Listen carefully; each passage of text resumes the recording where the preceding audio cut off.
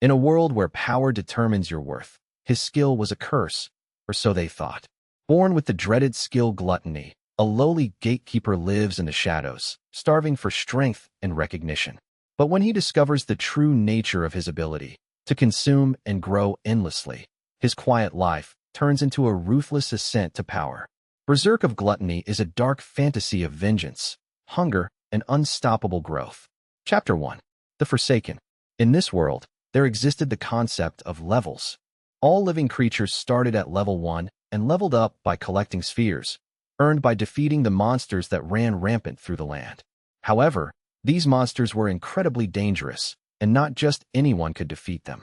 People capable of taking down monsters were called adventurers, men and women who wielded powerful attack skills. Skills were unique, special gifts from the gods awarded at the time of one's birth. Everybody had at least one, and they lived by the use of its power. Thus, those with strong skills were those chosen by the gods. That was what my dad taught me before he died. My skill was gluttony. As a skill, it was nothing but a problem, because all it meant was that I was eternally hungry. In the village where I was born, they called me a deadbeat and bullied me because of it. In this world, I was unnecessary. I was one of the forsaken. My dad had been my protector, but when illness took him, the village drove me out on account of my useless skill. I ended up in the kingdom of Seafort. At the time, my heart was full of hope. I was certain there'd be something I could do in a city so big. But I couldn't find a decent job, so I ended up working for daily wages as a castle gatekeeper. It was grueling work standing guard through rain, wind, and snow. On top of that, the pay was abysmal. Truthfully, gatekeeping wasn't the work of commoners. It was supposed to be carried out by the kingdom's holy knights. However, because gatekeeping was considered 3D, dirty, difficult, and dangerous, high-ranking knights often hired day laborers to work in their stead. Hey, gatekeeper, you better not be slacking off on your shift, you hear me? The young trio of holy knights grinned, striding toward me in their glorious armor. They were the 3 siblings of Vlerick, one of Seafort's 5 esteemed families. They were also my bosses. The one who spoke to me was Raffaele, the eldest. The tall figure to his right was his younger brother, Hato. Behind them was Mimmel, their sister and the youngest of the 3. Each was an outstanding holy knight in their own right, and the sight of their purple-haired heads sent chills everywhere they went. Among adventurers, holy knights were masters of special skills imbued with holy attributes. Moreover, the title of Holy Knight was an honor bestowed upon only those of the highest status. With their powerful skills, blessed by divinity, holy knights could fight the strongest monsters and reach the highest levels. In this world, when the powerful rose in level, their status and renown rose as well. Compared to peasants like myself, holy knights were on an entirely different plane of existence. This meant that angering them was inevitably dangerous.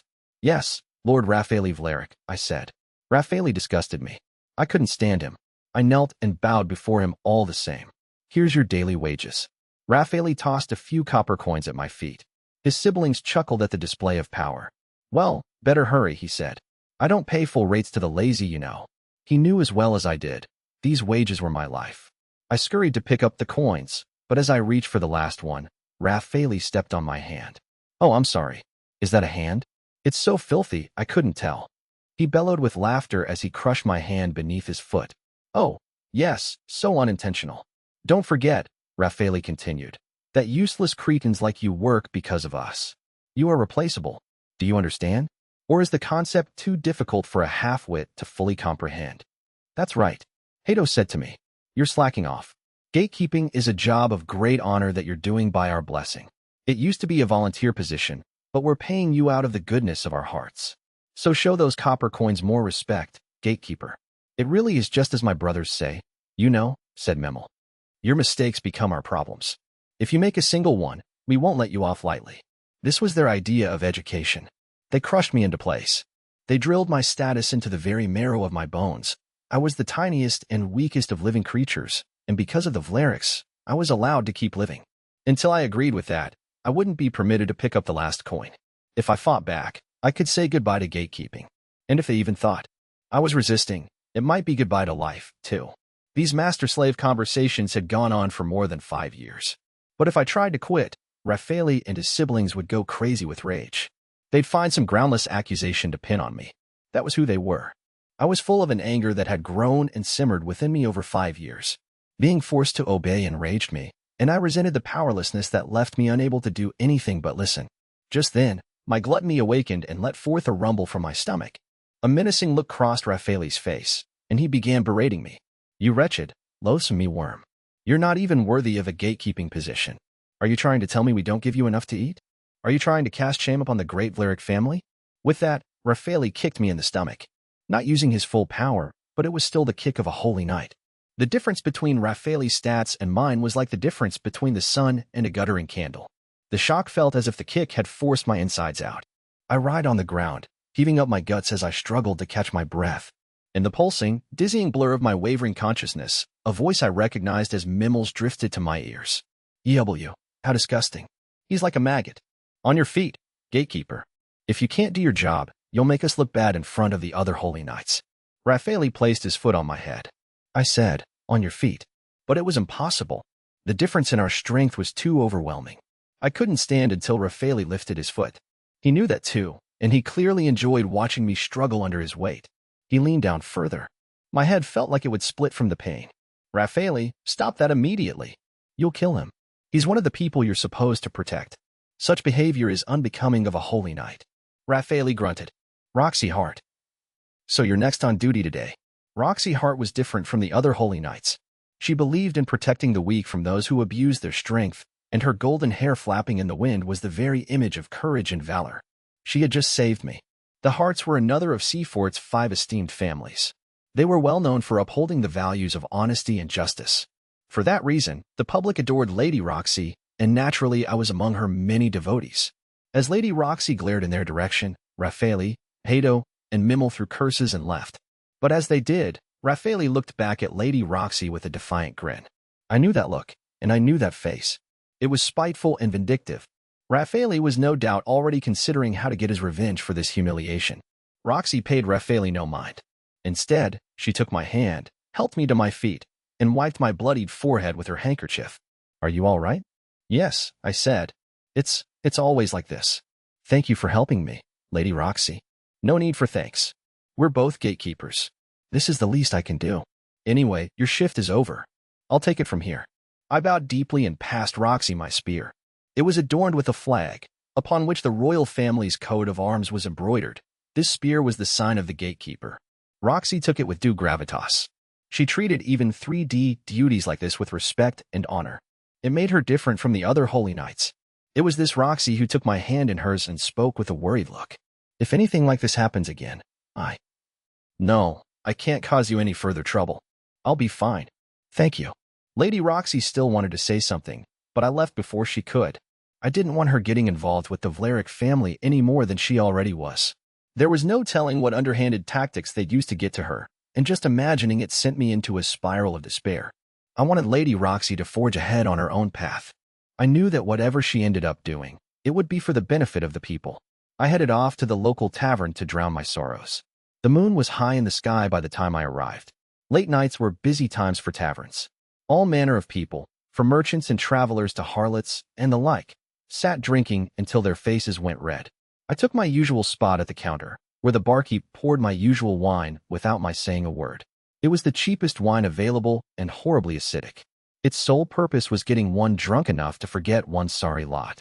"Bread and soup, barkeep." "You got it." My dinner was hard rye bread that had been left out for too long, and tasteless soup made with vegetables left over from other dishes. I hadn't tasted meat in at least 5 years, and the last time I'd done so, it was a sliver of jerky. I couldn't even remember the aroma. Though my gluttony skill meant I was always hungry, I didn't have the money to satisfy my cravings.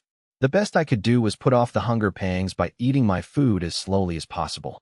While I nibbled my bread and sipped my wine, the barkeep came over. "How's the gatekeeping going?" "It's rough." "I see. Well, I'll be praying that you don't end up like the guy before you." I didn't reply. It was said that the gatekeeper the Valeric family hired before I started had died of overwork. He hadn't been too different from me, just another guy with barely a skill to his name. Over those relentless, punishing gatekeeping shifts, he became skinny and weak, and one day he simply collapsed and died like a puppet whose strings were cut. The guy had died still doing his duty, but when the Valerics found him, they trod all over his corpse and called him useless. The barkeep said he'd seen it with his own eyes. He said that, even now, he couldn't forget that tragic sight. It was burned into the very meat of his mind. So what's going to happen to me? I wondered. If Roxy hadn't stepped in while Raffaele educated me, I might have ended up as just another version of that awful story. I'd survived the day, but at this rate, my future didn't look as though it would be a long one. Chapter 2. From the darkness comes gluttony. Pleasantly tipsy. Off my glass of wine, I decided to check on Lady Roxy before heading back to the hovel I called home. After the incident with Raffaele earlier, I was worried about her. Raffaele was as sly as they came, but I didn't think he would lash out right away. Still, I couldn't get his cunning smile out of my head.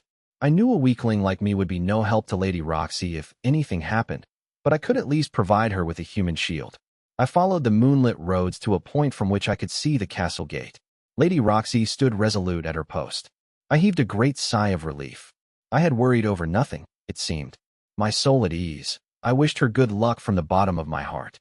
As I made to leave, I spied a flock of shadows scrambling up the eastern castle wall. That area was a blind spot for anyone on guard duty, and it was only by coincidence that I spotted it from where I stood. Bandits. It had to be. I could think of no one else who would climb the walls to enter the castle in the middle of the night. I rushed down the street toward Lady Roxy. Lady Roxy. Trouble. What's wrong? Shouldn't you be at home? I went for a walk to clear my head. There's a group of people scaling the east wall. Are you certain? Yes. I saw it with my own eyes. I wasn't sure Lady Roxy would believe me, but she looked me in the face and said, I trust you. I'm heading over there now. Will you look after the gate while I'm gone? Yes, of course. She passed me the gatekeeper's spear. Good luck, Lady Roxy, I said. Leave it to me. Lady Roxy unsheathed a silver sword from her belt. As long as I have this with me, I'll be fine. She sped off toward the eastern wall. Instantly, she disappeared into the darkness.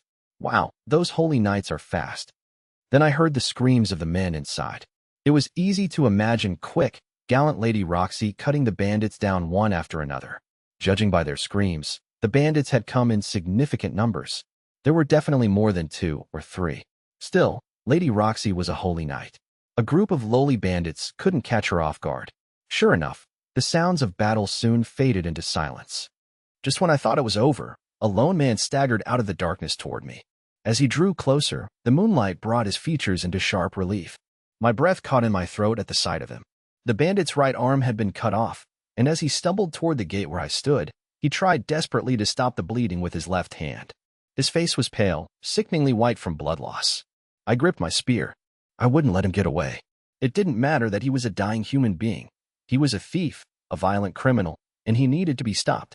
If he escaped while I was covering for Lady Roxy, the blame would ultimately fall on her shoulders. I couldn't let that happen. I had to kill him. He's wounded. I thought. Even someone as weak as me should be able to handle this. Gritting my teeth, I thrust my spear with everything I had. It pierced the bandit's heart. He gripped the spear with a wild, intense glare, then fell on his back in a horrific spray of blood. His arms and legs spasmed for a time, until finally his body stopped moving. There was no mistaking it. The bandit was dead. I did it. I killed him. I felt something flow into my body, followed by the echo of a metallic voice in my head. Gluttony skill activated. Stats increased. Vitality plus 120, Strength plus 150, Magic plus 100, Spirit plus 100, Agility plus 130. Skills added. Identify, Telepathy. Stats increased. Skills added? What's this voice? What's going on? Then the most wonderful, glorious sensation, that of an eternally empty stomach truly filling for the first time. I'd never felt so satisfied in my life. While I was lost to this ecstasy, Lady Roxy returned to the gate. She took my hand and looked me over, checking for injuries. Are you okay? Are you hurt? Is he all right? He looks pale.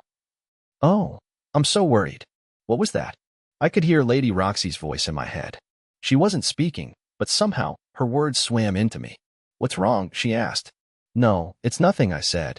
I'm fine. He's fine. Thank the gods he's okay. Lady Roxy's relief echoed through me again. When she released my hand, her voice faded. Were those her thoughts? Was I reading her mind? Stranger things had happened, hadn't they? Perhaps this was an after effect of the shock of battle. Perhaps I was simply imagining her voice. It wasn't as though I could just go touching Lady Roxy again to make sure. She was a holy knight, after all. In any case, holy knights were phenomenal.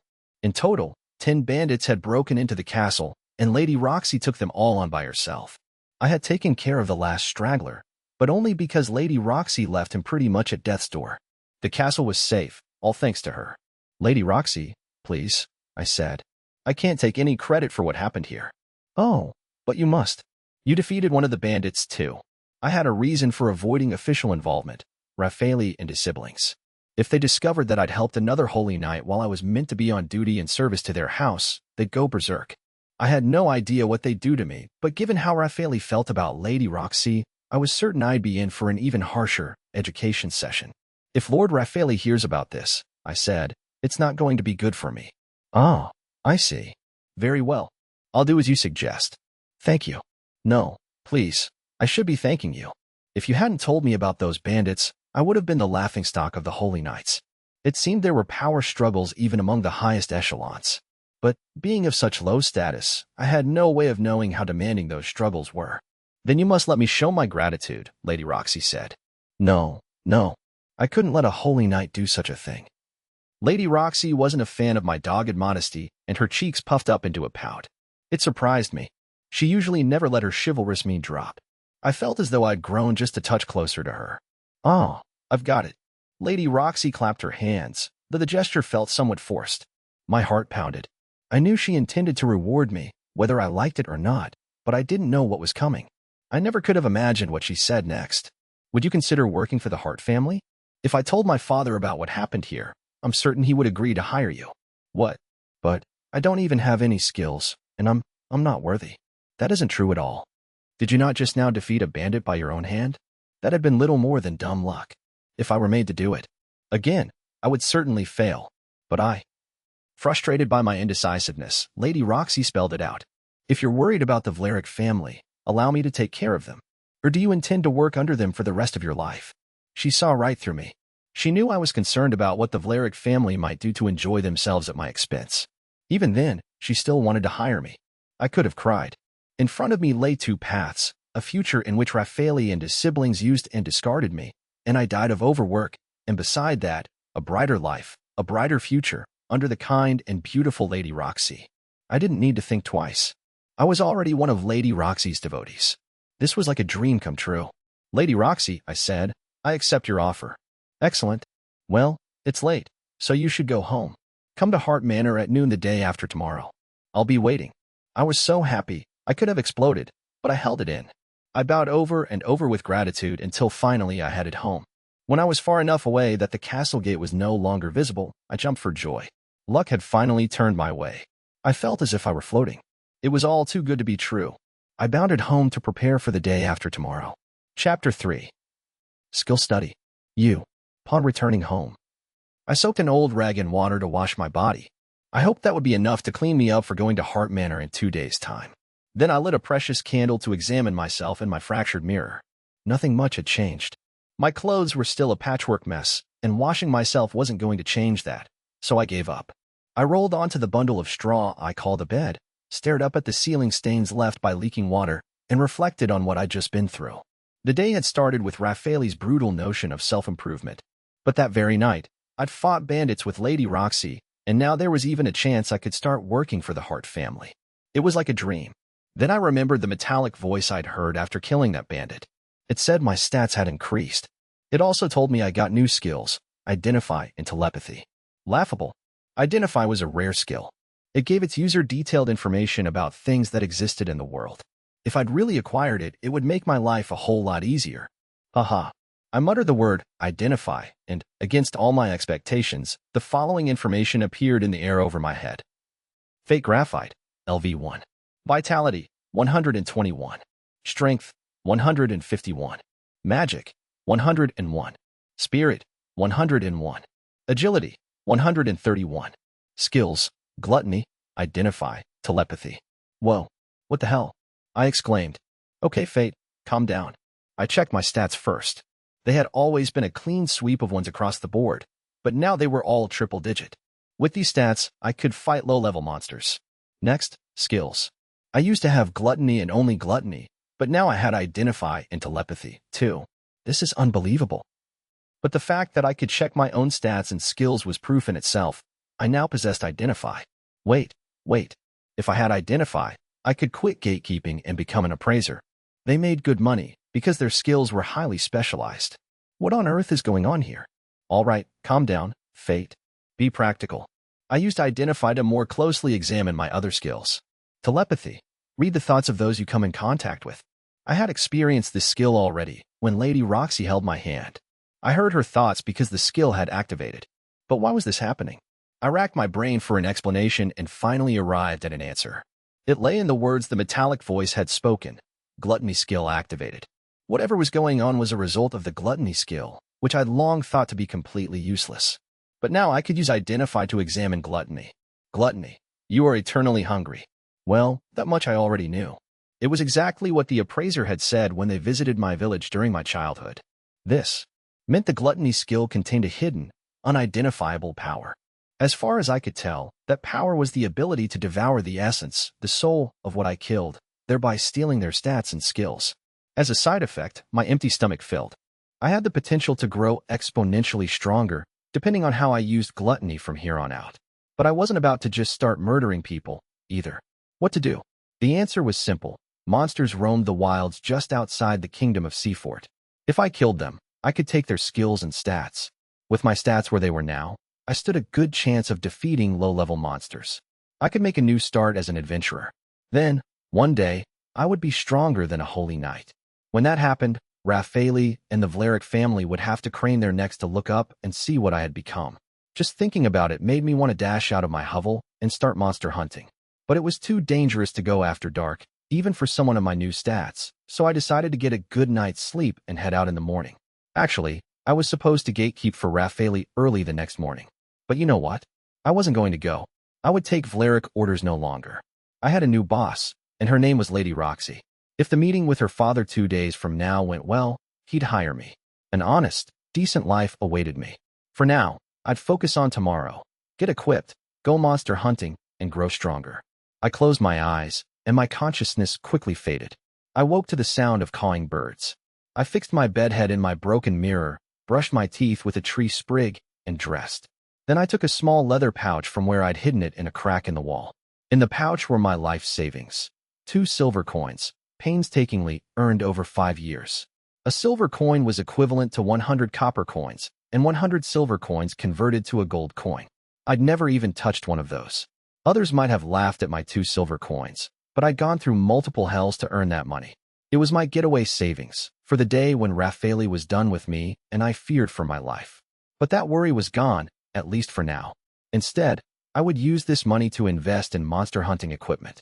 With my 2 coins in hand, I bounded out the door. The kingdom of Seafort consisted of 4 districts. The castle sat in its center, and around the castle were districts to the north, east, south, and west. The Holy Knights' training grounds were located in the northern military district, and special weapons and armor were developed there. The kingdom's high-ranking Holy Knights lived in the Holy Knight district to the east. The southern merchant district was packed with stalls and shops selling all manner of goods, including weapons, daily necessities, and food. The western residential district was where the common folk like myself resided. From the allocation of the districts, one could see how well the Holy Knights were treated. Their business took up a full half of the city. I headed to the kingdom's busiest, most bustling district, the merchant district. I pushed past the residential district's crowds and into the merchant district, which was lined with red brick buildings. From there, I slipped into a back alley filled with stalls and ringing with spirited voices calling to passers-by. This was the other side of the merchant district. I'd come here because I only had 2 silver coins. I'd be lucky to get my hands on a worn-out second-hand weapon. With what I was wearing, I didn't stand a chance of getting into an establishment for high-grade weapons. In other words, I'd come to the marketplace for everything people didn't want anymore. I was searching the stalls selling second-hand weapons when a chubby middle-aged man called out to me. He threw me a friendly smile and seemed kind enough. "Are you looking for a weapon, my friend?" "Yes. How do you know?" "I've been doing this a long time, and I watched you work your way down the row. You don't have eyes for anything but weapons." I was a little taken aback. He was spot on. This salesman was a smooth one. "Well, won't you take a look at my selection?" Numerous weapons, the most I'd seen so far, were laid out along his table. "And what's your budget today, my friend?" I told the merchant of my 2 silver coins, and his friendly attitude melted away. Not a sliver of his earlier kindness remained. There were only his hard eyes looking down on me, like those of Raffaele and his siblings. I knew it, he said. Just another one of the poor. I can't believe I even tried. With 2 silver coins, you can buy any of the scrap from that corner. That trash should suit you just fine. He knew I didn't have the money to purchase a serious weapon.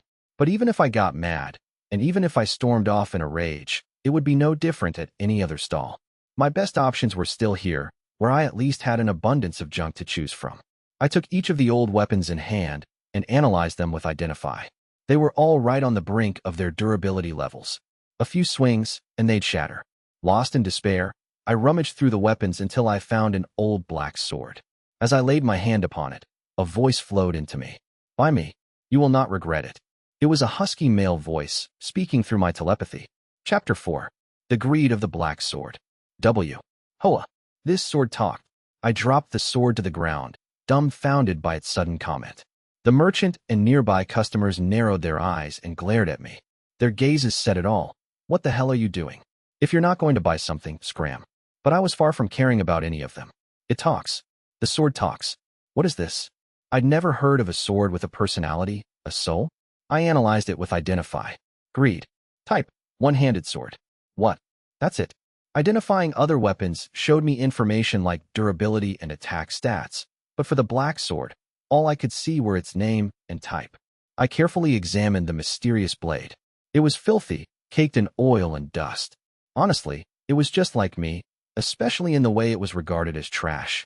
When I thought of it like that, I felt a kind of affinity for the sword, and I definitely heard a voice. Buy me, he'd said. There was an arrogance to his tone, but I didn't sense bad intentions. And if the sword was going to do something troubling to me when I touched it, it would have done so already. I didn't see any immediate risk in handling it again, so I gripped it decisively. I thought you'd run away.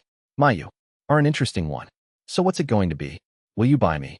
I took a last glance at the other old weapons. The only worthwhile blade among them was this black sword, Greed. A sword that could speak. I could make that work. We're not too different, you and I said. Consider yourself sold. Is that so? Well, pay the fat man his money. Looking at his face makes me sick. I took Greed to the merchant, who was talking to another customer, and I placed my 2 silver coins on the counter. The merchant's eyes flickered toward the coins. Then he shooed me away like I was a mangy stray. Horrible, right to the end. I left the stall, and I would not be back again. I took a rag from my pocket to wipe down the newly purchased Greed. However, the blade's oily residue was stubborn, and it wouldn't come off. If I'd had some soap, but I no longer had the money. I'm counting on you, Greed. Our meeting is fortuitous, said Greed. Or is it fate, I wonder? What is your name? Come to think of it, I still hadn't introduced myself. I'm Fate Graphite. Fate indeed. I will not forget it. Well, what now? I had known the answer to that question since last night. I just got a weapon. What do you think? Hunting. That's right. Monster hunting. With my new partner Greed by my side, I headed from the merchant district straight to Seafort's southern gate.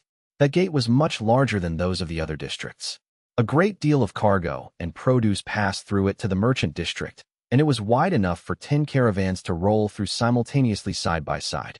Not far from the southern gate was a territory called the Goblin Grasslands.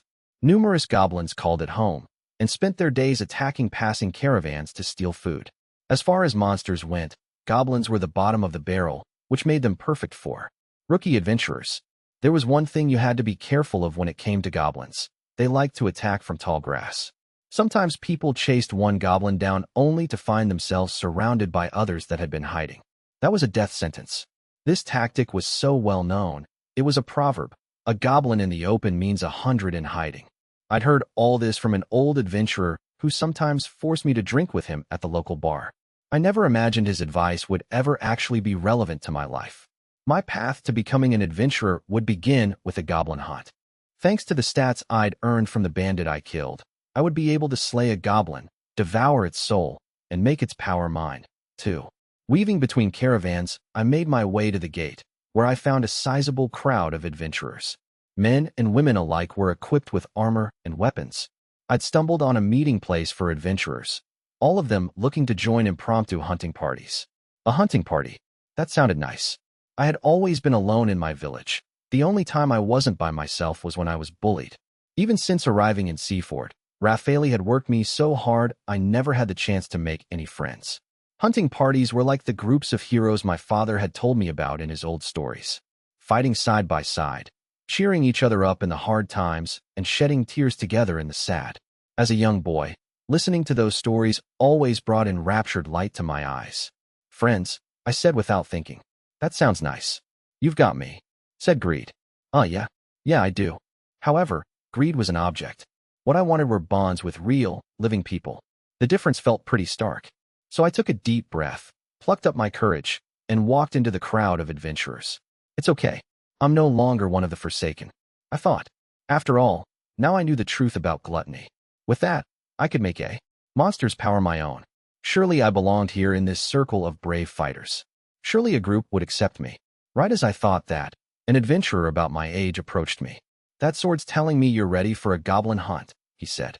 How about it? Want to team up? Would that be okay? I was so happy I could have burst. I barely knew what it meant to be needed by another person. Merely being asked made me happy beyond belief. I was helpful, useful. Well, you see, my usual hunting partner can't make it today, so I'm stuck. What level are you, anyway? Level 1. The young adventurer flinched. He scratched his head and said he'd just remembered some errands he had to get to, at which point he slowly backed away and skittered off. I was left with a strange, awkward emptiness. Fate, Greed said, give it up. While you're level 1, everyone will be like him. Would you want to go into a life-or-death battle with someone you thought wouldn't have your back? My breath caught in my throat. I thought I was strong because I'd gone from all ones across the board to stats in triple digits. But really, I was just starting out. I was so used to being treated like trash that, for a moment there, I'd lost touch with what normal even meant. I had my head in the clouds, didn't I? Indeed. And, in any case, gluttony isn't a skill you should be showing to other people. That is as much as I can say. How do you know about my gluttony? I hadn't said anything about it, yet somehow, he knew. Greed let out a sly chuckle. Because we truly aren't so different, you and I. In time, you will understand, whether you like it or not. With that pompous little riddle, Greed fell into silence. I still had questions, but for now, I suspected he was right. Things might break. Bad if other adventurers learned about my unique power. If it became known that I devoured the skills of those I killed, some adventurers might start worrying I would try to take theirs. It wouldn't be outside the realm of possibility for people like that to want to preemptively kill me. They want to get me while I was still weak. This was exactly the way a person like Raffaele would think, and he couldn't be the only one of his foul kind. Putting my own safety first meant hunting alone, just me and Greed, until I became so powerful nobody could touch me. We would start with goblins. Chapter 5. Eat all the things. I hid in the grass, at the edge of the goblin grasslands. Just a short distance away squatted a goblin, yawning. The green-skinned monster stood about as high as my waist, and its tattered clothes looked stolen. The goblin hadn't noticed me. Its guard was down. I scanned the immediate area, but the monster seemed alone. Holding my breath, I circled toward the goblin's blind spot, where I used Identify. Goblin Fighter, LV3. Vitality, 30. Strength, 40. Magic, 10. Spirit, 10. Agility, 30. Skills, Strength Boost low. A Goblin Fighter. It seemed goblins came in a few different classes. This one's stats were much lower than mine. Next, I used Identify on the goblin's skill.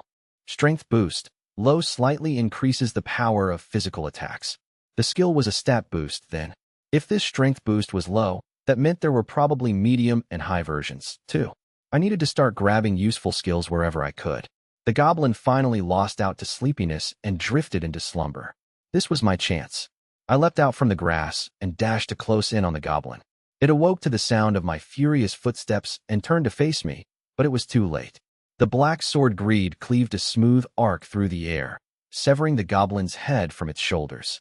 The goblin died before it even had a chance to cry out, let alone fight back. As it died, a familiar metallic voice echoed in my head. Gluttony skill activated. Stats increased. Vitality plus 30, Strength plus 40, Magic plus 10, Spirit plus 10, Agility plus 30. Skill added, Strength boost low. Yes, just to be sure, I used Identify to analyze my stats again. Fate Graphite, LV1. Vitality, 151. Strength, 191. Magic, 111. Spirit, 111. Agility, 161. Skills, Gluttony, Identify, Telepathy, Strength Boost low. My stats were rising. I was getting stronger. Greed chuckled as I stood there, lost in joy as I gazed at my stats and skills. Overreacting a little for a measly goblin, don't you think? If we have to do a victory dance every time you kill such a wretch, we won't get anything done. Give me a break, would you? I just killed my first monster. Maybe a measly goblin didn't mean anything to the other adventurers, but until yesterday, I'd lived in honest fear of all these beasts. I felt an indescribable new freedom now that the tables had turned. I cut off the goblin's ears as proof I'd slain it. The kingdom rewarded anyone who helped keep the monster population down. You exchange proof for money at the designated trading post. One pair of goblin ears was worth 10 copper coins, which was more than my daily gatekeeping wages. Adventuring was dangerous, but the money was great. I tucked the goblin ears in a burlap bag I'd brought with me. It was time for the next target. I cautiously continued through the field until I found 2 goblins in a clearing. I could tell one of them was a goblin fighter based on the sword he carried, but the other held only a large shield. Fortunately, I didn't need to stand around guessing what that meant. I had identify. Goblin Guard, LV3. Vitality, 40. Strength, 20. Magic, 10. Spirit, 10. Agility, 10. Skills, Vitality boost low. The Goblin Guard had a touch more health than the Goblin Fighter and, to go with it, a low Vitality boost skill. But I figured that, as long as I could avoid letting my attacks bounce off that shield, this battle was mine. I watched the 2 goblins from the shadows of the high grass, deciding which to take first. At a glance, it looked like the sword-wielding goblin fighter was the better option. But if my first attack failed, or the goblins noticed me coming, that shield-carrying guard would be a problem while I took on the fighter. Though I suspected I could have overwhelmed the 2 goblins by force, I wasn't used to battling monsters. I wanted to be certain of my attack plan, so I decided to start with the guard. I waited for the goblins to separate and put a little distance between themselves. Now, I dove out of hiding while the guard faced the other way, but its reflexes were sharp. It sensed me coming and turned with its shield at the ready. Greed was already flying through the air. My sword was going to bounce off the goblin's shield. Or so I thought. Ugh! The guard let out a scream as the black sword carved through goblin end. Shield as if through paper. It seemed Greed was far sharper than he appeared. If that was the case, these goblins had no chance of stopping my attacks. Gluttony skill activated. Stats increased. Vitality plus 40, Strength plus 20, Magic plus 10, Spirit plus 10, Agility plus 10. Skill added. Vitality boost low. The metallic voice rang in my head as I dashed toward the remaining goblin. It had noticed me, of course, and now waved its sword menacingly. I kept a close eye on it as I paused to ask Greed something. Hey Greed, I said. Hey what? If you're so sharp, why were you being sold for practically nothing? It's simple. I choose who wields me. Does that mean you've accepted I have the right to handle you? Ugh. Shut it. Greed's voice was sulky, but his blade glowed with a keen light. His words were often spiteful, but in his own way, Greed had taken to me. I intended to live up to his expectations. The goblin fighter swung its sword wildly in an attempt to intimidate me, but it made no difference. I cut both it and its sword clean in half and watched as the goblin fell, its eyes rolling back into its head. Gluttony skill activated. Stats increased. Vitality plus 30, Strength plus 40, Magic plus 10, Spirit plus 10, Agility plus 30. This time, I didn't acquire any skills. It seemed I couldn't stack skills I already owned. If I wanted new powers, I would have to hunt different monsters. But even the stats alone were delicious enough. I hunted a further 25 goblin fighters and 10 goblin guards, until my bag was almost full of goblin ears. Then I checked my current stats with Identify. Fate Graphite, LV1. Vitality, 1,371. Strength, 1,451. Magic, 481. Spirit, 481. Agility, 1,051.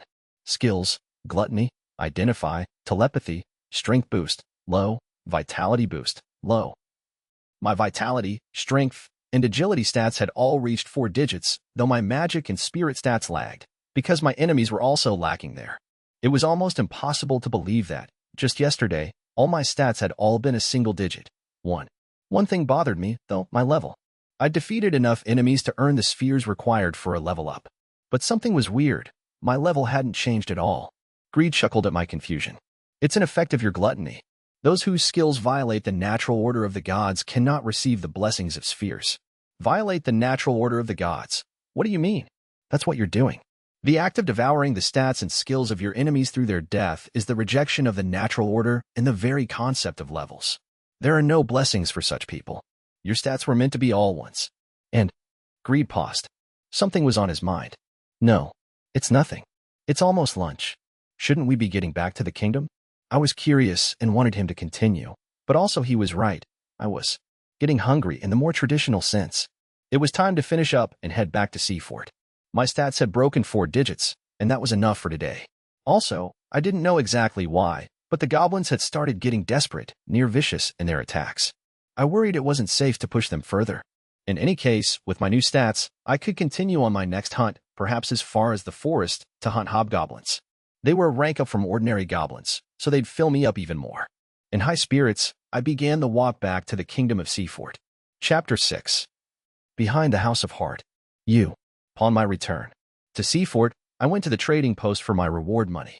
It was full of rough-looking adventurers standing shoulder to shoulder. I heard the occasional curse thrown around, as well as arguments over exact trading conditions.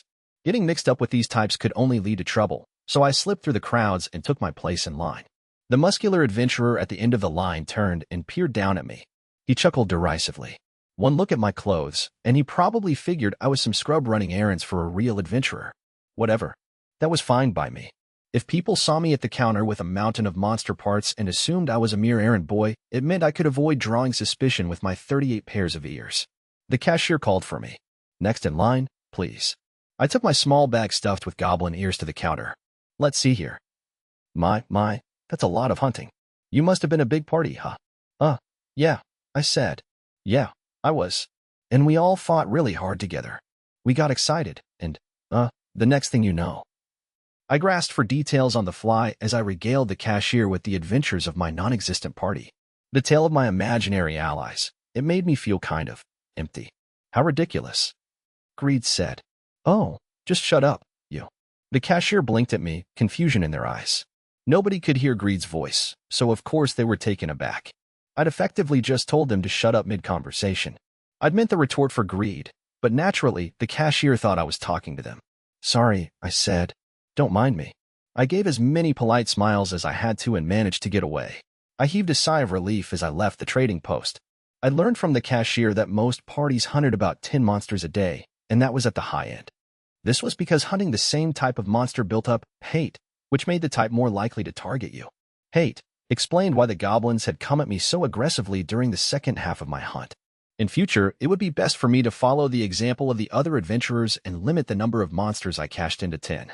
I'd have to give up on anything more than that, because if I kept bringing in mountains of monster parts, it would start to look suspicious. It felt like a waste, but I didn't have a choice. I looked at my bag of 3 silver and 80 copper coins. 5 years of hardship for 2 silver coins, and I'd surpassed my savings in half a day. 5 years of my life, I muttered.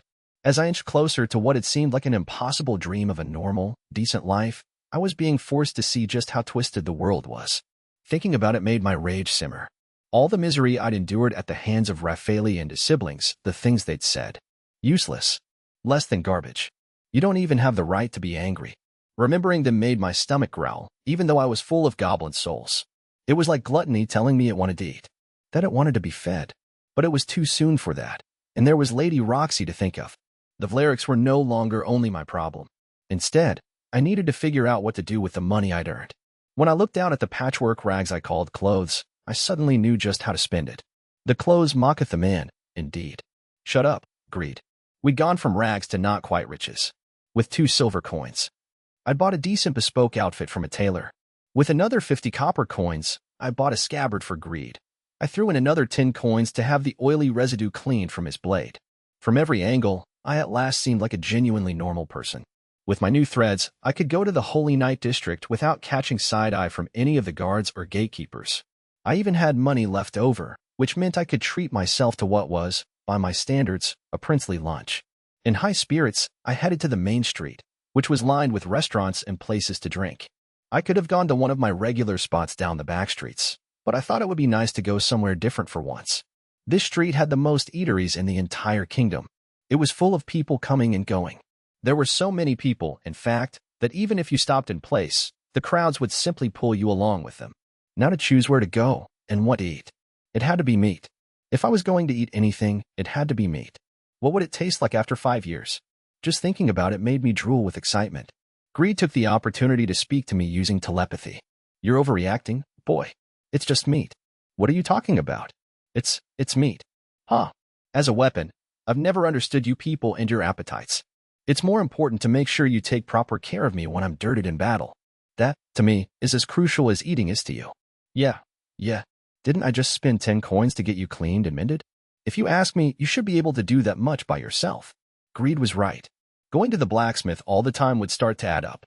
Moreover, if I was ever away from the kingdom for days on a long hunt, I would have to do weapon maintenance myself. Even so, because the black sword's blade didn't blunt, maintenance would only mean wiping away blood and gristle. I thought I could leave it at that, but Greed didn't care for my nonchalance. He was adamant that I keep him clean. I guess that, just like people, he didn't care for grime. He was different from other weapons, after all. He was a sword with a soul. Knowing he felt that way made me wonder what feelings had curdled within him while he rotted away at that weapon stall, covered in dust and oil and treated like nothing. If I asked, I knew he wouldn't say a word. He was stubborn like that. All right, I said. How about after lunch we make sure we're equipped to keep you in fine form? Ah, finally. You've realized how important I am. Treat me like you would a precious stone. You really are the bossiest weapon I've ever met. You know that? Expect nothing less from the greatest of black swords, the mighty Greed. I could already imagine him nagging me. You missed a spot here. Don't forget to clean this. If he got mouthy, I'd dunk him in a pail of icy well water. That had given time to quiet down and cool off. I was properly hungry now. I'd had enough of maintenance talk. It was time to speak the finest of words. Lunch. The transcendent aroma of sizzling meat drifted from the restaurant in front of me. In that instant, my lunch spot was decided. I hustled toward the restaurant when what looked to be a father and his daughter bowled straight into me. I was caught completely off guard and sent flying onto my butt. Look where you're going, you piece of shit, the man growled. Get out of my way. What? I cried. This scruffy, bearded brute walked into me and had the nerve to talk like that. I was about to shout back, but the man was already pushing on through the crowd, ignoring me. His young daughter was silent as she let herself be pulled along, but I was still angry at the pig-headed jerk, so I reached out to stop them. As my hand brushed against the girl's, my telepathy skill activated. Help? Somebody. Help me. In that tiny moment of contact, I couldn't catch her words clearly enough to be 100% sure, but had the girl cried out for help? Why? They were father and daughter, weren't they? When I looked again, however, those two didn't resemble each other at all. Was the girl being kidnapped? I used to identify on the man as he buelled into the crowd. Qasim Black, LV-15. Vitality, 920. Strength, 900. Magic, 670. Spirit, 500. Agility, 950. Skills. He didn't have skills? That was impossible. Skills were a gift from the gods, and everybody was born with one. Had I not read his stats properly? I analyzed him again, but the results were the same. Greed's words cut through my confusion. That man's abilities are hidden by the conceal skill, so you can't see them with identify. However, you can tell by his vitality and strength stats that he's an adventurer. That leaves the question, what skill is he hiding? And what are you going to do? What am I going to do? I don't. The man was disappearing into the crowd, dragging the girl with him. The longer I stared, the more certain I became that she was too anxious to speak. Now that I knew this, I couldn't just stand by and watch. I guess lunch is canceled, I said. Let's go. Oh, how intriguing. Going to help the damsel in distress? Of course. I can't pretend like I didn't see that. If you've made up your mind, you'll hear no complaints from me. But be on your guard. That man has the eyes of a murderer. Mercy has no place in a confrontation with an enemy like that, one who was killed in cold blood. I understand. I had killed before. Even though it had been a bandit who had broken into the castle, taking his life had brought me no pleasure. I would never forget that bandit's glare in the moments of his death. But I didn't regret it, either. If I'd let that bandit go, Roxy would have been in all sorts of trouble with the other Holy Knights. I'd heard their power struggles were fierce. I wanted to do what I could to circumvent anything that might force a person like Roxy off her road to success. She was a person who cared for the citizens. If a piece of trash like me had to get his hands dirty to help her, I was only too happy to do so. I was never going to be a hero or one of the good guys, or a beacon of justice. That was impossible. But if people were suffering in front of me, I wanted to help. It was simple, really. My mind made up. I tailed the man and the girl from a safe distance. After a time, they stopped at a series of warehouses clustered together in the merchant district. These were where goods from outside the kingdom were delivered and stored.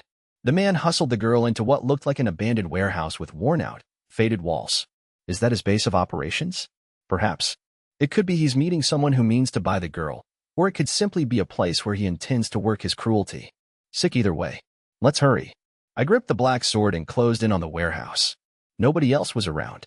I peeked inside through the broken windows set in the old walls. The man snapped a steel collar around the girl's neck.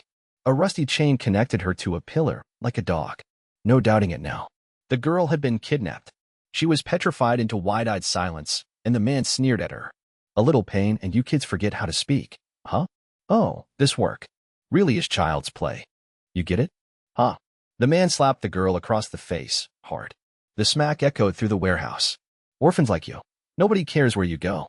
At the end of the day, your parents abandoned you because you're worthless. Well, am I right? The girl's face went pale. Huh? Bullseye. I knew it. Go on. Tell me what useless skill you were saddled with. What? I can't hear you. The girl stared at the ground as tears slid down her cheeks. Even then, fear wouldn't let a single word escape her lips. This girl was one of the forsaken. She was no different from the me of just a few days ago, despondent and powerless, stuck trying to endure it. Truly, kidnapped for reasons she didn't know, this girl had it harder than I did. I held back my urge to rush in and save her, and waited for the right chance. Meanwhile, the man relentlessly showered the girl in further abuse. Rejoice. Even garbage like you has a place in this world. Your new life as a plaything for a great, revered holy knight is about to begin.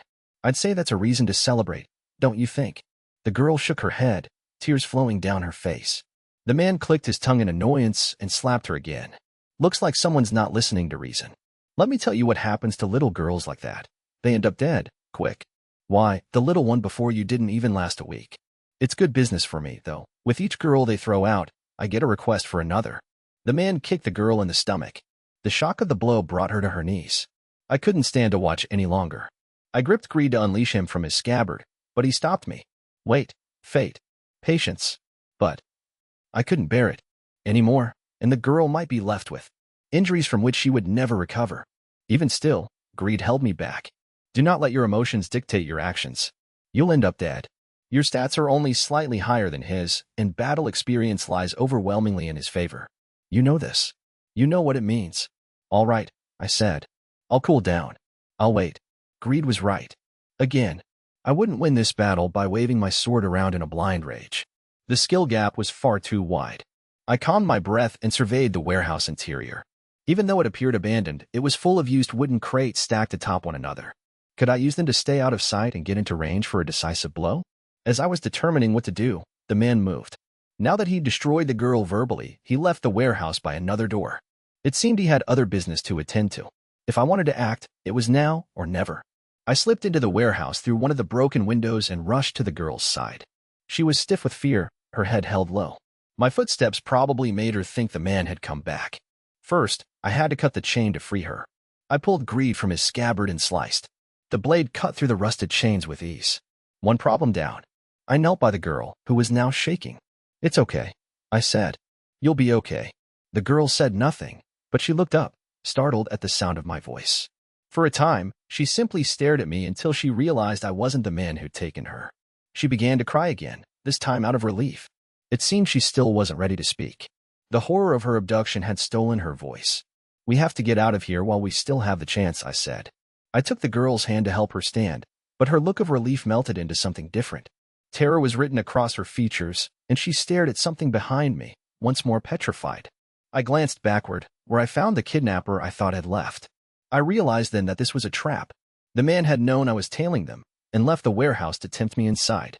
Now he smirked as he stalked toward us. Every now and again, some idiot sees me and wants to play hero, he said. But you know what? When I kill that guy in front of the kids, they suddenly become oh so obedient. You guys are like moths to flame. You always get burned. The man drew a one-handed sword from his sheath and stood with it at the ready.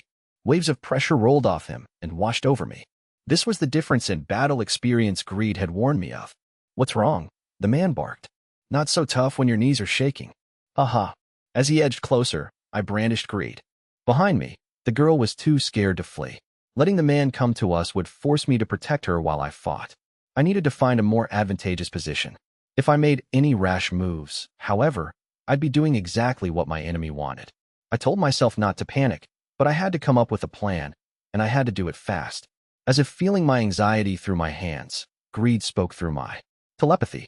Fate, take the girl and retreat toward the mountain of boxes further back. Earlier, I'd seen what he was talking about, a pile of old crates clumsily stacked in a heap. They looked as though they could fall at any moment. On top of that, getting to them would put us further from the exit. I had my doubts, but then I realized greed's plan. All that was left was to see whether or not it would work, and we wouldn't know that until we tried. The kidnapper could see from my stance that I was a lower level than him, and that I lacked experience. I intended to use his overconfidence to my advantage.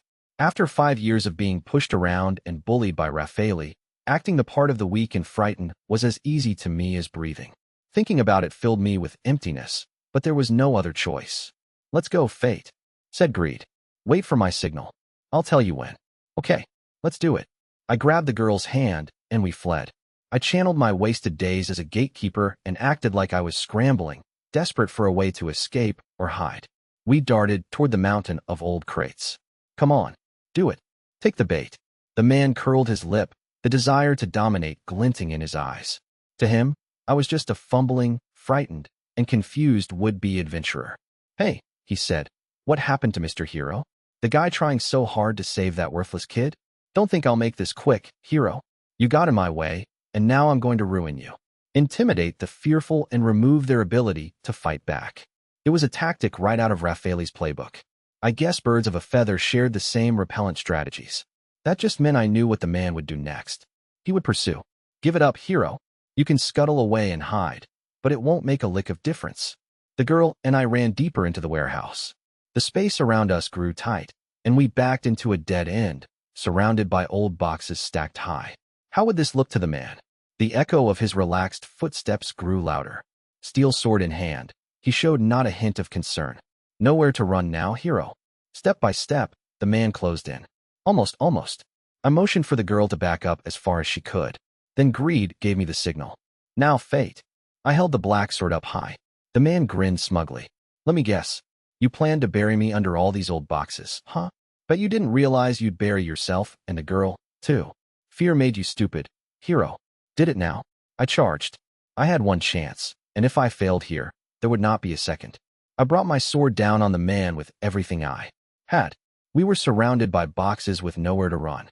My bet was that if I attacked with a large, easy-to-read swing, the man would try to parry it with his sword. Exactly as I hoped, he didn't move back an inch. Instead, he raised his sword to deflect my strike. He didn't realize I was swinging a black blade that cut through even steel chains as though they were nothing. Greed sliced the man's sword like butter. "What? No." My blade continued into his shoulder, cutting a line straight down to his waist. Blood flew through the air as the man crumpled to the dirted floor of the abandoned warehouse. More blood spurted from his mouth as I knelt at his side. I still needed to know something. Which holy night meant to buy this girl? I wanted the vile creature's name. "Tell me," I said. "Who put you up to this?" The man refused to speak, even as he died in front of me. "Tell me, who was it?" I pushed my blade deeper into his wound. His face twisted in pain, but still he refused to speak. I had no other choice. I would have to use telepathy to dig into his thoughts. But as I reached out, the man finally gave in to the agony, and he spat a name from his dying lips, a name that disgusted me. It was Hato. Hato Vlarik. Hato, the second son of the Vlarik family? Hato was bad enough in public, and now I was being told he was even worse in private. How many other young children had ended up as Hato's prey?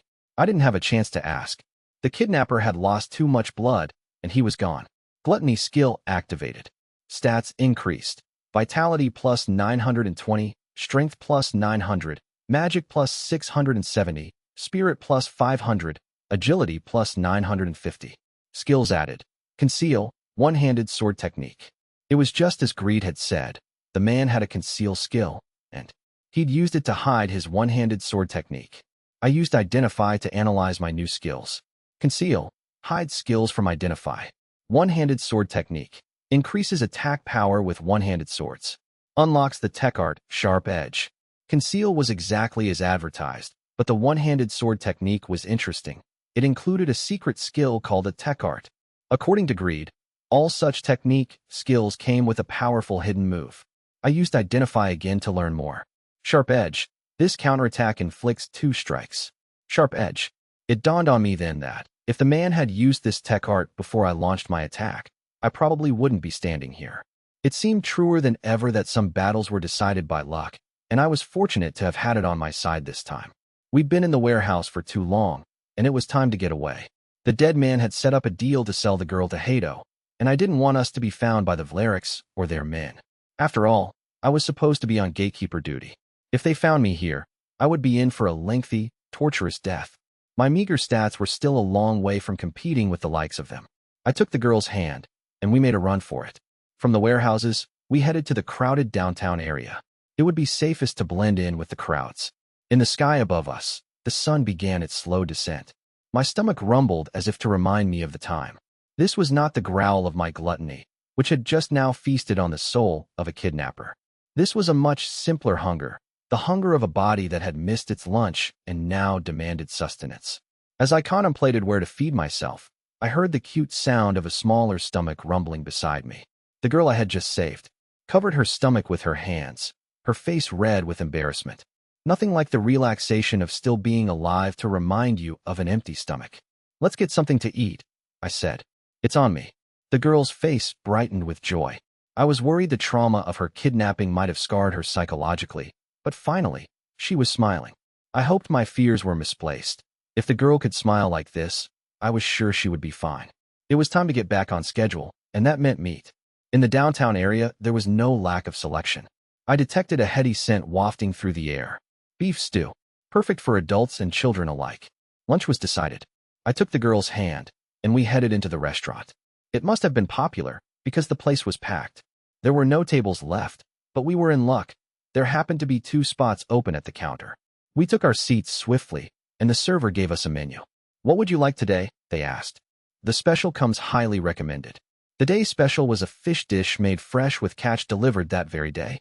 The people next to me were already devouring it, and it looked fantastic. Not a bad choice. However, "We'll have beef stew and some bread," I said. "Enough for 2, please." "Got it." I'd wanted the stew from the start, and the girl's eyes had lit up when I mentioned it. I couldn't let her down now.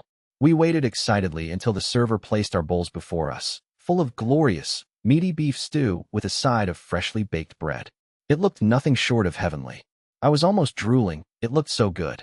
Next to me, the girl couldn't help herself. She actually drooled. "Is this your first time eating meat?" I asked. The girl wiped the saliva from her mouth and nodded. She was an orphan, after all, abandoned by her parents because of a skill considered useless. It was no wonder she'd never eaten meat.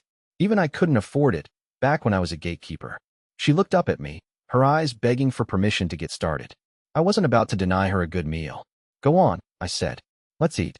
You've been through a lot today." I gave the girl a pat on the back, and she began eating tentatively. In mere moments, the stew and bread were gone. Her stomach full, her mind and body finally at ease, the girl let out a slow breath followed by a few gentle sobs. Finally, her voice was coming back. It gladdened me to hear. Delicious food really did have the power to make people happy, and it was no different for me. With each mouthful of beef stew, I felt excitement for tomorrow. The time flew by, and night began to fall. I wasn't sure whether my new orphan friend had a place to go home to, so I asked her. To my surprise, she lived at an old orphanage in the same residential district slum that I called home. It wasn't far at all. "In that case," I said, "why don't I walk you part of the way?" "Yay." We left the restaurant and headed from the merchant district to the residential district, then into the slums, where the poor and the downtrodden scraped out a place to live. From there, I walked the girl to her orphanage. We followed a path so ill-maintained it couldn't even be called a path anymore. As the cloudy skies opened, the moon brightened our surroundings. Even though we walked through poverty, it was beautiful to see our way illuminated by the evening light, and it warmed me. "Your orphanage should be just a little ways ahead," I said. Then, noticing the girl's reticence, "HM? What's wrong?" The girl had gone quiet. She'd seemed so near to recovering until a moment ago. Had the memories of today's events come rushing back? Then she broke into a radiant smile, and I wondered why I'd even worried. "Thank you for saving me." Now it was my turn to fall silent. Was this the first time anybody had ever really thanked me? It was awkward and embarrassing, but also, it was kind of nice. Mostly, I was just glad and relieved I could help. It was a sweet thing to feel, once in a while. The orphanage came into view, and outside it, the nuns who worked there frantically searched for something. I had a feeling that what they were searching for was walking right by my side. Now that we'd come this far, she wouldn't need an escort any further. Looks like you can make it on your own from here. Yeah? You won't come with me? No, I've got my own home to go to. You be safe, okay? My role in this had been over a long time ago. This wasn't a world with kindness to spare for the weak and helpless.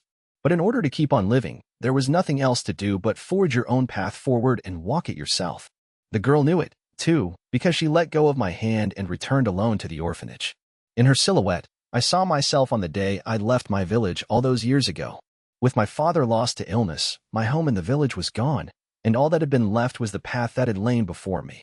I didn't know what lay ahead that day, but the only choice I'd had was to walk. The nuns spied the girl and ran to her, tears in their eyes as they held her close. She'd seemed fine while we walked home, but now the girl's smile turned to tears that streamed down her face as she sobbed. For the sake of her tomorrow, I hoped she might cry and keep crying until her heart found peace. And I hoped there would be happiness in her future. I left before the nuns saw me. As I took the path home, Greed spoke through telepathy. What's wrong? You look like a man who just did something very out of character. Shut up, I said. It's not like that at all. Watching the girl had just reminded me of my youth. I could no longer return to the hometown where my parents were buried, nor to the village that drove me out and labeled me a deadbeat. Were it possible, I would have wanted to visit my parents' graves, but I knew the village would no longer have me back. I would never forget how my father gripped my hand, fearing for my future even as he lay dying of illness. I wondered whether I had lived a life he could be proud of. We've still got a ways to go, huh, Greed? Indeed. This is just the beginning, and I can say this much. There lies a long, long road ahead of you. Well, first we've got to get hired by Lady Roxy's family. And to be honest, I'm pretty nervous about meeting her father. Greed laughed. Nervous? Already? You won't even see him until noon tomorrow. We're talking about the head of an important family, Greed. One of the 5 esteemed families in the kingdom of Seafort. If I'm here on Earth, then Lady Roxy's father is above the clouds. Maybe even higher. I can't believe you can be so relaxed. Of course I'm relaxed.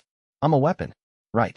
It made sense that an inorganic object wouldn't understand my anxieties, which were driven by a fear that had soaked into me over many, many years. Even though I now knew I could become more powerful and increase my stats through gluttony, my fear of the Holy Knights hadn't changed. I knew Lady Roxy's father was a good man, but the idea of meeting him couldn't help but make me nervous, like I had to be ready for anything. In any case, I was exhausted.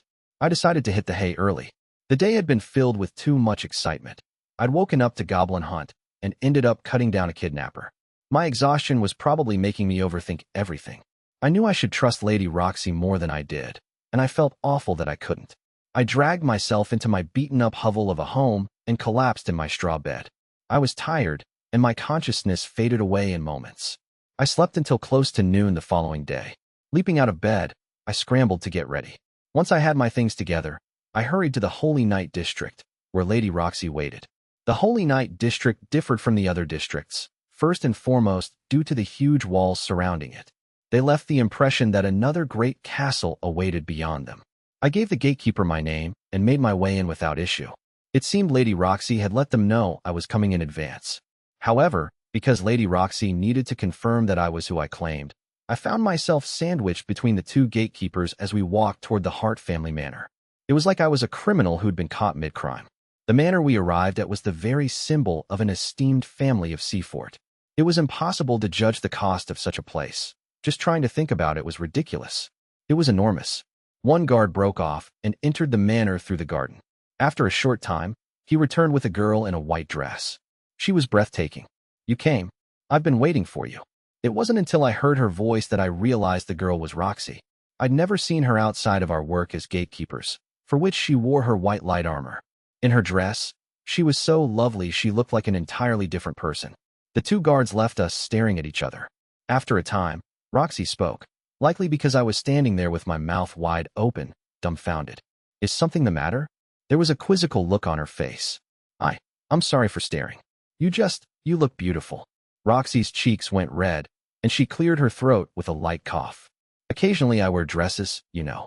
I almost didn't recognize you, either. Please, come this way. For a gigantic manor, the place was surprisingly quiet. There wasn't a servant in sight, and it felt like something was keeping them silent. I followed Roxy, gazing at the immaculately manicured lawns. The silence was overwhelming. All that I could hear was the whistle of the wind.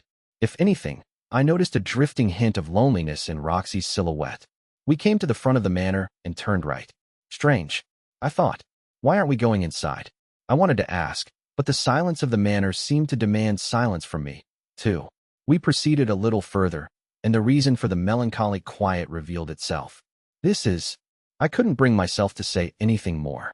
Lady Roxy smiled at me kindly, then knelt and placed a hand on the cold stone of the grave at which we had arrived. "Father," she said, "fate will be working for us from today forward. I'm sure he'll bring a little liveliness back to the Hart family." Noticing my confusion, Lady Roxy said, "5 days ago, my father passed away in Gallia, to the south of Seafort." Gallia was a continent overrun by monsters. It was said that the monsters there were many times stronger than anything around the kingdom of Seafort. The role of holding those monsters back and keeping them from reaching Seafort was the most important function of the Holy Knights. Those who did this work were granted unbelievable wealth and the highest rank the kingdom could offer. But it was nearly impossible for me to imagine a monster with the power to kill the head of one of Seafort's 5 esteemed families. As if reading the fear in my features, Lady Roxy explained, "It was no mere monster that took his life. Gallia is also home to the heavenly calamity." There was only one heavenly calamity she could mean. Wherever it went, it brought earthquakes, floods, and tsunamis. The creature was the living embodiment of the wrath of the gods, the divine dragon.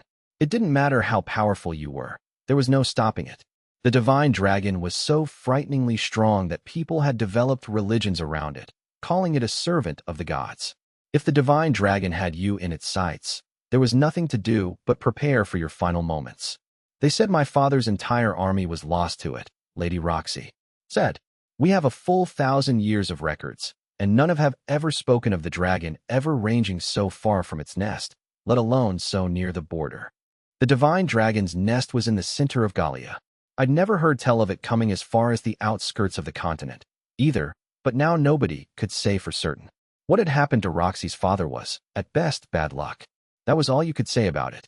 But whether luck was enough of an explanation for the people he left behind was another story entirely. It's been terribly hectic around here with funeral arrangements and other obligations, but as of this morning, I'm done with the preliminary duties and engagements. I inherited the estate, which makes me the official head of the Hart family. Even under such trying, painful circumstances, Lady Roxy was doing the best she could. All I could do was bow my head. I hadn't even noticed. At changeover time on gatekeeping shifts, she looked no different from usual. There had been no way for me to know what she was going through behind the scenes. And yet, with everything already keeping her so busy, she had still made time for me and invited me to the family manor. All I had done was fret about an interview with her father and think about how to hide my shortcomings. "Lady Roxy, I'm sorry. Hey, don't look so glum," Lady Roxy said. "I need you to help me bring some light back to the Hart family. Will you assist me?" "Yes, it would be my honor." On that day, I became a servant of the House of Hart. Chapter 7. Drowning in Hunger. It had been almost a week since I started living at Hart Manor as a family servant. When I first came to the manor, I'd made the horrible mistake of being caught muttering in conversation with my sword, which made me seem more than a little creepy. Fortunately, the Hart family servants were good people, and they accepted both me and my eccentricities. The following days were peaceful, if hectic. There was so much for me to remember in my new role that I didn't have a free moment to leave the manor. Cooking, washing, cleaning. I did whatever I was asked and gave up my days off to throw myself into learning the ropes. The job I took to best was gardening. Working on Hart Manor's enormous lawns required patience and diligence. The weeding was endless, and the grass was required to be a particular height at all times. Thanks to the help of the 3 head gardeners, I started to get the hang of it. If I improved enough, they said I'd be working on the garden's trees next. Pruning the enormous trees at the front gate was something I was really looking forward to, and it felt good to work for people who needed help. It felt meaningful. At the end of a day's work, all the servants met to eat dinner. The meals even had meat in them, and the first time I held a plate with meat on it, my hands shook in surprise and excitement. I had never imagined I would be able to eat meat again so soon after I treated myself to my post-hunt extravagance. Thanks to the regular meals at Hart Manor, I even put a little weight on my once skeletal frame. Occasionally, When Lady Roxy returned from her duties outside the manor, she would take time to talk with me over tea. I didn't actually know how to have a conversation with a holy knight, or even the sorts of things holy knights like to talk about. So usually Lady Roxy did most of the work. Still, as long as she seemed happy, I was happy to play my role too. Compared to working as a gatekeeper for Raffaele, the difference was like heaven and earth.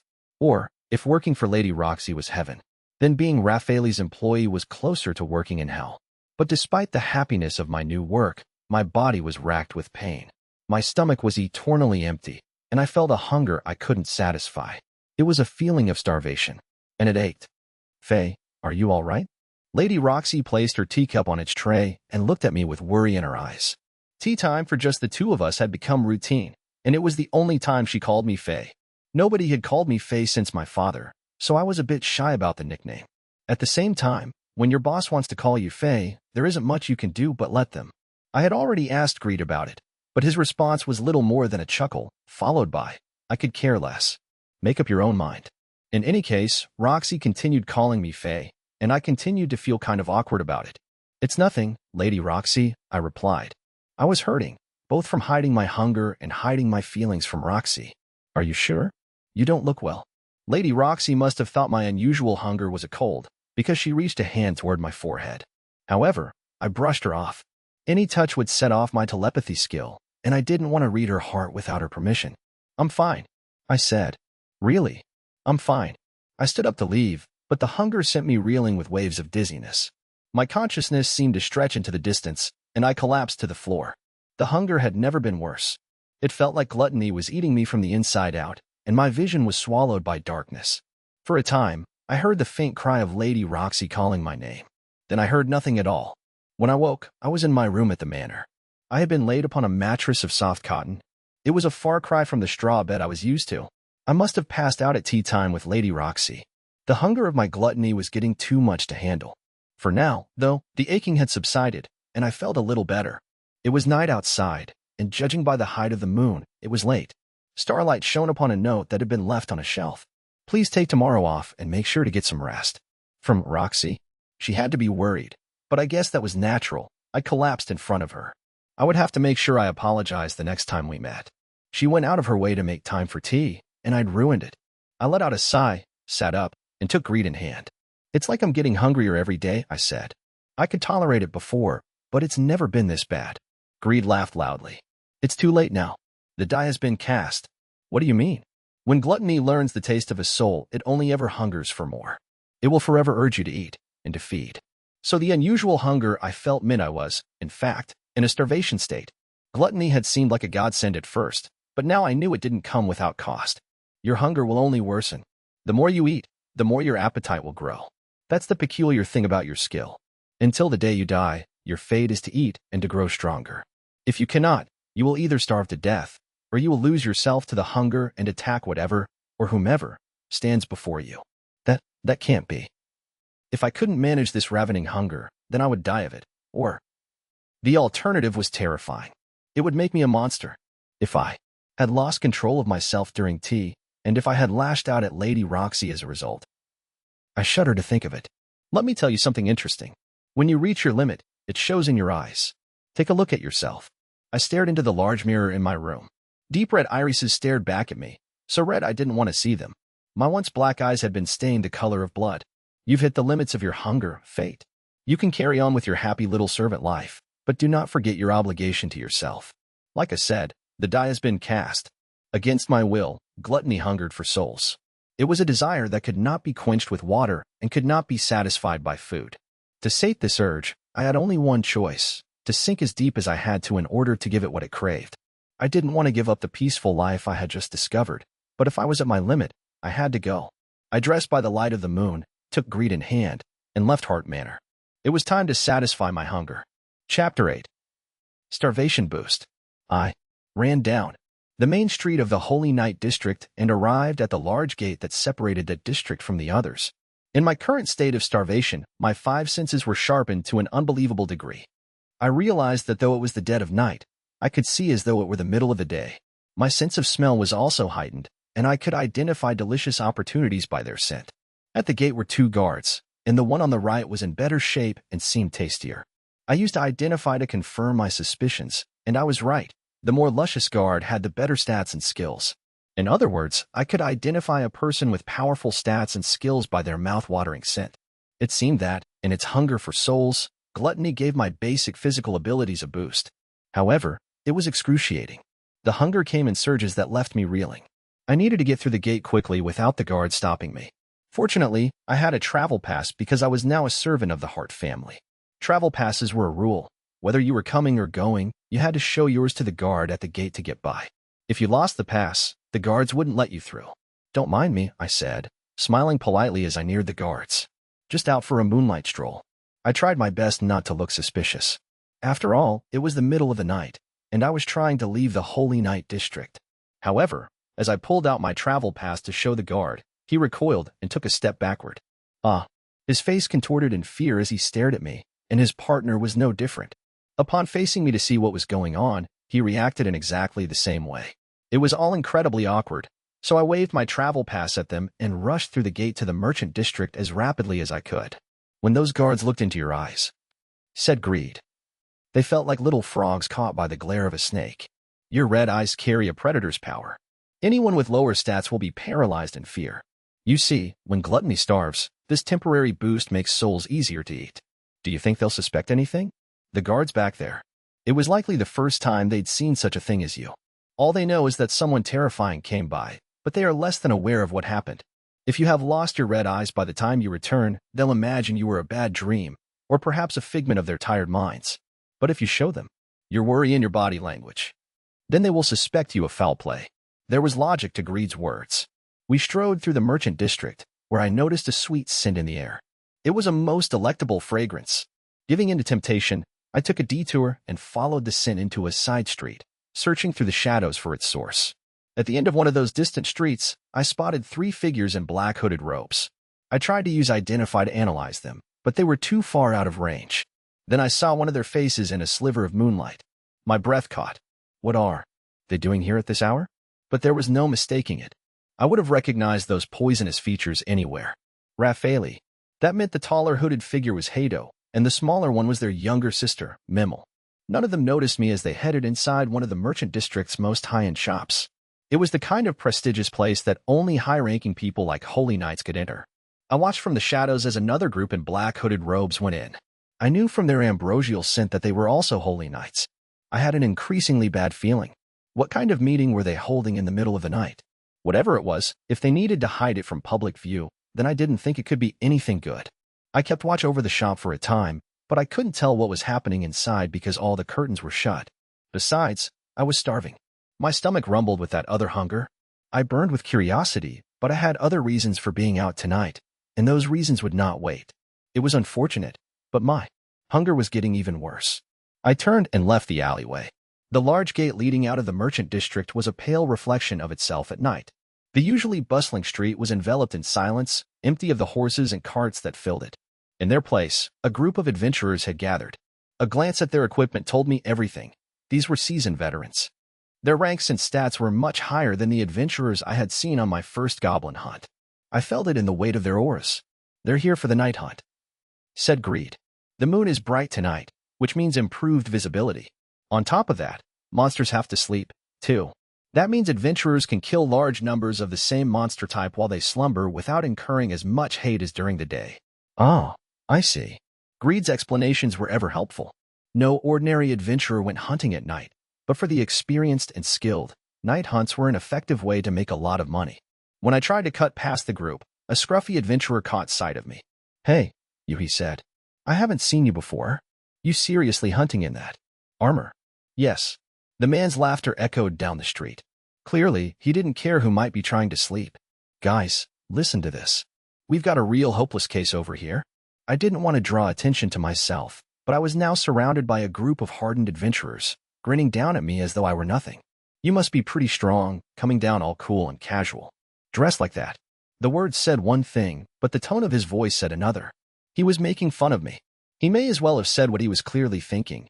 "What's a piece of garbage like you doing in a place like this?" "What level are you?" he said. "Go on, tell us. Promise we won't laugh." "Get out of my way," I said. "I'm in a hurry." I ignored them and left. My hunger was at its limit, but none of the adventurers even flinched at my red eyes. I didn't need to bother with identify to know what that meant. Their stats were higher than mine. As I left the gate, the adventurers called out to me from afar. You hear that? If he can't say his level, must mean it's low. Rookies like that always bite off more than they can chew. You think maybe you wanted to join our party? You think that was it? Probably. Not even in his dreams. Hey, garbage boy. Come back. Maybe if you're lucky some party will take pity on you and let you carry their equipment. Not us, though. You said it. Haha. They could say whatever they liked. Thanks to Gluttony, I couldn't join a party even if I wanted. So I would do things my way, and I would become stronger than all of them. Chapter 9. A feast. I stalked the goblin grasslands. By night, running through the grass. The second I found a goblin asleep amongst the reeds, I lopped its head off. Gluttony skill activated. Stats increased. Vitality plus 30, Strength plus 40, Magic plus 10, Spirit plus 10, Agility plus 30. I heard the metallic voice I had heard many times before. But it wasn't enough. I needed more. These piddling goblins weren't going to satisfy my hunger. However, I had run all the way here from the kingdom, so I took a moment to catch my breath. Not a cloud crossed the night sky, and a full moon hung in the middle of it, shining its light on the goblin I had just slaughtered. On a regular hunt, adventurers took the ears of these goblins to cash in for rewards. My hunger didn't afford me the luxury of time to harvest, so when I caught my breath, I stepped over the dead goblin in search of my next prey. Footsteps sprinted through the grass, following me, except they weren't just coming from behind. They were all around, from the front and sides, trampling the grass as they neared. Many, so many. It seemed my prior hunt had been something of a small ecological disaster for these goblins. Those who had not yet been slain knew I was a dire threat to them all, and so they banded together to get rid of me. I felt their gazes as I took position at a section of low grass and stood in place. Little by little, their footsteps came to a halt. My gaze flitted between the goblins now surrounding me. There were around 50, but it could have been more. With my vision heightened, I saw their every move. With greed in hand, the goblins' swords and shields would split under my blade. Even if they called for reinforcements and launched themselves at me in the vast numbers they were known for, in my starvation state, these goblins were nothing. Under the weight of my red-eyed gaze, the low-level goblins froze.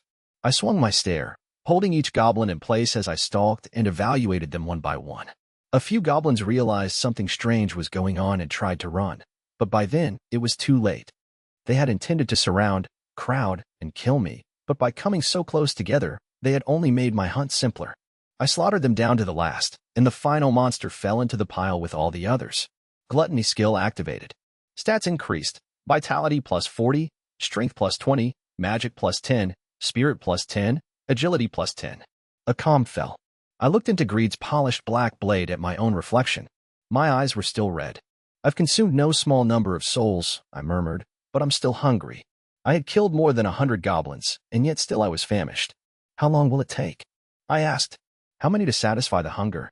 At this rate, it seems goblins won't meet your appetite. You must turn your sights to something more powerful. Say, a hobgoblin. At Greed's suggestion, I left the grasslands and headed into the western forest, known as Hobgoblin Forest. It was said that when goblins developed enough power, they evolved into hobgoblins, at which point they took up new lives among the trees. There were 3 hobgoblin types: fighters, guards, and archers. I could handle the fighters and guards in much the same way as I handled their lower-level goblin counterparts. The problem would be the archers. They were fewer in number, but they attacked from a distance, letting loose arrows as they hid in the brush.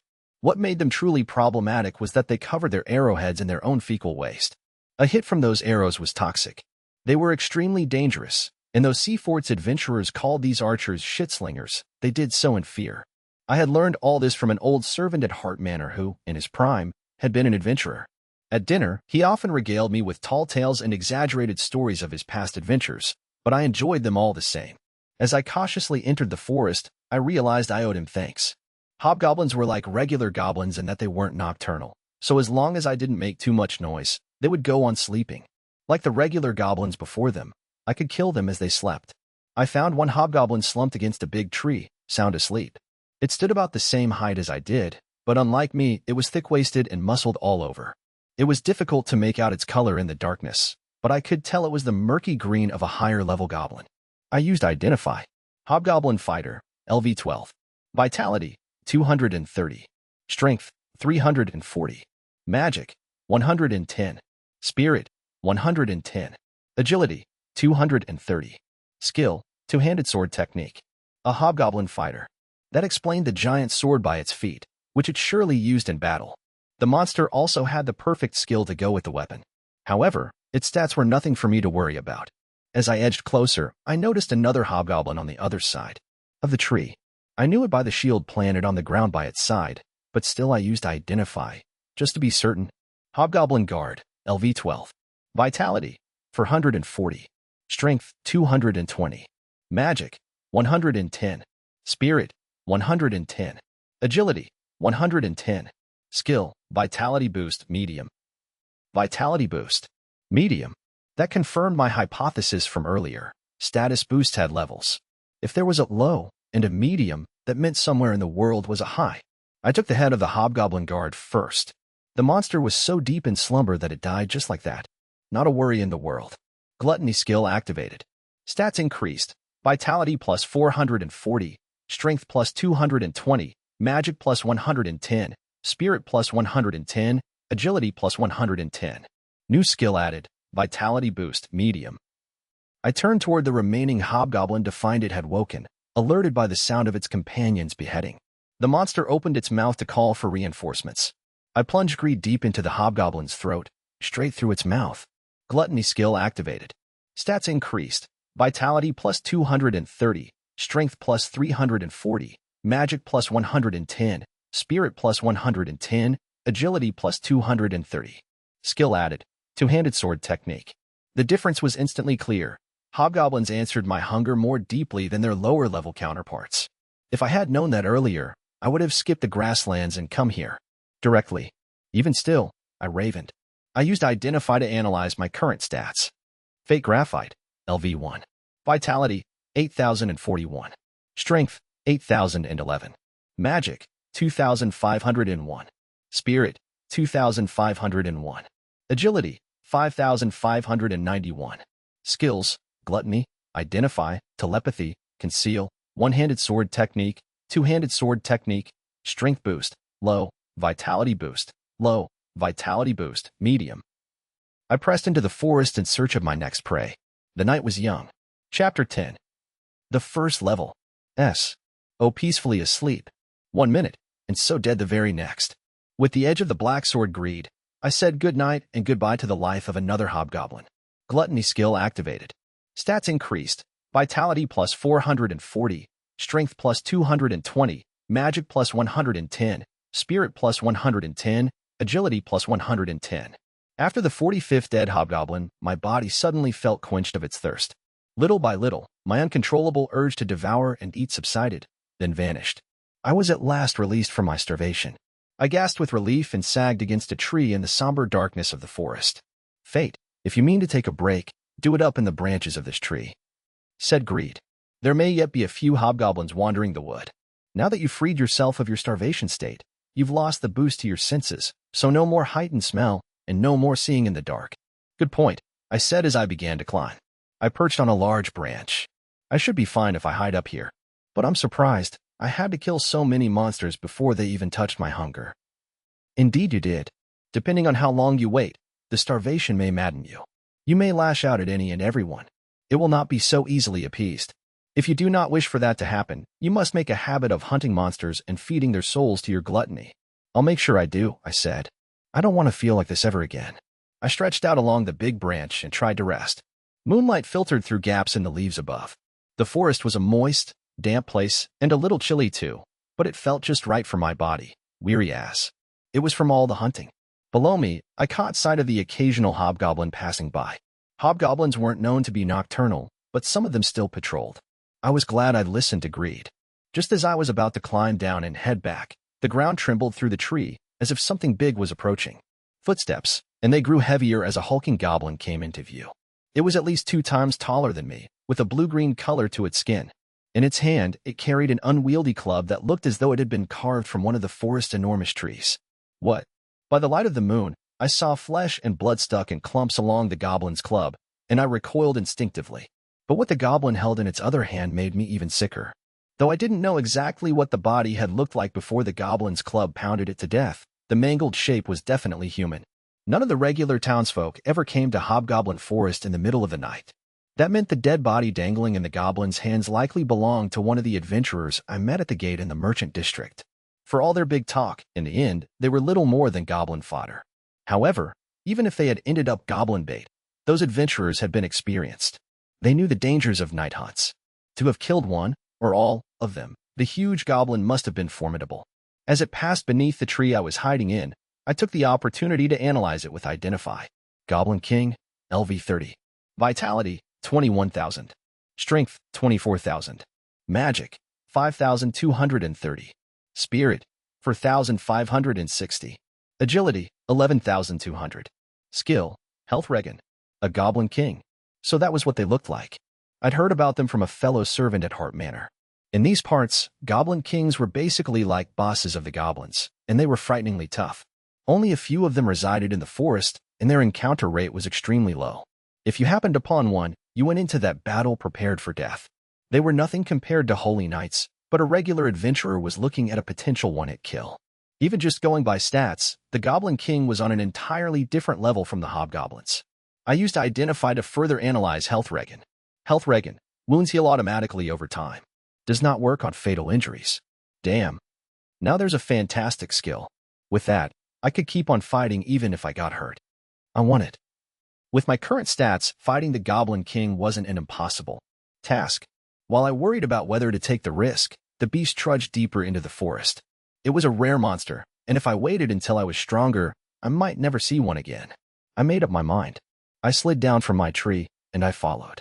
True to its name, the Goblin King looked like it owned the land upon which it walked. Not a single hobgoblin remained in sight. They had fled at the sound of the king's footsteps. The monster came to a stop at a hollowed-out section of the forest, where a small field of flowers surrounded a withered tree. It settled against the tree and placed its club on the ground. Then it began devouring the mangled adventurer. The disgusting sound of the beast's wet chewing echoed through the forest, and with it, the occasional crunch of bone under goblin teeth. "Why are you so scared?" Greed asked.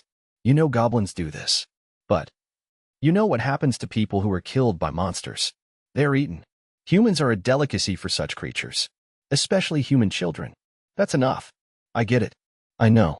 It's just my first time actually seeing it. Yes, I knew. I knew monsters ate humans. But imagining it in my head and seeing it happen in front of me were two entirely different things. Witnessing an act so visceral was a greater shock than I expected. Still, I steeled my nerves and kept watching the Goblin King, absorbed in its meal. If I was going to take this king down, it made sense to attack from behind. Targeting an enemy's blind spot was just basic strategy, though there was nowhere to hide in this open field of flowers. I moved from tree to tree, cover to cover, monitoring the Goblin King until I reached a position directly behind it. The monster had its back to me, and the tree hid most of it from view. From where I now stood, I could see only its shoulder, poking out past the side of the tree. "Slow and steady from here," said Greed. Yeah. Moving carefully, I stepped into the field of flowers. As expected, the Goblin King was still focused on its food. Anxiety made my heart beat rapidly in my chest, and I focused on keeping my breath calm and quiet. Eventually, I made it to the withered tree. The Goblin King's wet chewing echoed in my ears. "Fate, now." Greed's signal came loud and clear through my telepathy. I brought the black sword's blade down onto the Goblin King's jutting shoulder. With my first attack, I separated its log-sized arm from its body. I loosened for a moment, thinking my preemptive strike a success, but Greed's voice snapped me back to attention. "He's not dead yet, Fate.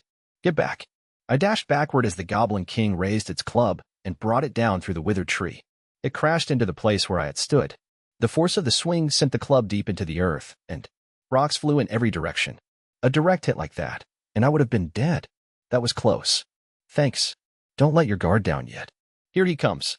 The Goblin King roared and raised its club high. Blood poured from the gaping wound that was once the monster's right arm. I was prepared to dodge the strike when Greed spoke. "Believe in me, Fate. A club like that is nothing to my strength."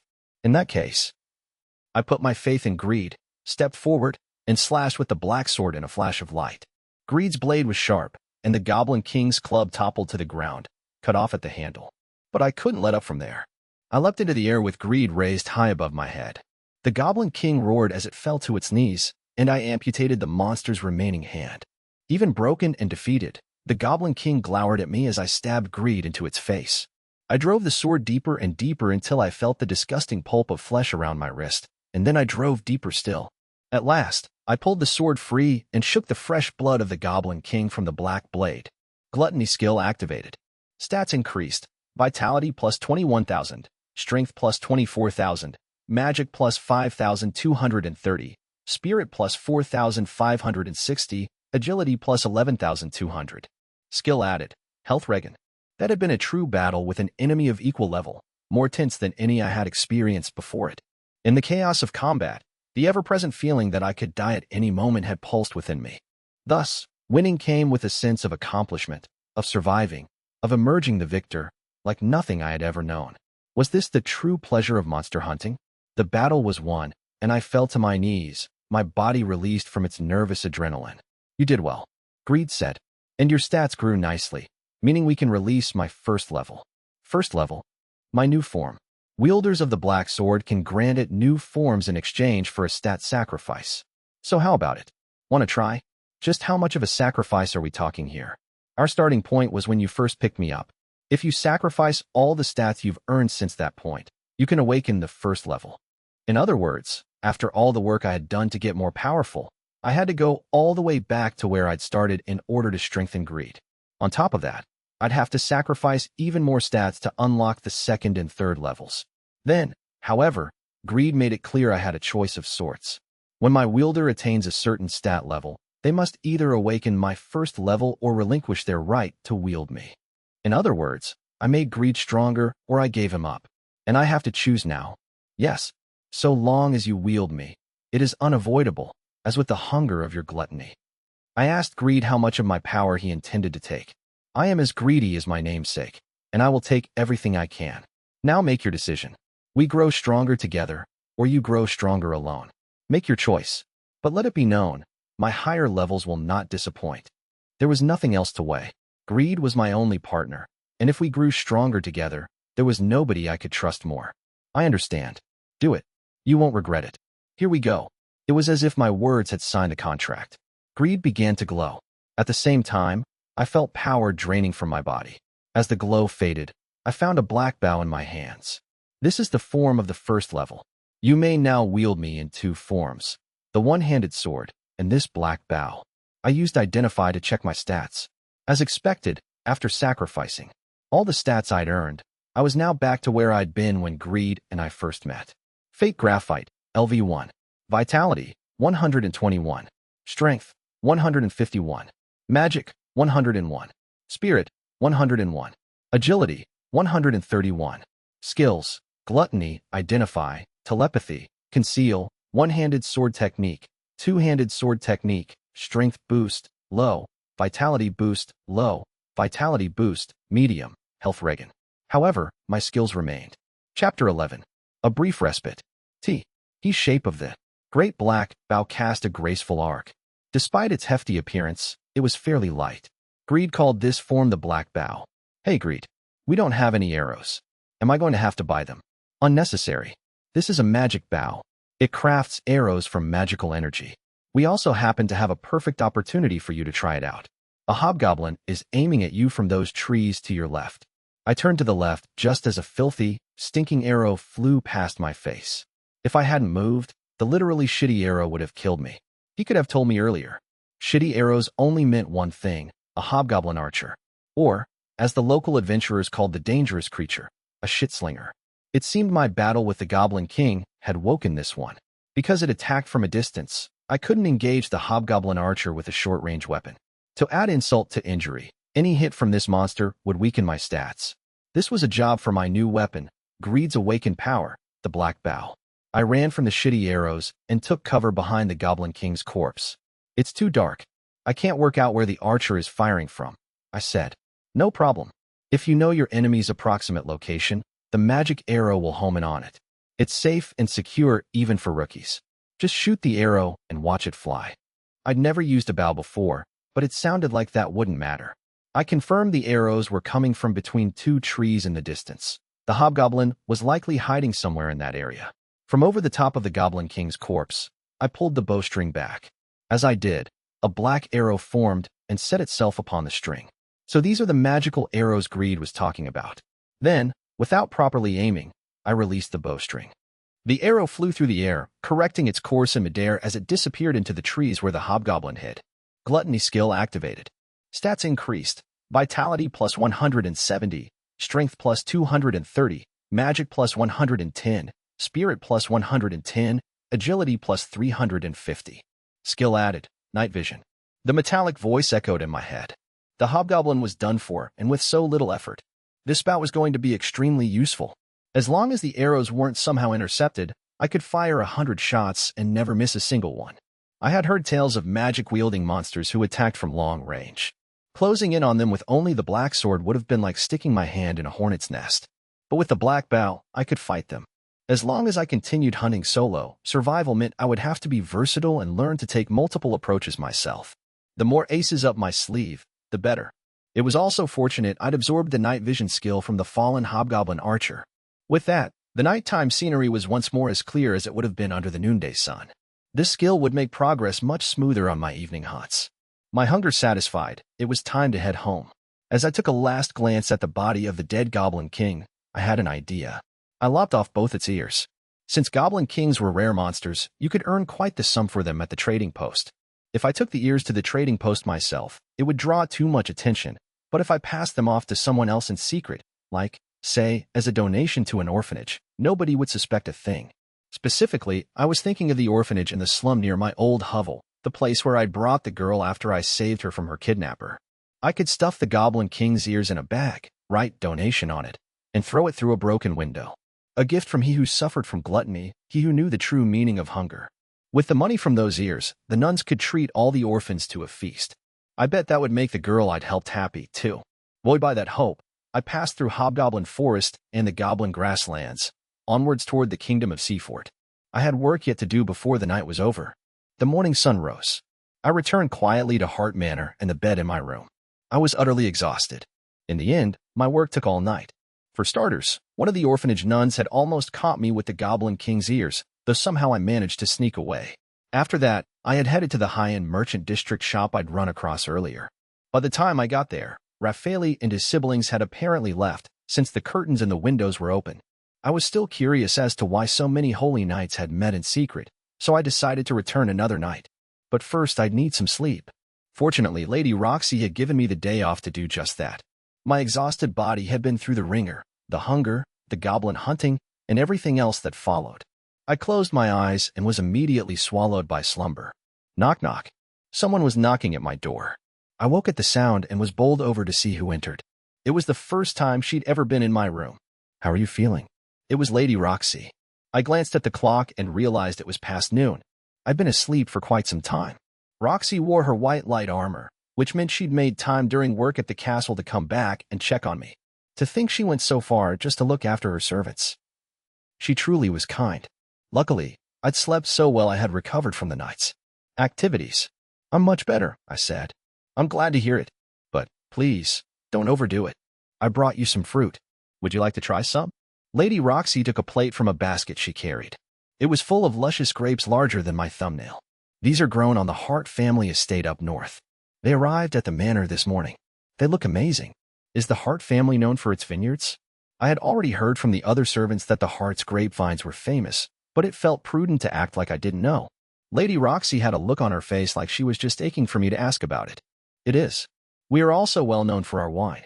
The grapes served with the manor's meals are from our vineyards. They're absolutely beautiful. I plan to return to the estate in the near future. We can go together, if you like. Would that be okay? If the Hart family estate grows grapes this perfect, it must be a truly beautiful place. I wanted to see it myself. And if my master invited me, I couldn't refuse." We sat on my bed for a time, picking grapes from the plate, until another knock came at the door, followed by a voice. "Lady Roxy, it's time you returned to your duties." The voice belonged to a young woman, the most serious of Lady Roxy's servants, her secretary. She was the head servant and was quite kind, but she was strict about punctuality. I was always getting chewed out for my own lack of it. For her part, Lady Roxy hurriedly dabbed at her mouth with her handkerchief. "Oh, I must get back to work. Help yourself to the rest of the grapes, okay? Bye." She gave a shy, dainty wave and left. Since inheriting her father's responsibilities, Lady Roxy had been relentlessly busy. The head servant told me that among the 5 esteemed families of Seafort, Lady Roxy was officially the youngest family head. As such, her skills and level fell far short of her new peers, and she encountered struggle after struggle. It was the kind of hardship that came with being of the highest rank. A peasant like myself, with no authority or influence to speak of, lived in an entirely different world. If I could make it to those ranks somehow, could I ease Lady Roxy's burdens? An impossible thought. To chase away my feelings of helplessness, I decided to head to my old bar. It had been a while since I'd shown my face. I figured I should at least let the owner know I was alive. He probably thought I was dead of overwork from the Valeric gatekeeping job. Besides, today was my day off. Maybe Lady Roxy would tell me off about it later, but I felt like I'd earned the right to a few drinks. Chapter 12. Rumors at the bar. I got changed and headed out, telling the other servants that I was feeling better and where I was going. They were good people, and they told me to go out and enjoy myself. They even promised to keep it a secret from Lady Roxy. I left the Holy Night district for the Merchant district. It was just past noon, so I had time to kill before the bar opened. I couldn't do any real shopping, though. I still hadn't received payment for my work at Hart Manor, so I only had 1 silver and 20 copper coins to my name. I also needed to save some money for drinks. Therefore, I headed once more to the flea markets in the back alleys where I'd first found greed. Back then, in my dirty patchwork clothes, that arrogant shopkeeper hadn't even given me the time of day. Now that I was a servant for the Hart family, and dressed accordingly, nobody would treat me like a nuisance. I passed from stall to stall, bargain hunting. Turned out Identify was extremely handy for just this kind of thing. I didn't even need a trained eye for quality. I could literally see any item's worth. With this, I thought maybe I could buy high-quality items on the cheap and resell them for profit. But then I realized that wouldn't work because I didn't have anywhere to sell anything, let alone customers. Putting those thoughts aside, I took an elegant plate in hand and used Identify on it. Whoa, this is amazing, I cried. This guy did a fantastic job putting a broken plate back together. You can't even tell. Looks like the other plates are the same, too. The owner of the stall glared my way. He'd been bartering with a customer right next to me. Seemed like the customer heard me too, because they shoved the plate they were going to buy right back at the shop owner in a rage. Then the two started arguing. You cheated me. I didn't cheat anyone. It was more than a little awkward, so I escaped back to the street before they roped me into the whole mess. Hoo boy. Almost got ourselves into some pretty hot water there. You need to be more careful. Greed chided me. Merchants hate people who walk around using Identify. Why don't you tell off the dirty merchant cheating people with his lies? But truth doesn't always put food on the table. The ends may at times justify the means. This kind of dishonesty seemed common among struggling flea market merchants. Anyway, I put that shop behind me and continued digging through the stalls for bargains. Then I found something truly interesting on a shelf lined with hats and helmets. It was terrifying, but something about it drew me in.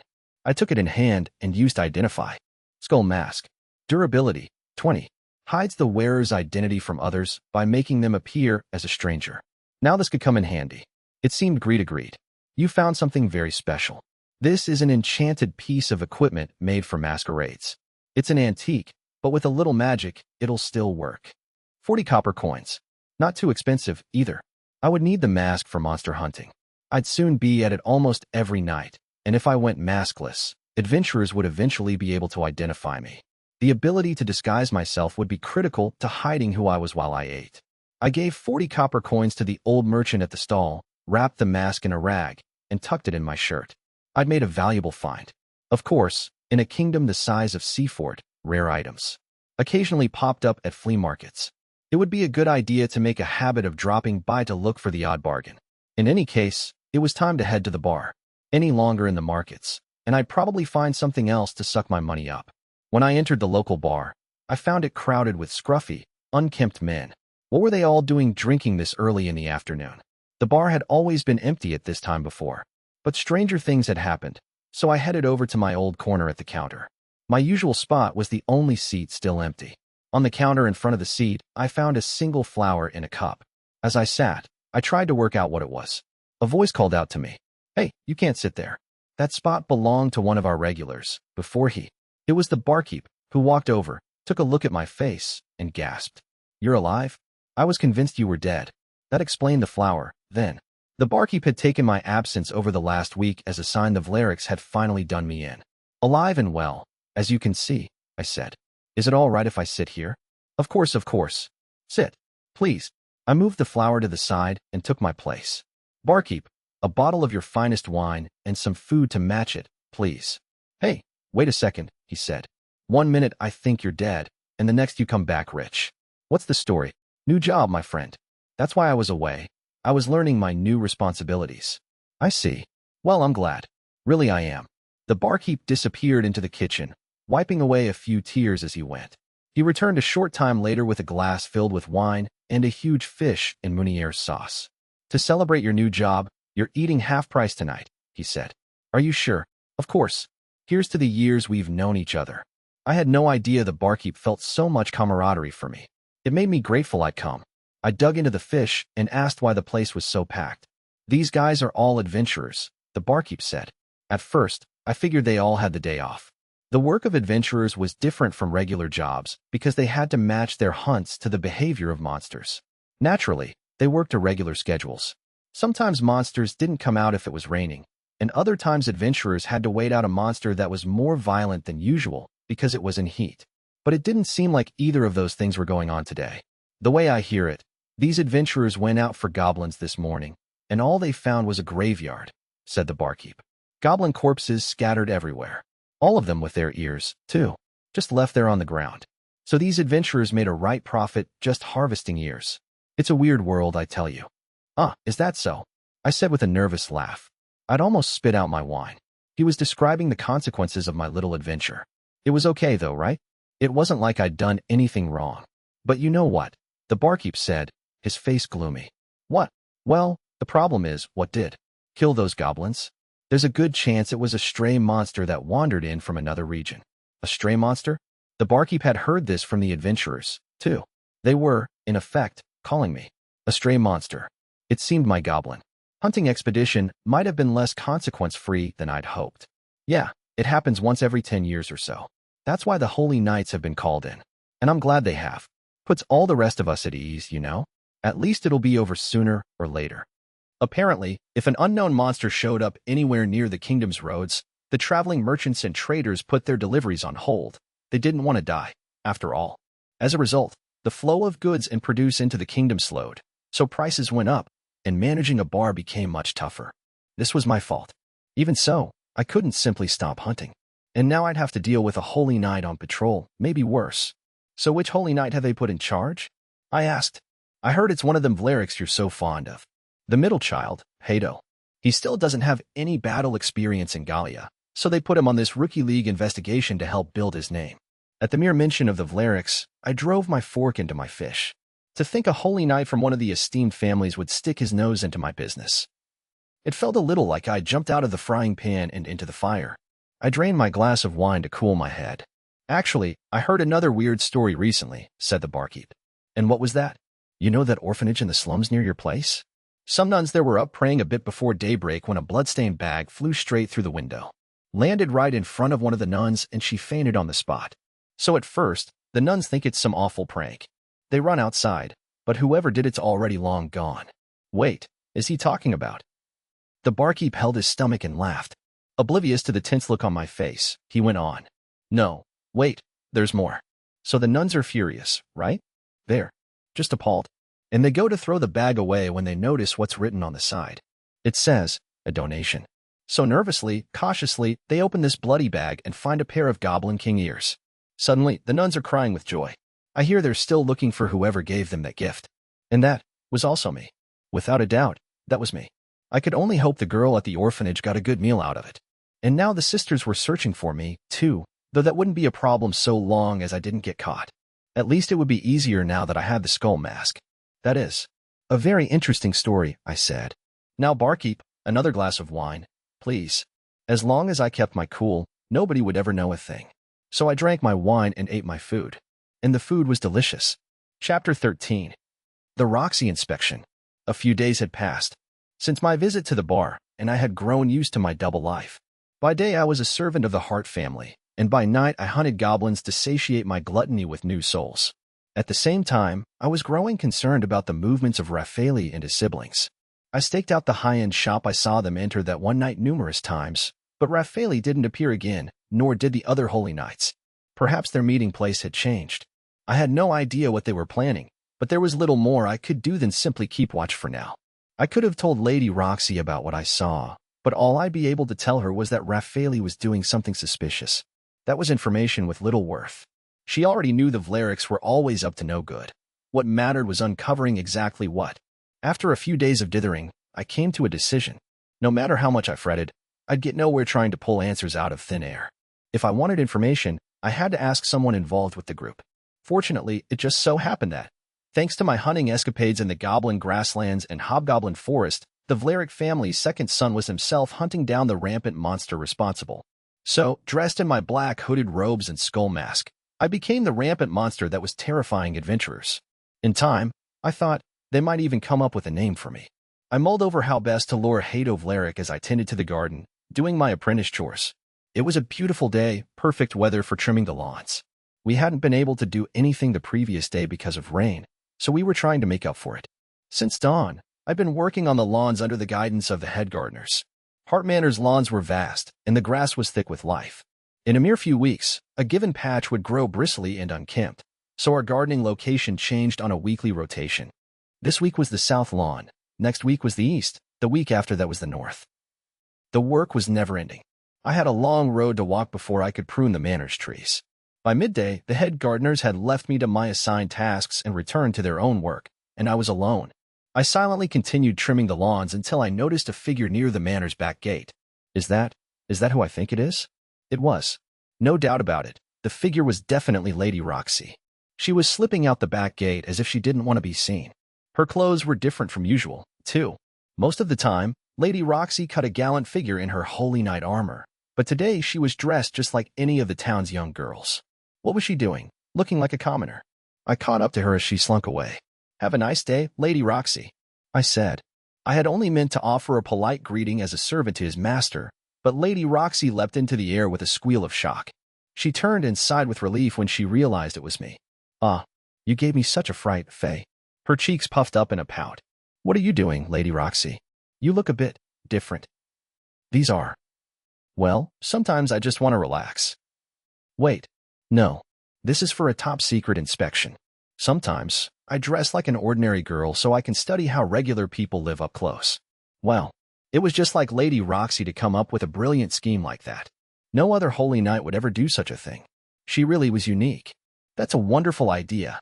Well, I don't want to get in your way, so I'll head back to work. Enjoy your day. I tried to return to the lawns, but Lady Roxy ordered me to stop. Well, more precisely, she came up behind me and grabbed hold of my collar. "Faye, wait. I've just had another wonderful idea." Lady Roxy might have said, wonderful, but she also looked like a kid who just came up with a fantastic prank. I was a little dubious about the wonderfulness quotient of this idea of hers. Yes, Lady Roxy?" She struck a puzzling, coquettish pose and said, "Hee hee. It's top secret. I'm giving you a top-secret mission, Faye." "What?" Lady Roxy looked alarmingly cute, even though she clearly didn't use this pose often.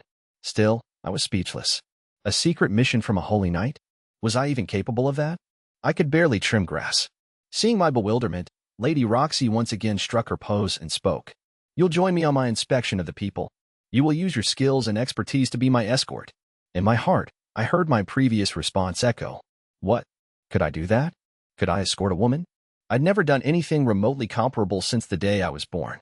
And when I remembered it was Lady Roxy I'd be escorting, the difficulty level was way too high.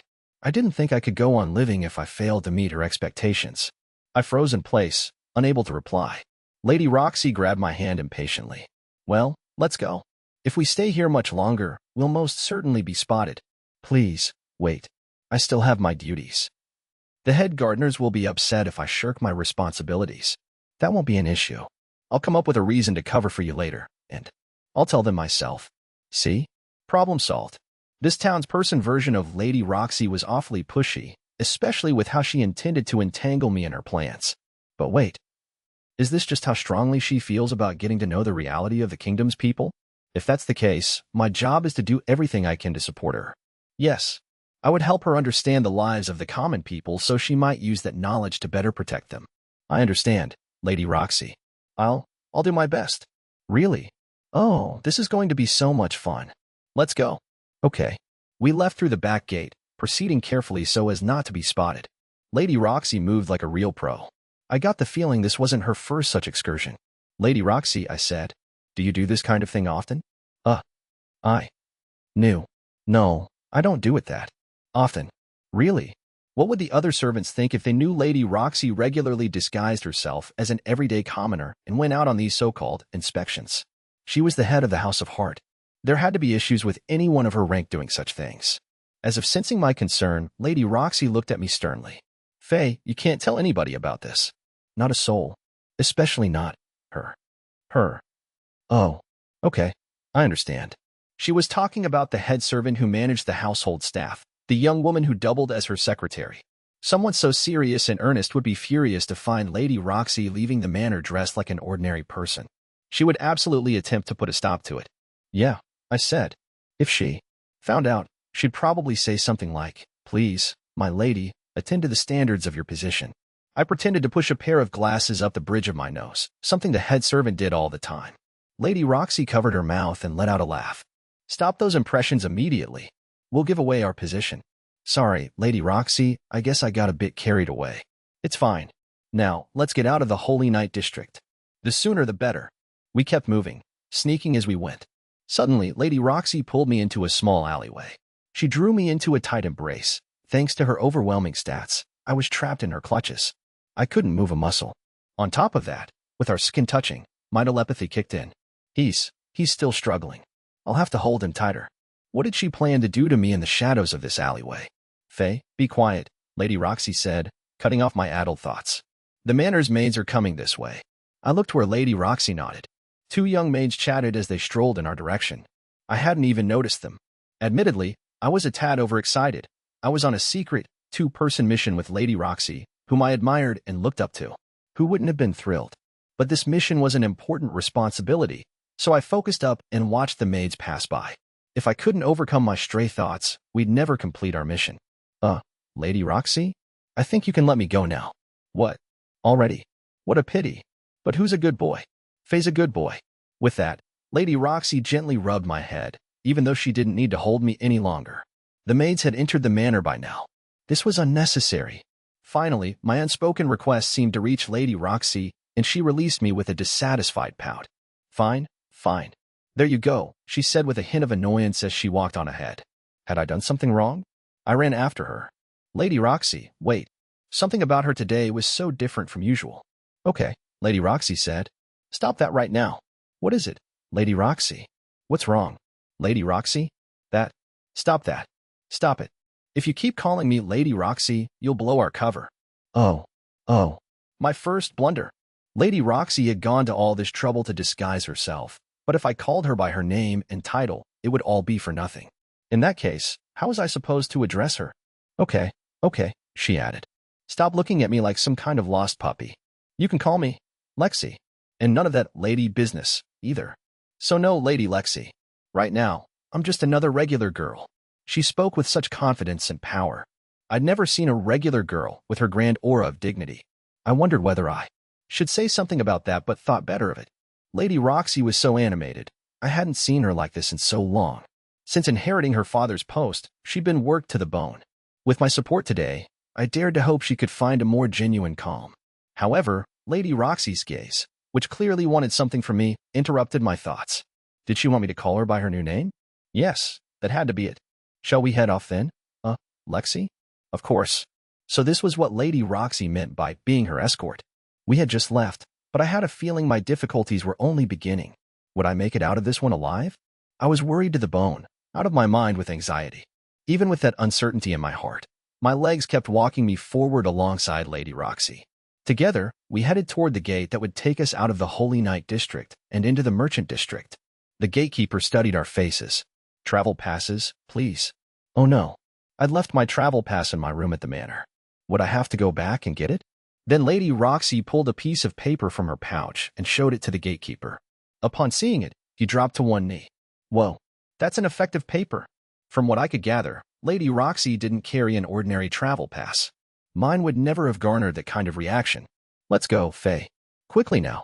Oh, yes. Of course. It seemed Lady Roxy's travel pass allowed me through the gate, too, even though I wasn't carrying my papers.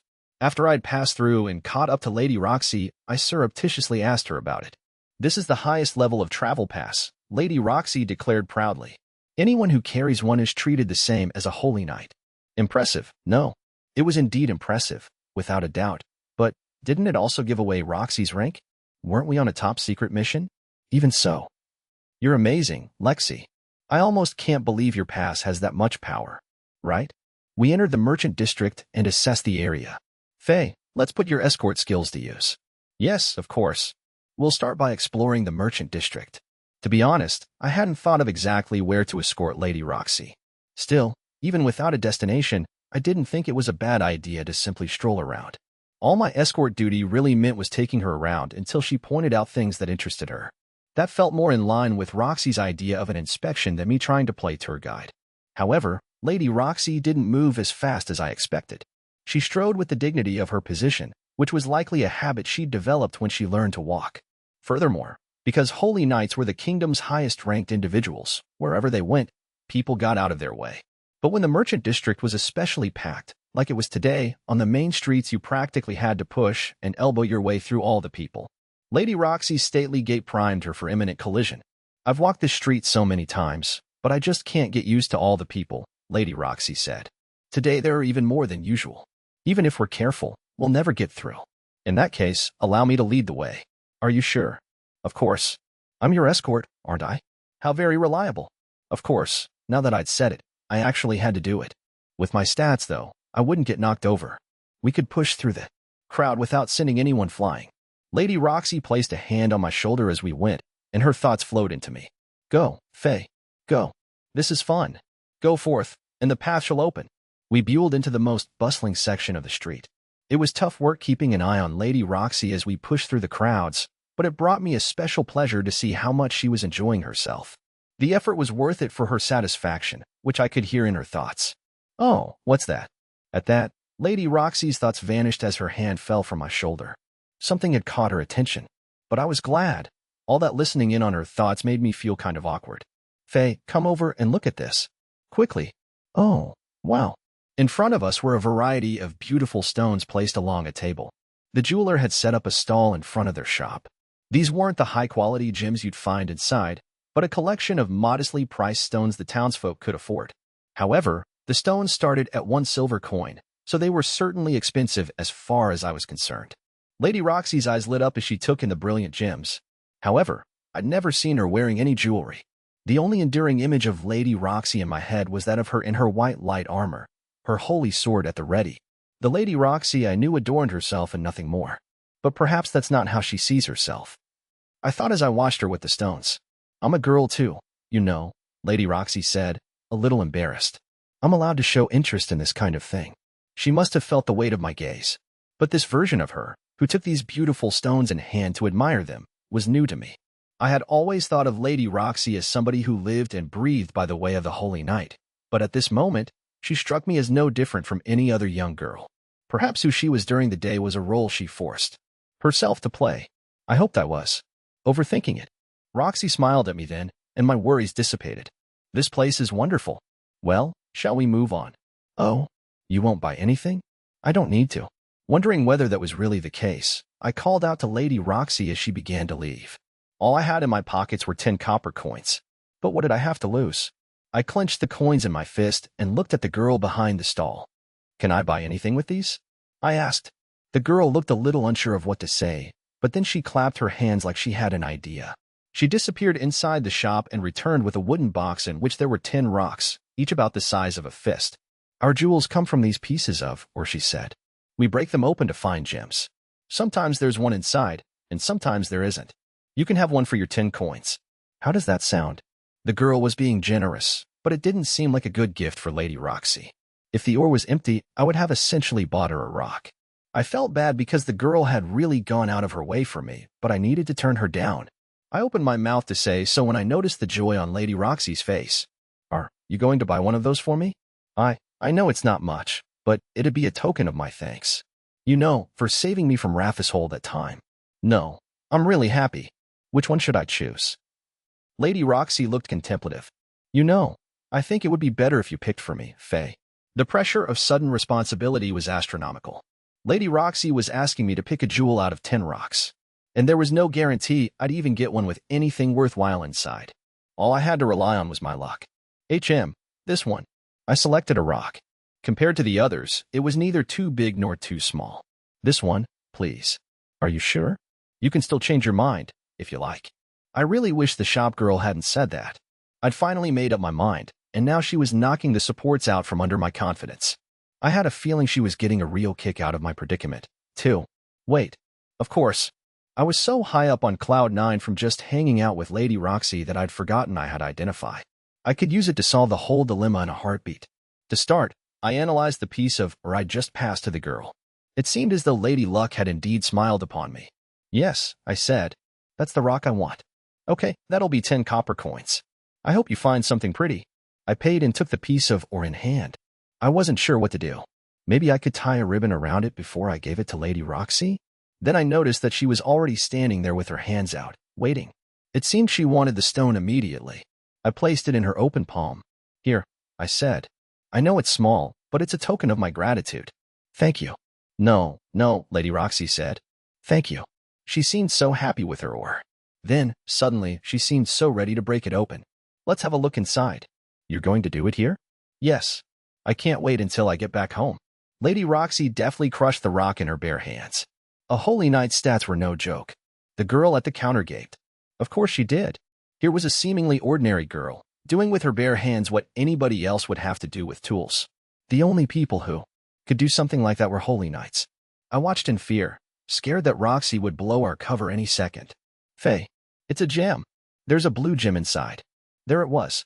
A clear blue gemstone, just as my Identify skill predicted. We high-fived in celebration, and I heard the joy in Lady Roxy's heart flicker into me through telepathy. I'll treasure this. She wrapped the gem in a handkerchief and placed it in her pouch. I was pleased to see her happy, and I owed it all to Identify. Lady Roxy was in high spirits, and it seemed she had an idea.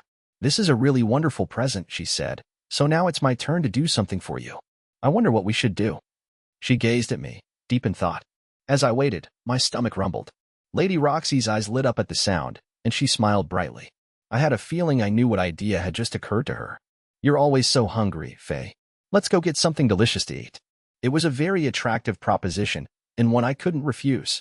What an angel my lady was, asking me what I wanted to eat. What do I want? Meat, perhaps? No. I can't just be selfish about this. Then I remembered that, over tea one day, Lady Roxy had said she adored fish. In that case, I knew just the location. Well, the truth was, when it came to decent fish, I only knew one place, my old bar. I know a place, I said. Their fish is excellent. That sounds perfect. I should warn you. It's a place for people of my background, so it's loud, rowdy, and not very refined or cultured. Why, that sounds even more perfect. Lady Roxy clasped her hands to her chest in excitement. Not the reaction I expected, to say the least. I wasn't sure how to respond. You forgot our mission, haven't you, Faye? We're also here to observe the lives of the townspeople. Oh, right. We are, aren't we? Wait, what do you mean, also? I'd been so distracted by Lady Roxy's delight that I'd completely overlooked our mission. I didn't know what she meant by that, also here, business, either. Observation was the mission's main objective. I tilted my head as Lady Roxy cleared her throat. Never mind that, she said. Let's head to this fish place of yours already. Come on. Now. Okay. I'm going. Don't push. Excellent. Let's go. With that, Lady Roxy marched ahead without me. Lexi, I called out, you're going the wrong way. It's over here. Oh, she said, hurrying back. Well, you should have said that earlier. Why was she in such a rush? There was no need to hurry. The bar was sure to be quiet over lunch. Perhaps she was just hungry and wanted to get to the fish as soon as possible. Or maybe she was curious about the kind of bars townsfolk visited. In any case, she'd know soon enough. This way, Lexi. Okay. Lady Roxy trailed after me with a grin. It seemed she was genuinely looking forward to this. In my opinion, it was indeed something to look forward to. The cozy old bar, the friendly barkeep, the delectable fresh fish. Just thinking about it made my stomach rumble so loudly that Lady Roxy heard it from behind me. Oh, Faye, she giggled. You really can't wait, can you? Shall we run? No. I can't have you do anything like that. I'll be fine. I can endure. But no sooner had I spoken the words than my stomach groaned again. Damn it, Gluttony. Help me out a little here. Please don't. Embarrass me in front of Lady Roxy. The rumbles persisted. Lady Roxy grabbed my hand with an eager smile. Come on, let's run. It's this way, right? Yes, but you don't have to pull. You'll be fine. Come on. She was so forceful I wasn't sure who was escorting whom anymore. But my stomach didn't care about my concerns. It groaned again, as though urging me forward. Lady Roxy held her sides from laughing so much. Well, at least she's having a good time. From the thoughts I could read from holding her hand, she seemed as happy on the inside as on the outside. I guess now I knew that if I wanted to make her laugh, I could just let my stomach do the work. She giggled all the way to the bar. Oh, that was hilarious, Lady Roxy said. It was just a rumbling stomach. My apologies, Faye. I've just never met someone with such a hearty appetite. I think it might always make me laugh. Come now, don't be so sulky. Let's eat. I pulled myself together, and we walked inside. It was still early afternoon, so the bar wasn't very crowded. The customers were mostly a few groups of travelers, merchants, and adventurers who just finished their meals and were chatting among themselves. Now, where to sit?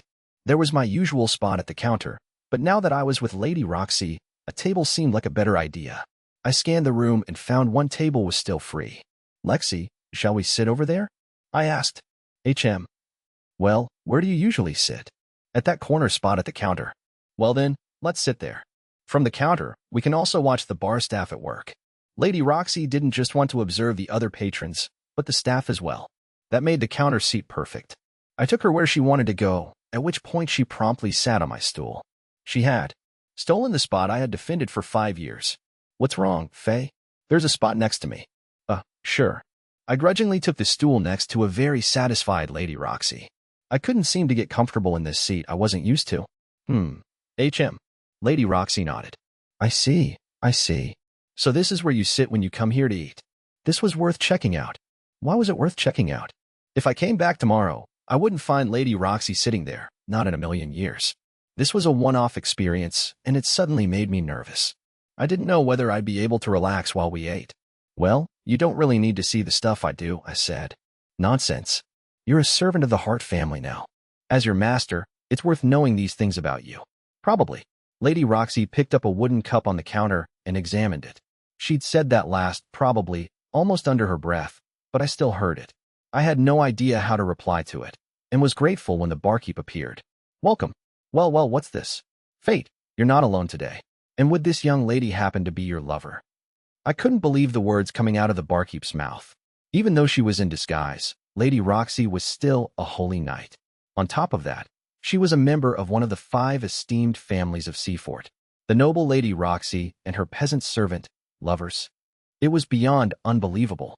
If she decided to have me killed out of disrespect because this comment hurt her feelings, I would have no right to defend myself. That was how dangerous the barkeep's words were. I watched nervously as Lady Roxy crushed the wooden cup she was holding with a single hand.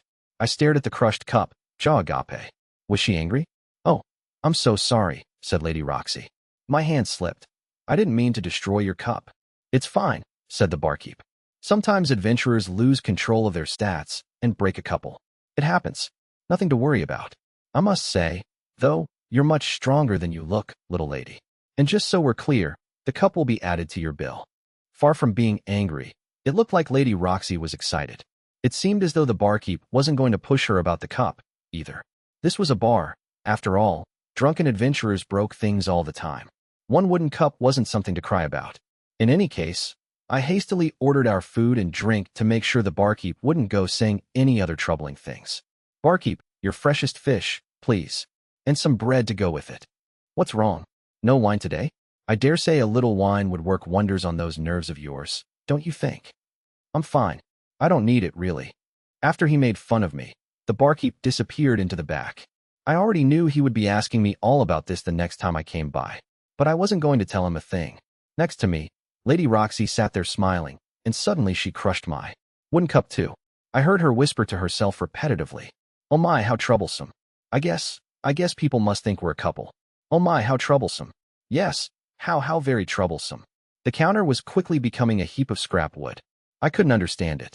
Lady Roxy was always in complete control of her stats. Why was she slipping today? In any case, we needed more cups. Barkeep, 1 cup, please. Actually, make that 3 just in case. As I expected, as soon as our food came out, Lady Roxy immediately crushed another wooden cup. I couldn't tell whether we'd come to eat food or destroy cups. The barkeep gave a wry chuckle and brought out another. The fish was savory and flavored just right, and we devoured it hungrily. I was relieved to see Lady Roxy with an appetite again. According to the maids at the manor, she was so busy with work lately that she wasn't eating much. They were worried about her, but seeing her now, I felt things would be all right. "Are you okay?" Lady Roxy asked. "You've been staring at me this whole time." "I'm just relieved," I said. "Recently, you've seemed so tired." "Oh, you all knew, didn't you?" I tried to act the same as usual, but, "Lexi, everyone loves you. They're always worried about you." As she heard that, Lady Roxy began folding her fork into knots. I couldn't believe my eyes. Ordinary people couldn't handle metal as if it were clay. "Does that mean you too, Faye? Do you?" Just as she was about to finish her sentence, the barkeep returned with another wooden cup. "Here you go," he said. Then, with a pleading look in his eyes, he added, "I beg of you. However, please don't break any more." Why yes, of course. Thank you very much." After the barkeep's interruption, that particular conversation flowed out of sight, and Lady Roxy didn't mention it again. I was curious about what she'd wanted to say, but seeing her there, blushing and inhaling her food, it just didn't seem to matter anymore. Our lunchtime seemed to slip away as swiftly as we could enjoy it. At times, the barkeep came over to us with pointless banter. Rumors were his specialty, after all. They were the kind of thing I heard all the time. This merchant had a new baby. That merchant from the east had been attacked by goblins and almost died. But Lady Roxy, now disguised as a regular townsperson, couldn't get enough. It seemed this was exactly what she'd wanted to know. As a holy knight, she couldn't easily learn any of these things, how the kingdom's people lived and what they thought about. To the townspeople, holy knights lived on an entirely different plane of existence. We hesitated to say much of anything to them. Even for me, as Lady Roxy's servant, the idea of bothering her with trivial, everyday conversation seemed out of the question. Lady Roxy herself might not mind such indiscretions, but the head servant, who managed the rest of us, would never let such behavior slide. To do so would be to invite a severe lecture at least. "Is something on your mind, Faye? Shall we head out soon?" "I think that's a good idea. We'll want to be home before evening." The more I pondered it, the more I realized Lady Roxy could only really chat like this with me. In some ways, this whole adventure was similar to the tea time we occasionally shared at the manor. I thought I understood the issue. Rank aside, Lady Roxy didn't really have anyone her own age to talk to. There was only me, a servant 1 year younger than his master. I couldn't really say how I'd ended up in this role, but if Lady Roxy was happy, I couldn't ask for anything more. I mean, it was fun for me to spend time with her, too. We paid the bill, and the barkeep called to us as we headed out. "Hope to see the two of you here again soon." Of course he did. He couldn't wait to snoop, pry, and nose into the business of his favorite customer. Next time, we needed to go someplace else, but just as I thought that, Lady Roxy waved right back. "I hope so. I'll be expecting more stories from you, too." The barkeep bellowed with laughter. "Aha, a young lady who knows the game. I'll be sure to gather more juicy rumors." Lady Roxy had said exactly what the barkeep wanted to hear, and now he was all delight. I'd have to come back tomorrow and warn him not to start cooking up tall tales. For now, we parted ways with him and headed off. Regardless of any troubles we'd had, I felt full and satisfied. We'd been at the bar for more than 4 hours. Perhaps a little too long. "What'd you like to do now, Lexi?" Well, we do have to make sure we get back before dark. As you know, she has no idea I left the manor today." She meant the head servant. Since that young woman was also Lady Roxy's secretary, she'd surely go looking if Lady Roxy happened to disappear. I thought she might be searching for Lady Roxy right now, even. I could just picture her, the frustration seething on her face as she fixed her glasses. "Ah, I said, I actually don't know what you're talking about. You snuck out?" "Why, I never." "You can't just pretend you're ignorant and leave me. No fair. If she gets angry, we have to bear the brunt of the lecture together." "Way odd. But she destroyed me just yesterday for a slip-up on the lawn. I can't handle that kind of heat 2 days in a row." "Sure you can." "Really, I can't. Just a little would be fine, wouldn't it?" "You think she does a little of anything?" "Oh, I give up." Lady Roxy's play anger melted into a bright smile, and we continued our banter all the way back to the Holy Night District. Chapter 14. The Corpse That Lurks on Moonlit Nights. As Lady Roxy and I returned to the manor, I noticed a boy crying in a shaded corner just off the main street. His parents didn't seem to be anywhere nearby. What had happened to them?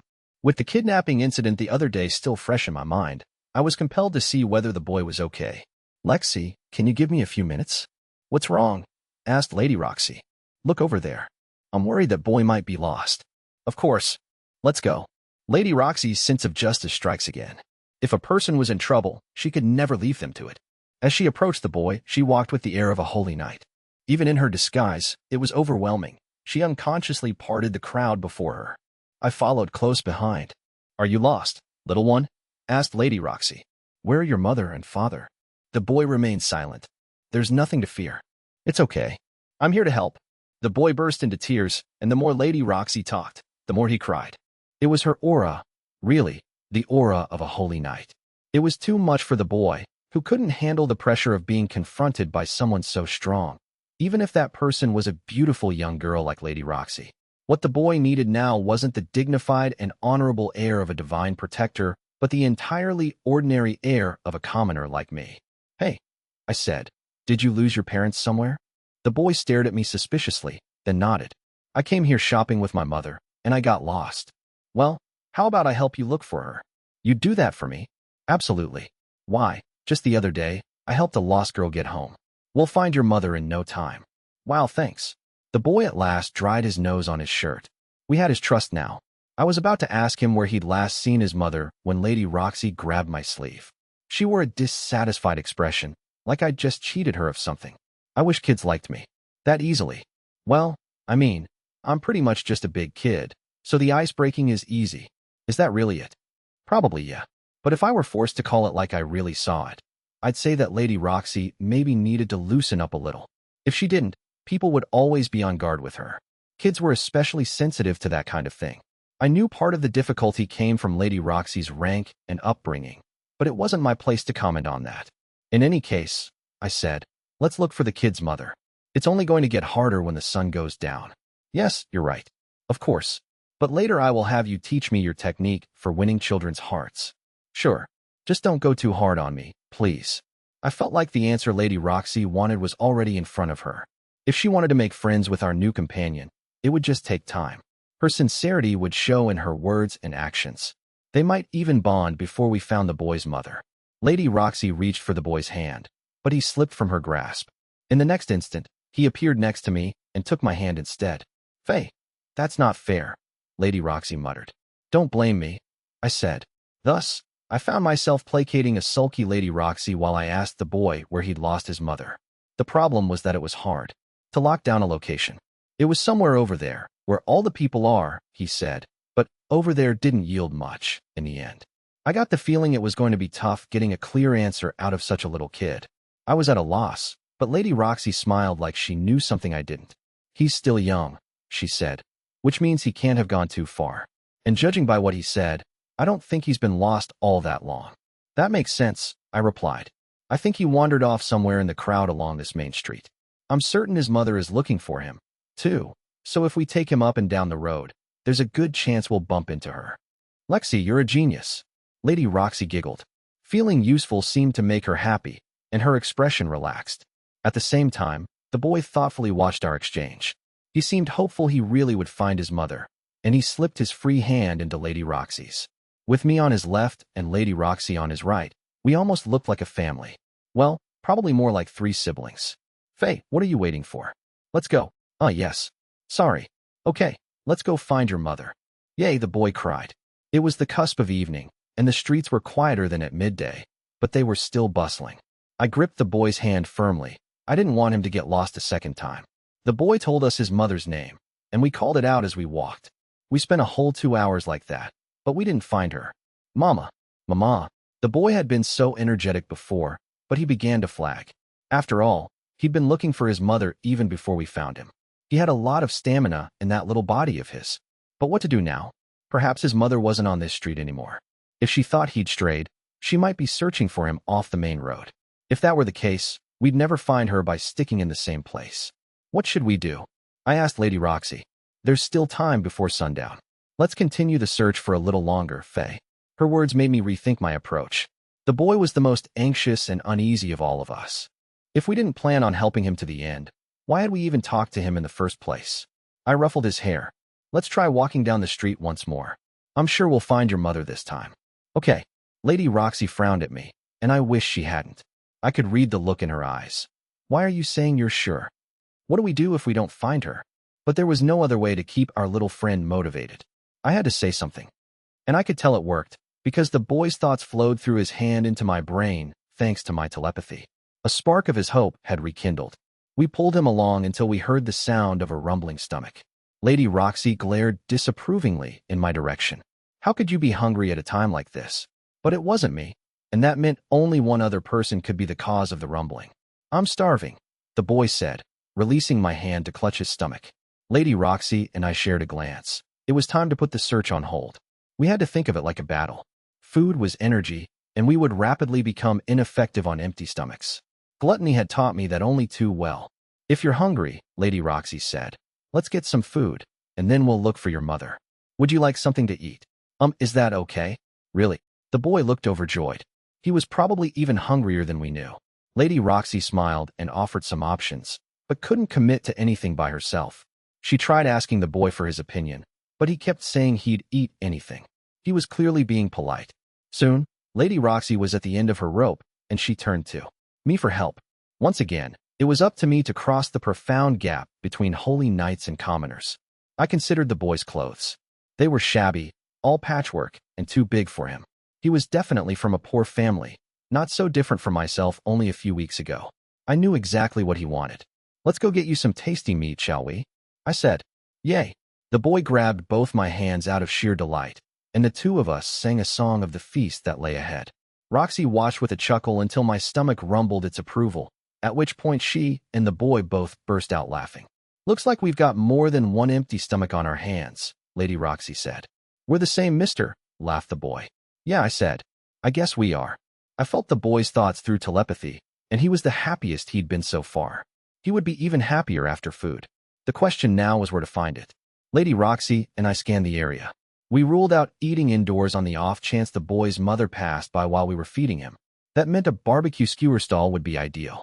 Luckily, we'd passed one earlier in our search. How about that one over there? I suggested. Okay. The boy pulled me along excitedly. I let myself be dragged as Lady Roxy whispered in my ear. You really saved me there with your culinary input. Thank you. Don't thank me. Getting food was your idea. But you're the one who gave the idea real shape. I felt my face go red at Lady Roxy's gentle words of praise. I'd never been complimented growing up, so it inevitably made me feel awkward and embarrassed. Lady Roxy left me with the boy and went on ahead to make sure it was open. She didn't need to, in my opinion. As far as I remembered, the stall did business all year round. There was no way it would be closed today. As expected, the stall was overflowing with the delicious smell of grilled meat when the boy and I caught up. It wasn't quite dinner time, so the line wasn't very long. Lady Roxy was already waiting, and she waved. Faye, over here. It was the first time I'd ever seen her wave so enthusiastically. She was always so modest, and her hands rarely moved far from her chest. I wondered whether her townsperson disguise also offered her a physical release of sorts. I waved back in response. We'll be right there. Miss, the boy shouted. We joined Lady Roxy in line. There were only 3 people in front of us, so we'd get our skewers quickly. Meat fragrance wafted deliciously in the air, and my stomach rumbled once more. Mister, your stomach's grumbling again. Unbelievable, said Lady Roxy. Faye here is quite the glutton. Haha. The boy and Lady Roxy laughed together. I didn't think it was that funny. As we waited, my stomach continued to rumble. Eventually, we made it to the front of the line. Welcome. What can I get for you? We ordered 1 skewer each. The trouble was deciding on flavors. There was the standard gravy sauce skewer, the simple spicy salt skewer, and the herb-roasted skewer. It was an agony to choose between. Then Lady Roxy made a genius suggestion. Why don't we each get a different one and share? That's a great idea. Yay, I agree. 1 of each, please, I said to the man at the stall. Coming right up. Here you go. I took the 3 skewers, and then it hit me. I didn't have the money to pay. But Lady Roxy swooped in to handle the transaction as if she knew exactly what I was thinking. Thanks, Lexi. She glanced around and leaned in to whisper. It's fine. I am your master, after all. I ought to provide for you, yes. We moved to the side of the stall to eat. I had the standard sauce skewer, the boy had the spicy salt one, and Lady Roxy had the herb-roasted one. They all looked mouth-wateringly delectable. Let's eat. The skewer was melt-in-your-mouth soft, and the sauce perfectly enhanced the meat's natural flavor. It was no wonder the stall was so popular. The boy blissfully chewed away at his own skewer. The tears welling in his eyes told me everything I needed to know about its taste. However, Lady Roxy still hadn't tried hers. What's wrong, Lexi? It's just, I've never eaten anything that wasn't on a plate before. I don't really know how. Lady Roxy wasn't used to ripping straight into her food teeth first. She might have found it embarrassing. The skewer was a far cry from the refined cuisine holy knights were accustomed to. After all, it was common grub for common folk. The food stalls here generally aim to hit 3 points: quick, cheap, and delicious. A sophisticated, elegant meal this was not. Well, I said, you open your mouth wide and bite off a chunk. That's all there is to it. I guess I'll try my best then.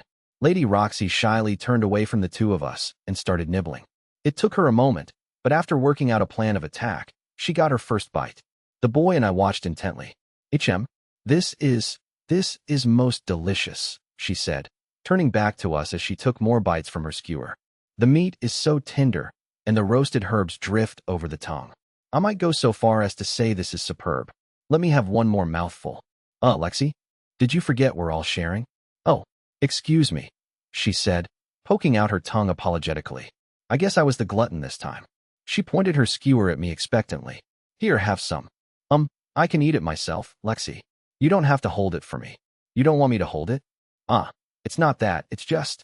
Well, go on then. Have some. Lady Roxy held the skewer ever closer. Now I had no choice. I took a bite, and it was amazing. Exactly as she had described. The roasted herbs spread in a refreshing flash of flavor through my mouth, which was followed by the rich aftertaste of succulent meat. This is amazing, I said. It is, isn't it? Lady Roxy giggled. I tilted my head in confusion at her laughter. Perhaps there was meat on my face? I wiped at my mouth as Lady Roxy chuckled. No, it's not that, Faye. It's just that you look so pleased when you eat. Seeing it up close. Hee. Do I really look that happy? You do. But I'd like to make sure one more time. Lady Roxy playfully thrust the skewer toward my mouth again. Wait, I'm not ready. No waiting. Eat. Suddenly, I felt an uncomfortable gaze from nearby. The young boy was staring at us in utter upset. Brought back to reality, I cleared my throat. You can't just feed me, Lexi, I said. Share some of your skewer with our friend. Yes. Of course, yes. It was like we'd forgotten the whole reason we bought the skewers in the first place, because our young friend was hungry. We spent the rest of our time swapping skewers between all three of us as we ate.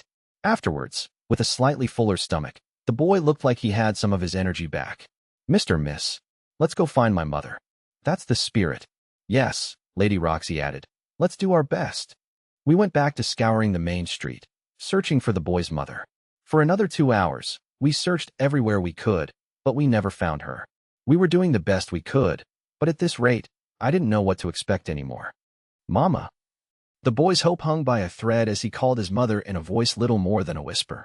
Lady Roxy and I tried to encourage him, but he was less and less responsive. The sun was setting, and if we didn't find his mother by nightfall, we'd have to call off our search. I shot Lady Roxy a glance while the boy wasn't looking, and she nodded silently, reading my eyes. Our best course of action now would be to take the boy back to Hart Manor for the evening. Lady Roxy's look of resolve relieved me. I could see she considered this option from the start. The boy pulled at my hand weakly. I'm tired, mister, he said. I can't walk anymore. He'd reached the limits of his energy. I scooped him up to carry on my back. I'm sorry, he mumbled. Don't you worry about it, I said. There's a fountain up ahead. Let's head over there and take a break. Okay. The fountain was in the middle of the town square at the end of the main street. It constantly sprayed water pumped from streams deep below ground. Sometimes I drank from it when I was thirsty, since the water was so pure and clean. The three of us sat on the fountain's edge and listened to the bubbling while Lady Roxy and I tried to determine how we should explain our concerns to the boy. He seemed to read from the awkward silence that something was going on. It's getting dark out, so why don't we look for your mother again tomorrow? I asked. I know I said that I was sure we'd find her, but we didn't. I'm sorry. No, I'm glad you guys were here. If I was all alone, I wouldn't know what to do. The rest was up to Lady Roxy. Hart Manor was her home, and if we were taking the boy there for the evening, it wasn't my place to tell him. You can stay with me tonight, she said to the boy. We'll make sure you feel right at home. The boy thought about it for a time. He was nervous, and it was understandable. He'd only met us earlier that afternoon. We were still strangers to him. But we couldn't leave him alone on the streets, not if those kidnappers were lurking around. Eventually, the boy gave a tired answer. Okay. Even so, he remained seated at the fountain. While he was unable to move, we waited with him without saying a word. Though our intentions were good, we weren't going to force him to come with us until he was ready. The boy turned his face toward the sky, like it might be his last time to see it, and he cried out for his mother. It was a helpless plea at the end of a long, long search, a message that could never hope to reach its destination. And yet, son, son, a woman's voice cried out from behind us, repeating over and over, Mama. The boy's eyes opened wide and he took off, running straight into the arms of the woman who was no doubt his mother. Seeing them reunited, I couldn't help but be warmed. Even on the brink of despair, there had always been a chance of success. There was always reason to hope. Lady Roxy and I smiled in a quiet moment of celebration. All's well that ends well, huh? I said. Yes. I was really worried for a bit, but it seems to have all worked out. At that moment, Lady Roxy's left hand brushed my own, and inarticulable feelings flowed into my thoughts. They were too warm, too kind for a person like myself. I didn't deserve them. After a time, the mother and son relaxed their hold on each other, relieved, and the boy started telling his mother something as he pointed in our direction. Wasn't hard to guess what he was talking about. When he finished, his mother came over to us. It seems you two looked after my little one when he got lost. I can't thank you enough. Miss, thank you, the boy chimed in. Just don't get lost again, okay? I said. And don't stray too far from your mother, please, Lady Roxy added. Okay. According to the boy's mother, she had been delivering some goods to a merchant when her son vanished. He left her sight for a mere instant, and then he was gone.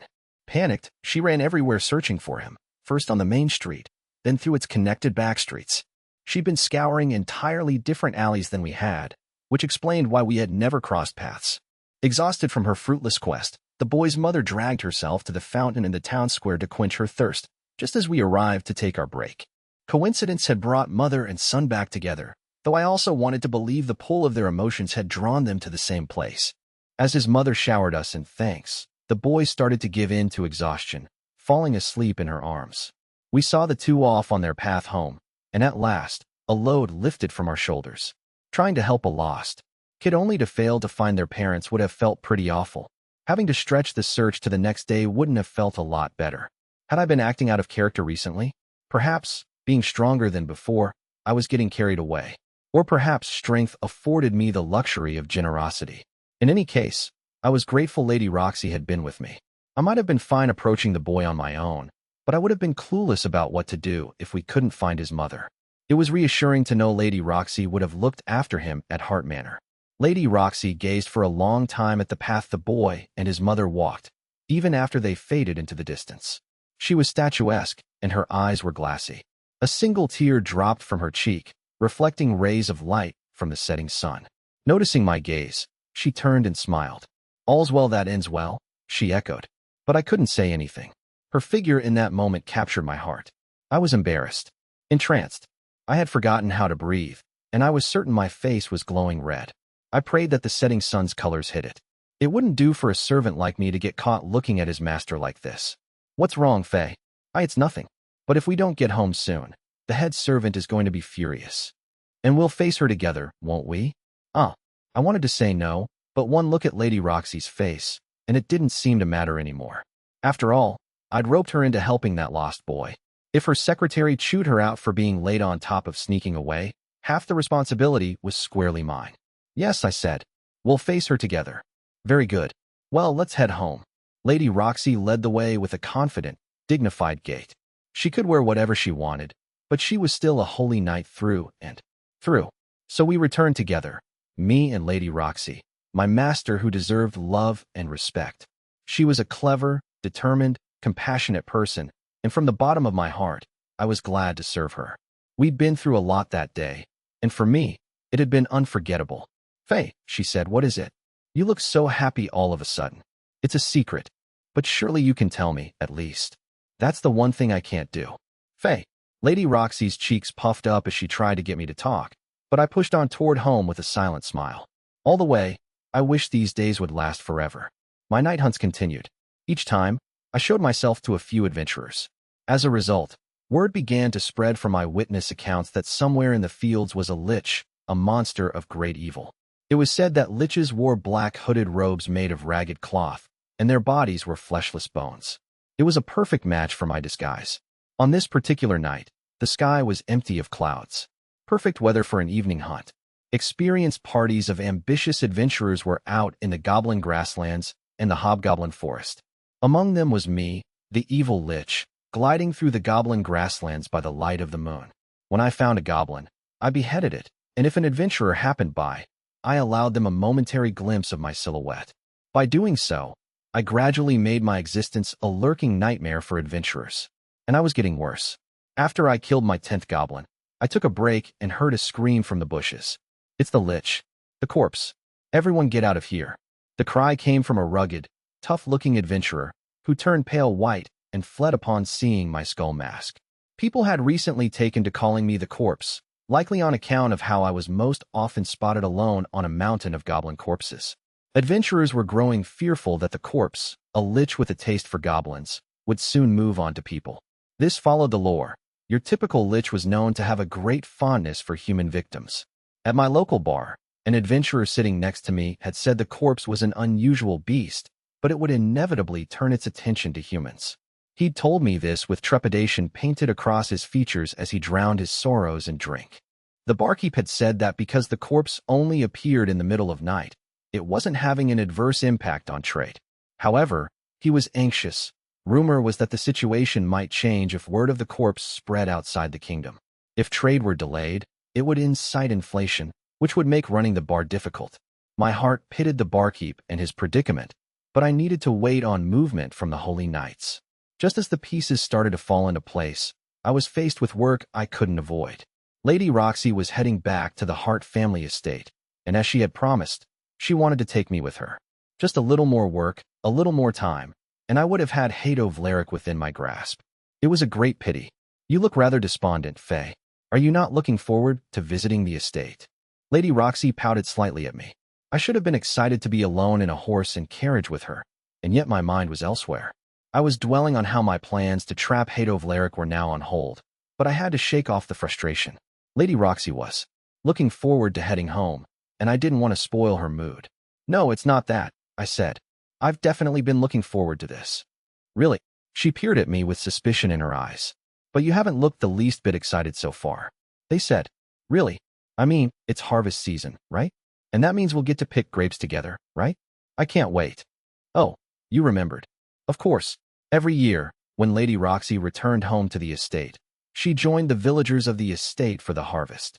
This was one of only a few events during which Lady Roxy could interact honestly with common folk. I could tell how important this was to her from the moment she boarded the horse and carriage. She was a bundle of joy and excitement. The Hart family estate was located before a ravine in the mountains north of Seafort.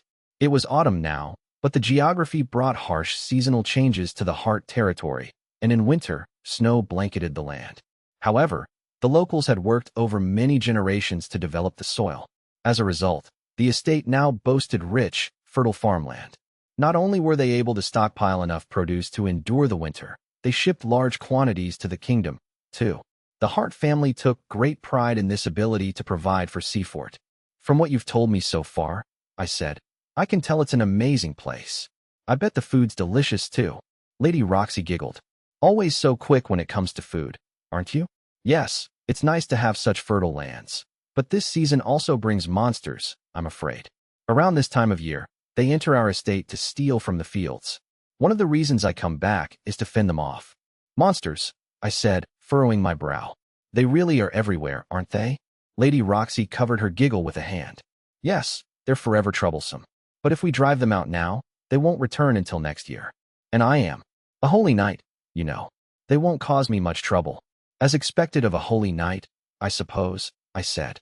"By the way, what monsters are we talking here?" "Kobolds." "Kobolds. Dog-like monsters that walked on two legs, built much larger than the average human.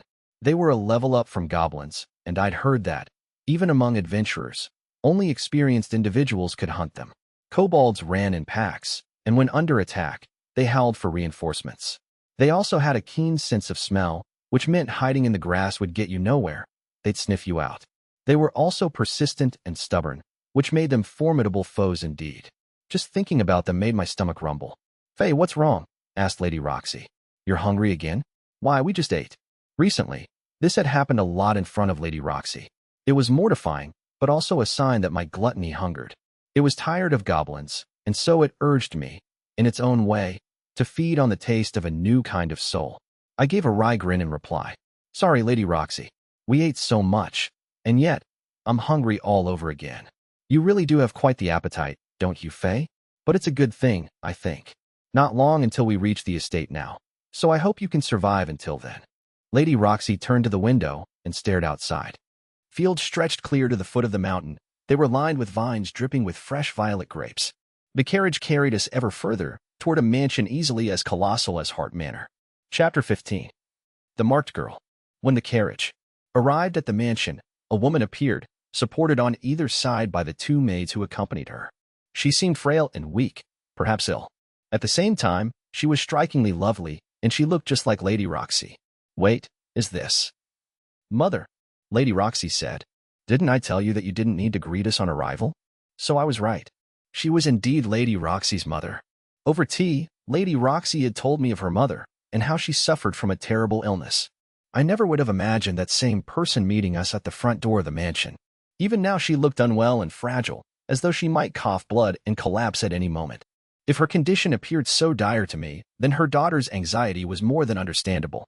This woman was the last parent Lady Roxy had. Of course she was concerned. I suppose some illnesses were so serious that even one of the 5 esteemed families, with all their status and wealth, could fail to overcome them. Mother, please, I beg of you. Please don't push yourself. I'm fine, Roxy. I feel much better than usual today. H.M. Lady Roxy stood before her mother nervously as the woman turned her gaze on me. Her face was like that of a child who had just received a thrilling new toy. And who might this be? This is Fate Graphite. He's the new servant I hired. I brought him here because I wanted to introduce you. In line with Lady Roxy's introduction, I bowed before her mother. You've come a long way. Welcome to our home. I am Aisha. Hart. Thank you, Lady Hart. It is my honor. Ah, but the honor is mine. Please, come inside. At Lady Aisha's instruction, a few maids waiting in the wings appeared and more or less dragged me into the mansion. I guess this is what being welcomed feels like. Unfortunately, that left Lady Roxy standing outside on her own. Mother, wait, she shouted. Mother, he's my servant. The maids brought me to a gorgeous living room and sat me in a chair next to a little table by the window. Only once I was seated did they release their grip. Sitting across the table was Lady Roxy's mother. I gathered Lady Aisha was a woman used to getting her way. Lady Roxy arrived a moment later, her cheeks puffed up in anger. She was displeased with her mother for so abruptly taking the initiative. Mother. Oh, you've come too? Please, have a seat, my love. Lady Roxy humphed in dissatisfaction but sat obediently as directed. I got the feeling it was a Hart family tradition to start off Lady Roxy's visits with a cup of tea. Perhaps Lady Roxy got her love for tea time from her mother. The thought made me smile. Mr. Fate, Lady Aisha said, do you love my daughter? The question caught me off guard, and it was all I could do not to spit out the entirety of my tea.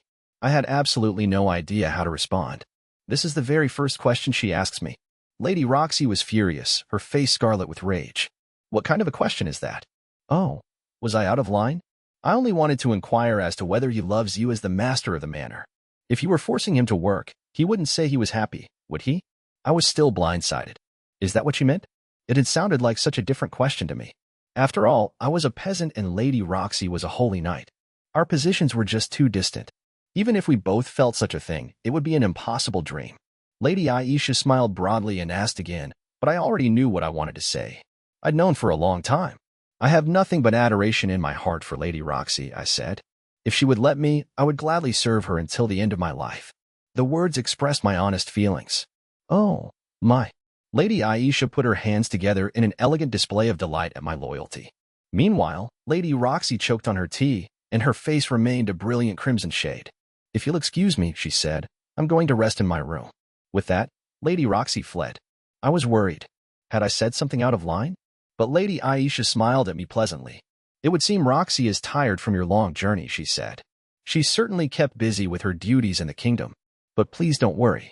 I'm sure after a rest she'll be back to her usual self. I hope so. Lady Roxy's abrupt exit had left me stranded.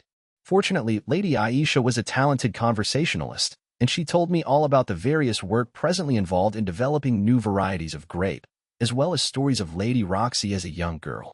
That really happened? I asked after one such tale. Yes, indeed, said Lady Aisha. When she was young, Roxy was every bit the crybaby. She sobbed even at the sight of a tiny little insect. It's nigh unbelievable to think that little girl grew up to be the holy knight she is now. A flash of sadness crossed Lady Aisha's face.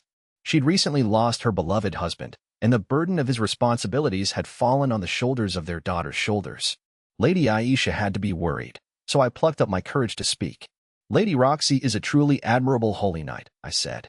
The citizens of Seafort gladly place their trust in her, and I believe she'll carry out her duties as head of the Hart family with greatest honor. Is that so? I'm relieved, then. Thank you, Fate. There were tears in Lady Aisha's eyes. Losing the head of the family had been a great wound for the Harts, and I had the feeling it still wasn't healed. Our tea time concluded on this melancholy note as the maids who had lingered in the corner of the room came forward to inform Lady Aisha that it was time for her rest. Her health was at the foremost of their responsibilities. I thanked the lady for the tea, and because I had nothing else to do with my time, I decided to explore the estate. I asked a maid whether I could go for a walk on the grounds, and she requested only that I not get lost.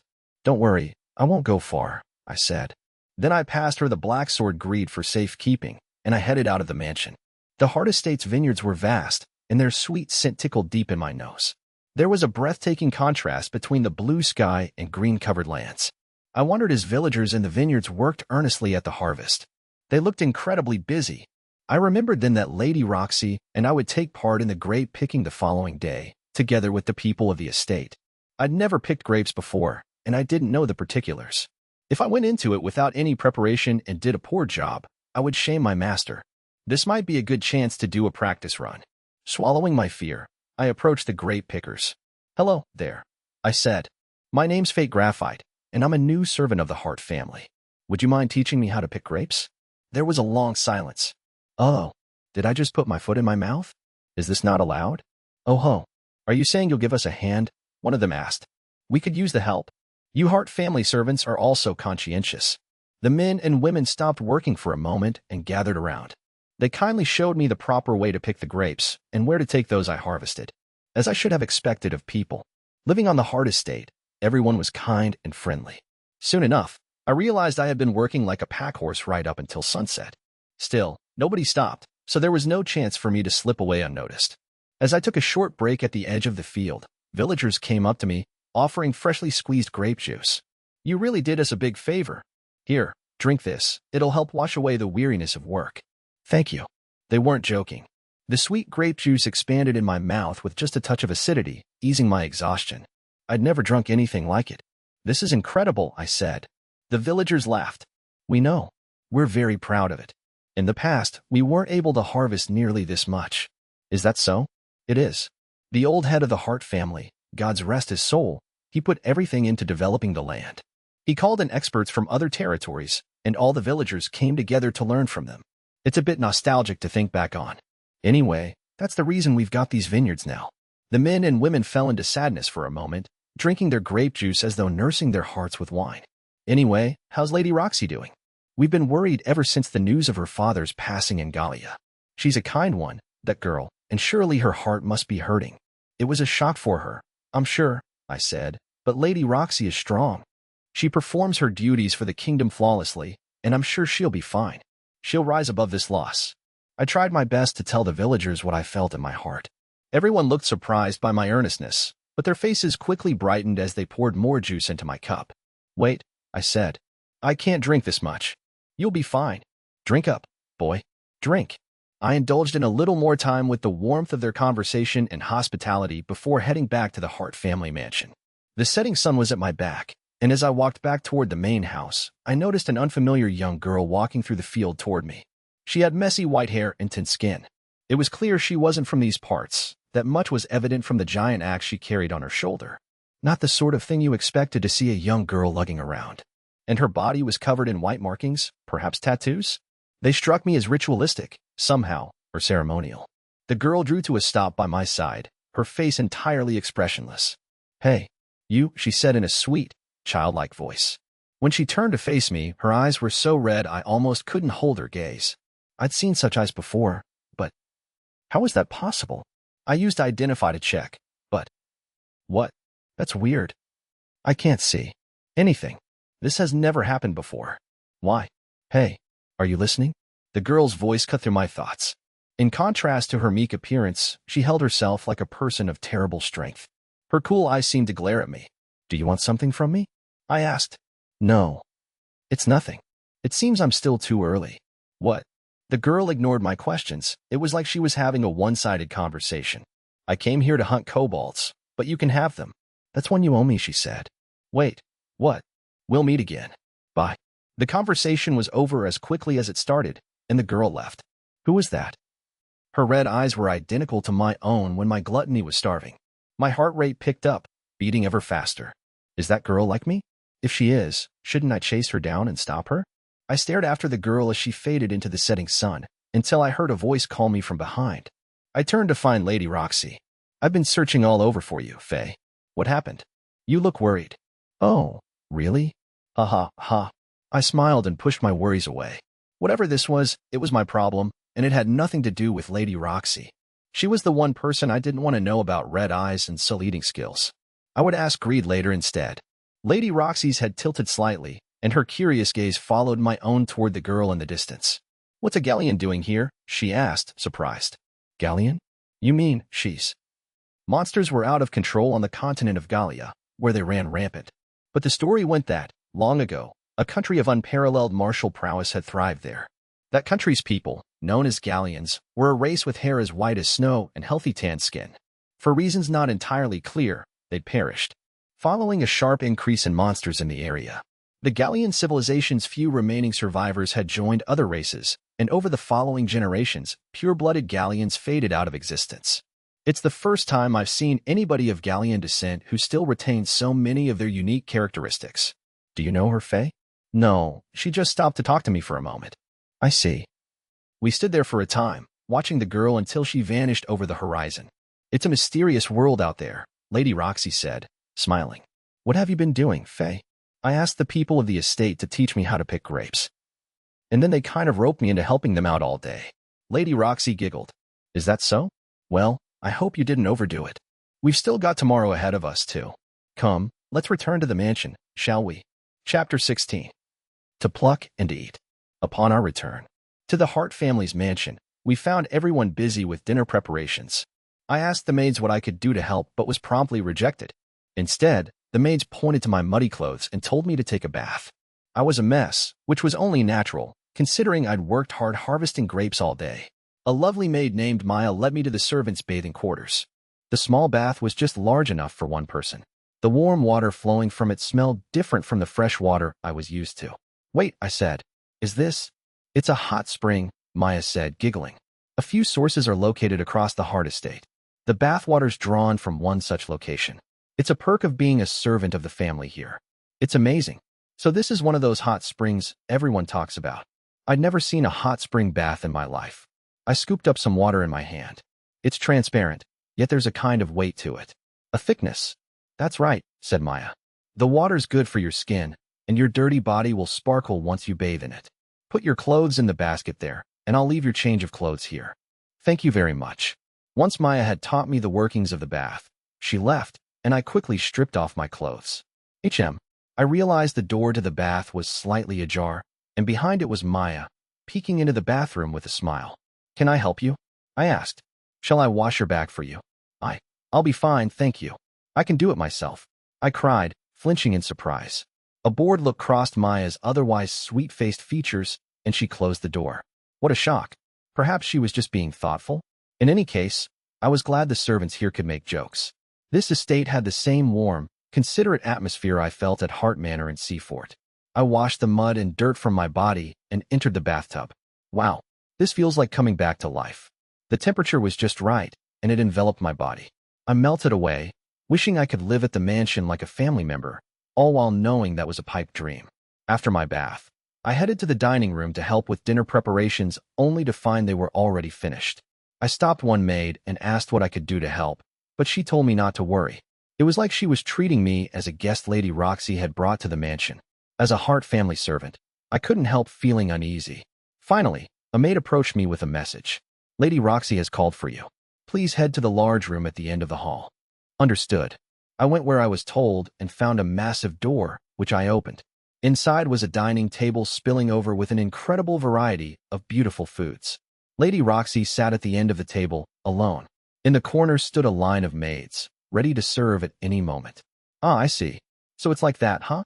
Without missing a beat, I joined the maids. Even if they treated me as a guest, I was still Lady Roxy's servant, and my role was to serve my master. This was a chance to demonstrate the skills I had acquired at the manor and Seafort. It didn't matter whether my task was pouring wine or serving soup, I'd be on it in a flash. The time had come to show my true skill as a servant of the family. Then Lady Roxy pointed to the seat to her right.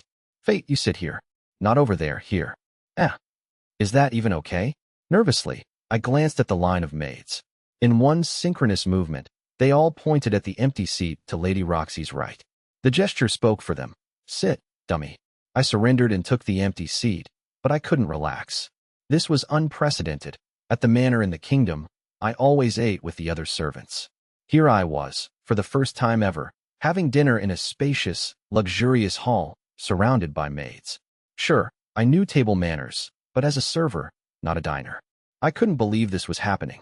My head whirled as Lady Roxy, who looked pleased with herself, leaned over and spoke to me. You don't have to mind your manners here, she said. You eat just the way you like. Is that all right?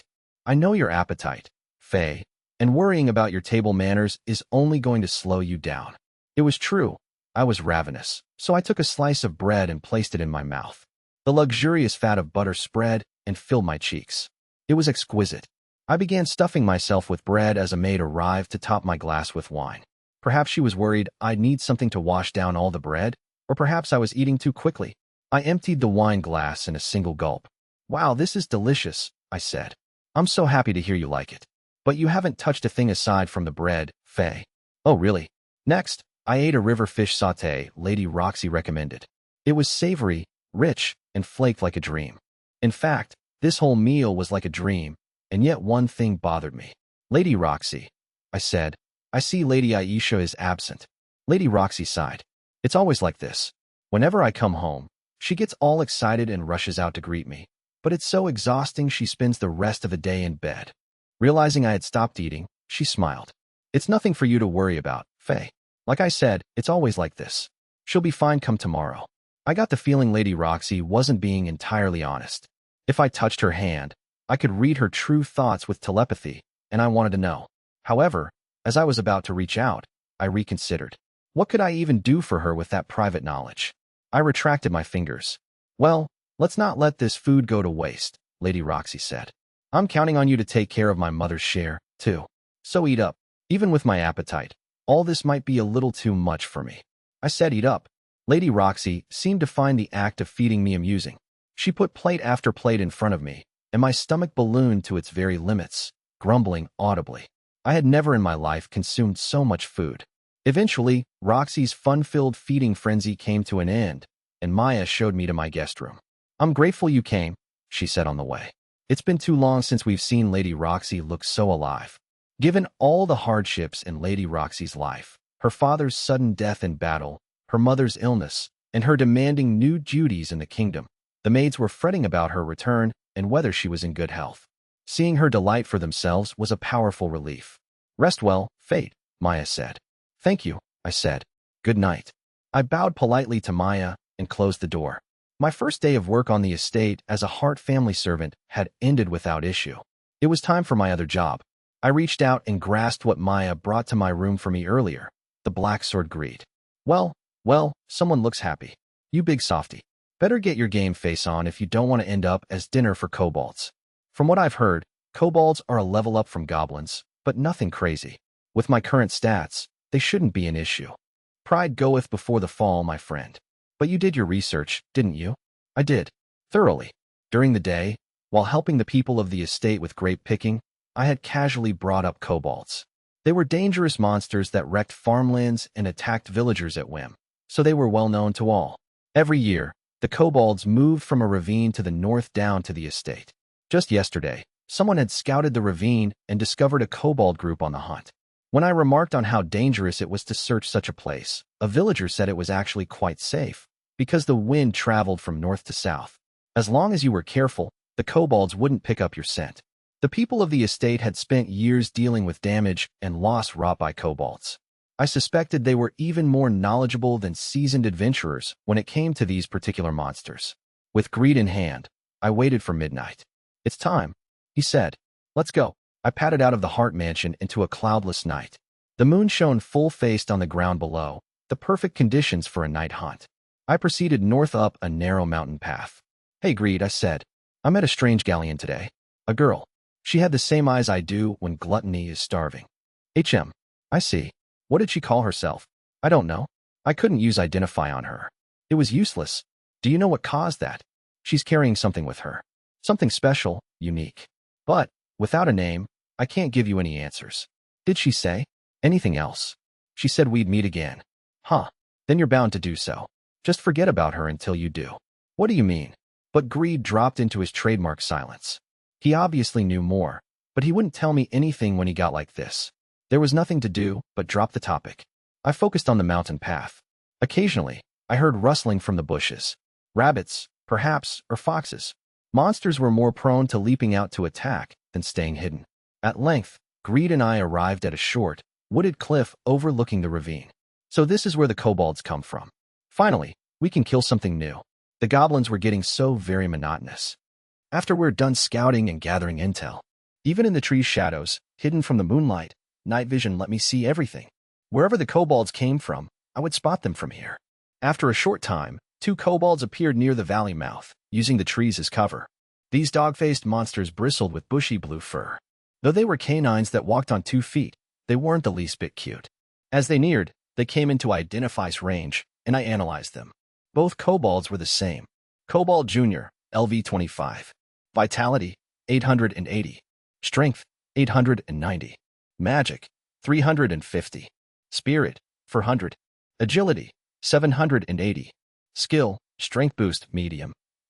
I changed Greed to his bow form and took aim. The magic arrow cut through the air with a whisper and hit the kobold straight in the forehead. 1 down. Gluttony skill activated. Stats increased. Vitality plus 880.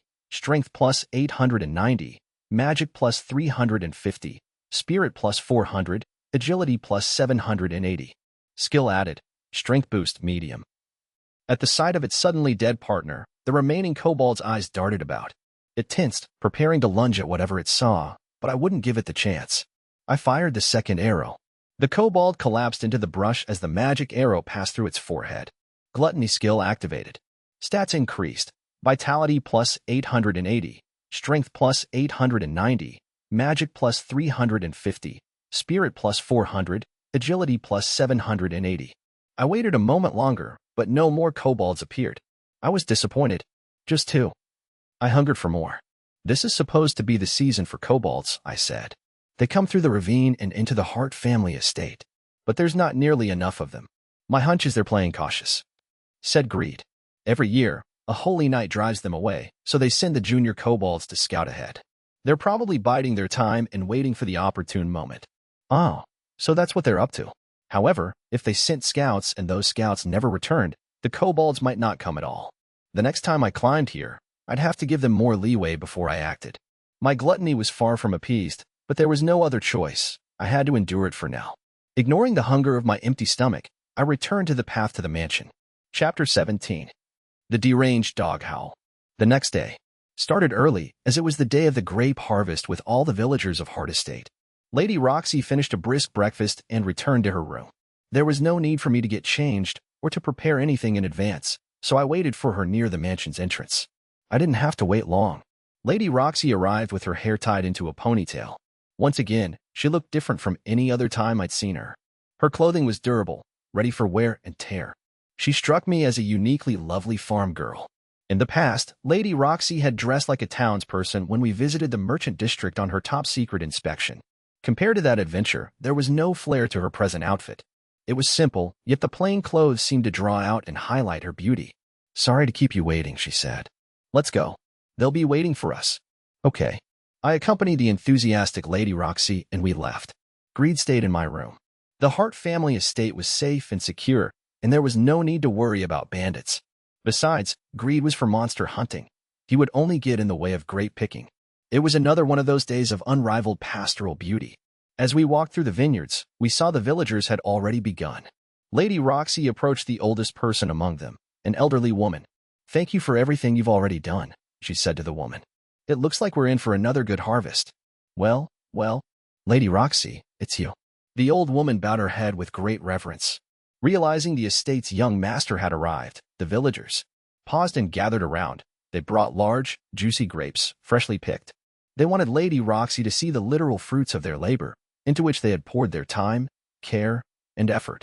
The grapes are in wonderful condition this year, too," Lady Roxy added.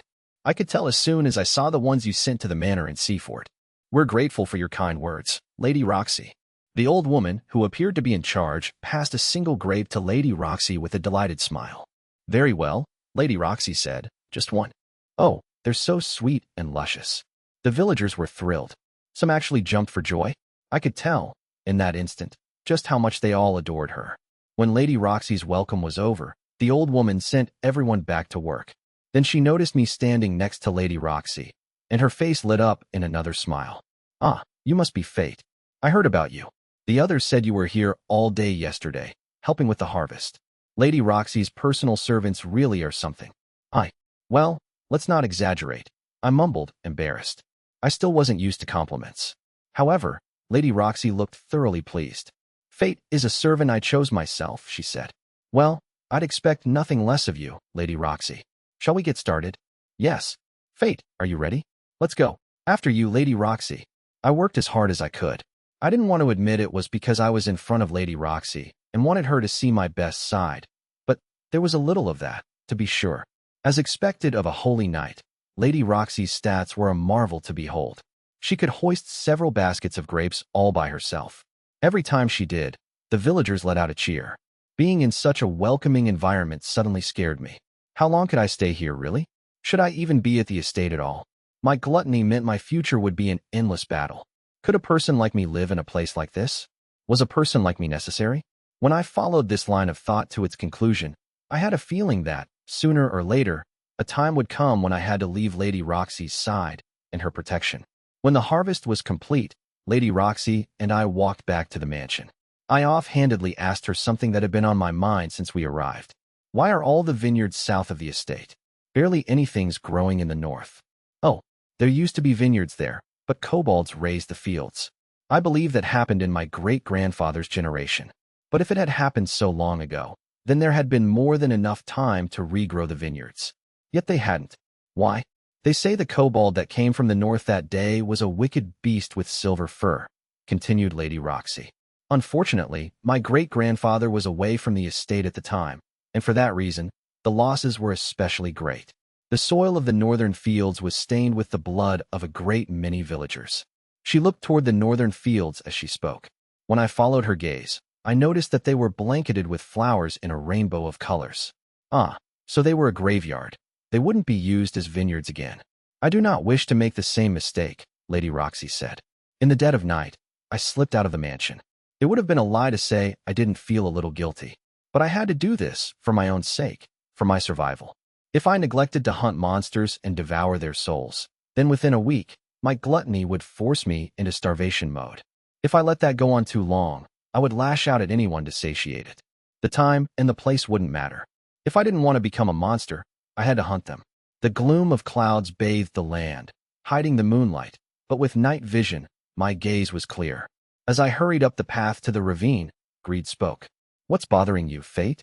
Something has made your thoughts murky today. How do you know? You don't have telepathy. I can read it in your pulse. Well, what's bothering you?" I didn't want to say. Didn't want to ask whether I would someday have to leave Lady Roxy's side. And I didn't want to admit that the thought wouldn't leave my mind. I felt like, if I said it, I'd make it true. "You don't have to say anything if you don't want to," said Greed. "At any rate, that Holy Night girl is running those kobolds out of here starting tomorrow, right? So you'd best get your fill of them tonight." Yes, that was the plan. I had only devoured 2 souls yesterday. If I didn't satisfy my hunger tonight, Lady Roxy would drive my meal away. Furthermore, since she planned to keep watch over the area for another 2 days after her hunt, she would force Gluttony to fast during that time. Even if I could endure that, I would have to go goblin hunting as soon as we returned to the kingdom. I would be walking on thin ice. If I were a betting blade, I'd put my money on your going crazy with hunger on the way back. There's no way you would last that long. Would you quit it with the pessimism? As I chewed Greed out for his bad sense of humor, we arrived at my wooded cliff perch before the ravine from the prior night. From there, I could see the entire northern ravine, and because I was downwind, the kobolds wouldn't catch my scent. Hours passed. I wondered whether, by killing the two scouts, I had put the kobolds on edge. A yawn almost escaped my lips when Greed noticed something. They're here. I squinted and spied two blue-furred kobolds sneaking down the ravine. Scouts. If I killed them now, the other kobolds wouldn't show. I slowed my breath and hid in wait. After checking the area, the two scouts disappeared back up the ravine. And now the pack comes. There is no doubt. They will come. Just as Greed predicted, the kobolds flowed down the ravine like a river of shuffling blue fur. There were at least 50. Most were kobold juniors, but 5 looked much bigger. One, with silver fur instead of blue, was even larger than those. Greed sensed its danger immediately. Something wicked this way comes. That there is a crowned beast. A crowned beast. A monster with a unique name. Monsters like that are born out of accumulated hate, built up over many, many years. It'll be quickest just to identify it and see for yourself. I did as Greed suggested. What? This thing's stats are 6 digits. The one called Howl. Kobold Warrior, LV 50. Vitality, 200,000. Strength, 200,000. Magic, 125,000. Spirit, 135,000. Agility, 125,000. Skills, Brawl. It was a kobold warrior, but it stood more than a cut above the rest. The name also differentiated it. So that was what Greed meant by a crowned beast. Fate. If that monster ventures onto the estate grounds, expect terrible things. See how it's flanked by 4 ordinary kobold warriors? Against them, a young holy knight on her own would be like a lamb in the slaughterhouse. You mean? Yes. If you don't hold them back here, they'll wreak havoc. I took a deep breath and reviewed my own stats. Fate Graphite, LV1. Vitality, 50,201. Strength, 50,051. Magic, 23,501. Spirit, 23,501. Agility, 35,901. Skills, Gluttony, Identify, Telepathy, Conceal, Night Vision, One-Handed Sword Technique, Two-Handed Sword Technique, Strength Boost, Low, Strength Boost, Medium, Vitality Boost, Low, Vitality Boost, Medium, Health Regen. The villages of the Hart family estate deserve protection. I gripped the black sword Greed tight and made up my mind. I would devour all of them, and I would leave no survivors. Chapter 18. Gluttony of Gluttonies. I kept a close eye on the kobolds as I began to move. Fate, do you have a plan in mind? There was a hint of amusement in Greed's voice, like he already knew. I'm going to fight like a starving man. Ah, you finally get it. It's about time you leveled up from regular old battle strategies. It's been a real pain watching you scrabble. Anybody can fight, but for us, it's like nibbling at crumbs. Far from gluttonous. I made sure to stay downwind of the kobolds and readied the black bow. My target was a kobold junior. The magic arrow pierced its eye with unparalleled accuracy. Gluttony skill activated. Stats increased. Vitality plus 880. Strength plus 890. Magic plus 350. Spirit plus 400. Agility plus 780. The echo of the metallic voice in my head was a signal the hunt was on. I released a second and third arrow at the kobold juniors, and the droning voice informed me of my rising stats. The kobolds fell into disarray as they realized they were no longer safe. However, the crowned kobold let out a roar to silence them. It had determined my location, and it barked orders to the surrounding kobolds. As I expected, even though this crowned kobold was viciously strong, it was also exceedingly cautious. Its personality had been evident from the scouting parties it sent earlier. The crowned kobold stood in place, unmoving.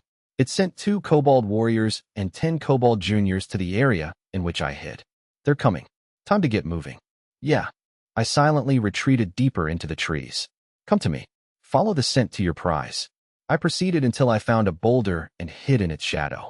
I knew they would find me. They would have no trouble following my scent. But I needed that. I needed them to find me. I needed them to take the bait. They're here, Fate.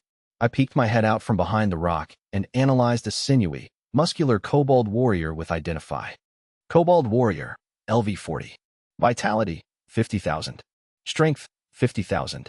Magic, 27,000. Spirit, 28,000. Agility, 45,000. Skills, agility boost, medium.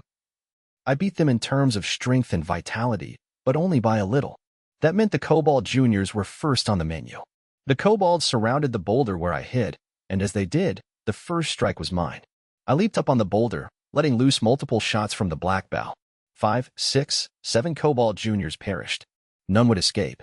The kobolds tried to run for cover, but the magic arrows chased them down. Every arrow hit its mark. All 10 Kobold Juniors died in their attempt to corner me. I learned from hunting goblins that even weak monsters could give you decent stats if you ate enough of them. I felt a smile curl upon my face as a familiar metallic voice echoed in my head. Only the 2 Kobold warriors remained. I beat them in terms of stats now, but the difference wasn't profound. If I could take one out while they reeled in dismay at the loss of the juniors, the second one would be easy and delicious. I jumped from the boulder and shifted greed from black bow to black sword. The nearest Kobold warrior, coming back to its senses, brought its right paw down in a swipe, aiming to shred me to pieces with its razor-sharp claws. Too slow.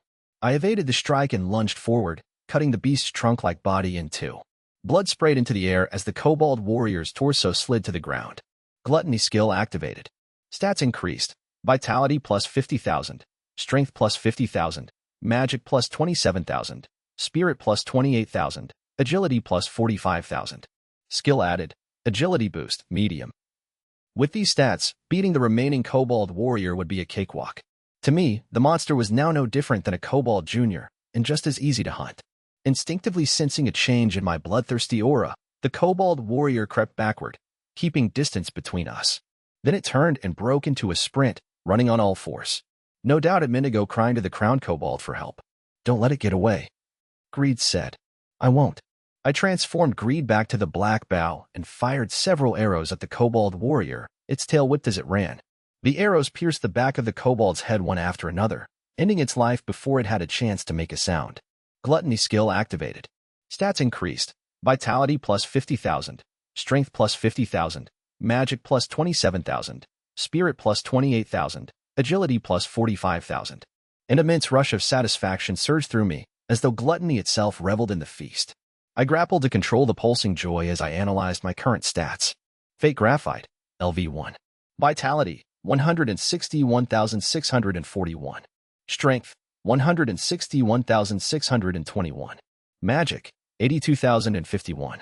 Spirit, 84,701. Agility, 136,041.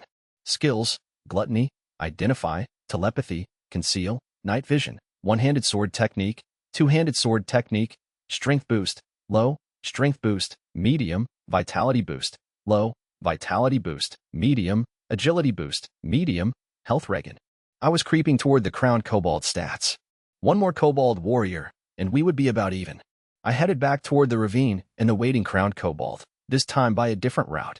I peeked through the trees as I went. The Kobolds were still at the ready, now in a battle formation surrounding their leader. The crowned Kobold was nothing if not wary.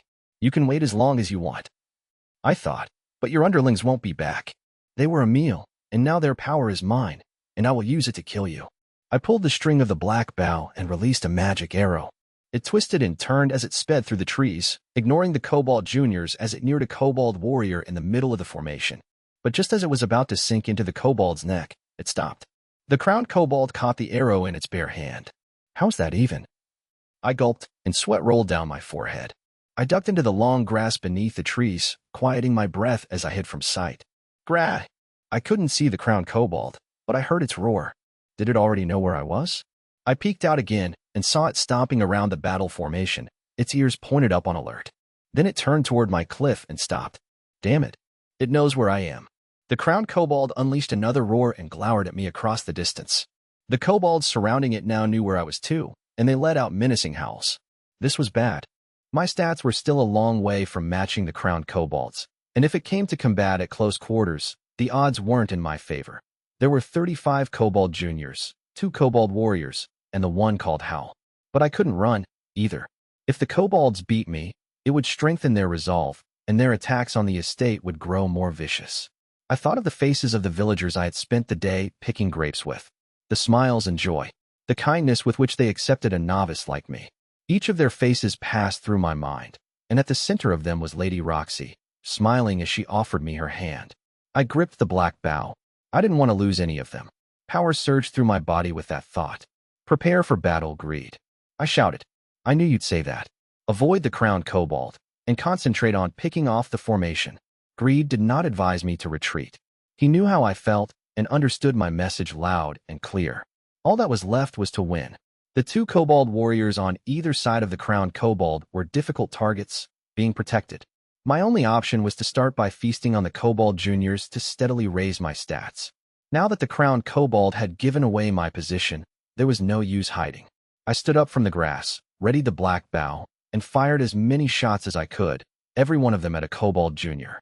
Gluttony skill activated. Stats increased. Vitality plus 10,560. Strength plus 10,680. Magic plus 4,200. Spirit plus 4,800. Agility plus 9,360. 12 down. Not enough. I hungered for more. Now that it had seen the black bow's attacks, the crowned kobold knew the pack's current location in the ravine made them all easy targets. It sent the kobold juniors into the forests on the left and right. The juniors tore through the rustling grass toward me, darting between trees and keeping out of sight. If my concentration slipped for an instant, they would have me surrounded. Arms crossed, the crowned kobold watched from the ravine. There was only one place for me to go, straight at the crowned kobold and its two kobold warriors. Now that the remaining kobold juniors had spread out and dispersed, this was my chance. Even if it was a trap, it was better than standing still and letting them come to me. Through my telepathy, I could tell Greed felt the same. His powerful voice echoed through me. Fate. Keep the crowned kobold occupied with the bow, then cut it down at close quarters with the black sword. Easy for you to say. You're not the one that has to fight it. Huh. But what choice do you have? None. I leapt from my position, black bow at the ready. I fired my first shot as I ran, a message sent straight to the crowned kobold's forehead. Without missing a beat, I fired a second arrow, this one aimed at the neck of the kobold warrior standing to the right of its leader. The crowned kobold stopped both arrows, swiping away the one aimed at its head and catching the one aimed at its minion. What the hell kind of reaction speed is that? The crowned kobold sent me a snarling grin as it snapped the black arrow in its hand. The arrow, made of magical energy, dissipated into light particles and vanished. Frontal attacks with the bow were useless. They worked on lower-ranked enemies, but not this crowned monstrosity.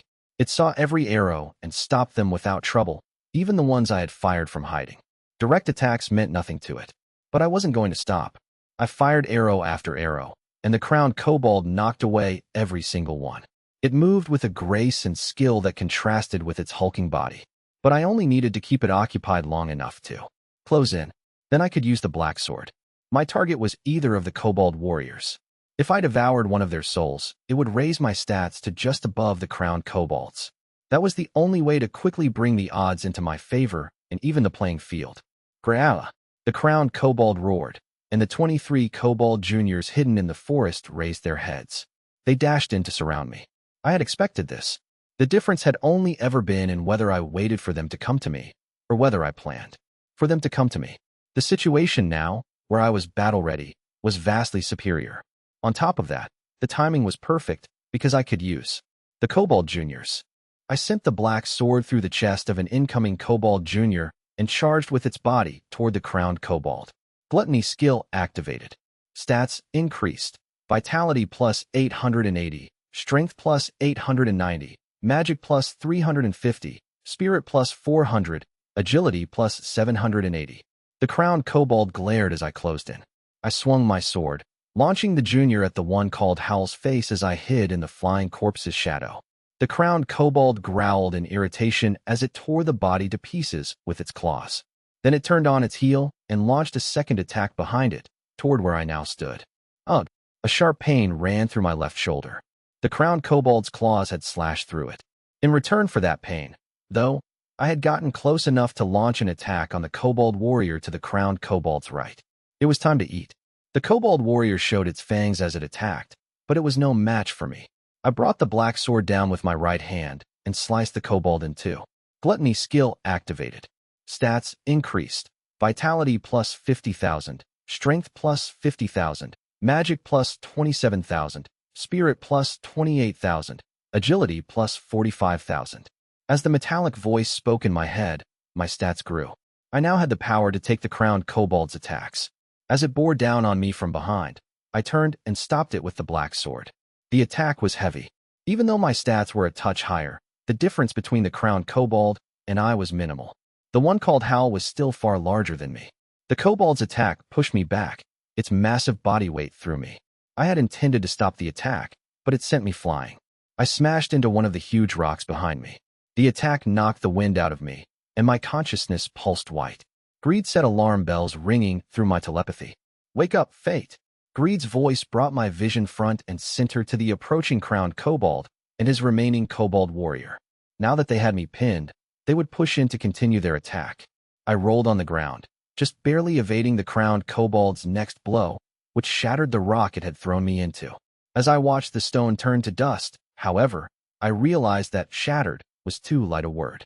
The crowned kobold's attack completely pulverized the rock. The monster's destructive power was unbelievable. If I was hit by that strike, I was, without a doubt, dead. Still stunned, I didn't realize that when I rolled out of the way, the kobold warrior's kick was waiting for me. It struck me so hard I thought my spine would break. It made me think of the Vlaric family and of Raffaele. It made me think of how I had worked in their place and the excuses they'd bandied to inflict their violence on me. If I could take torture like that day after day, I could take this.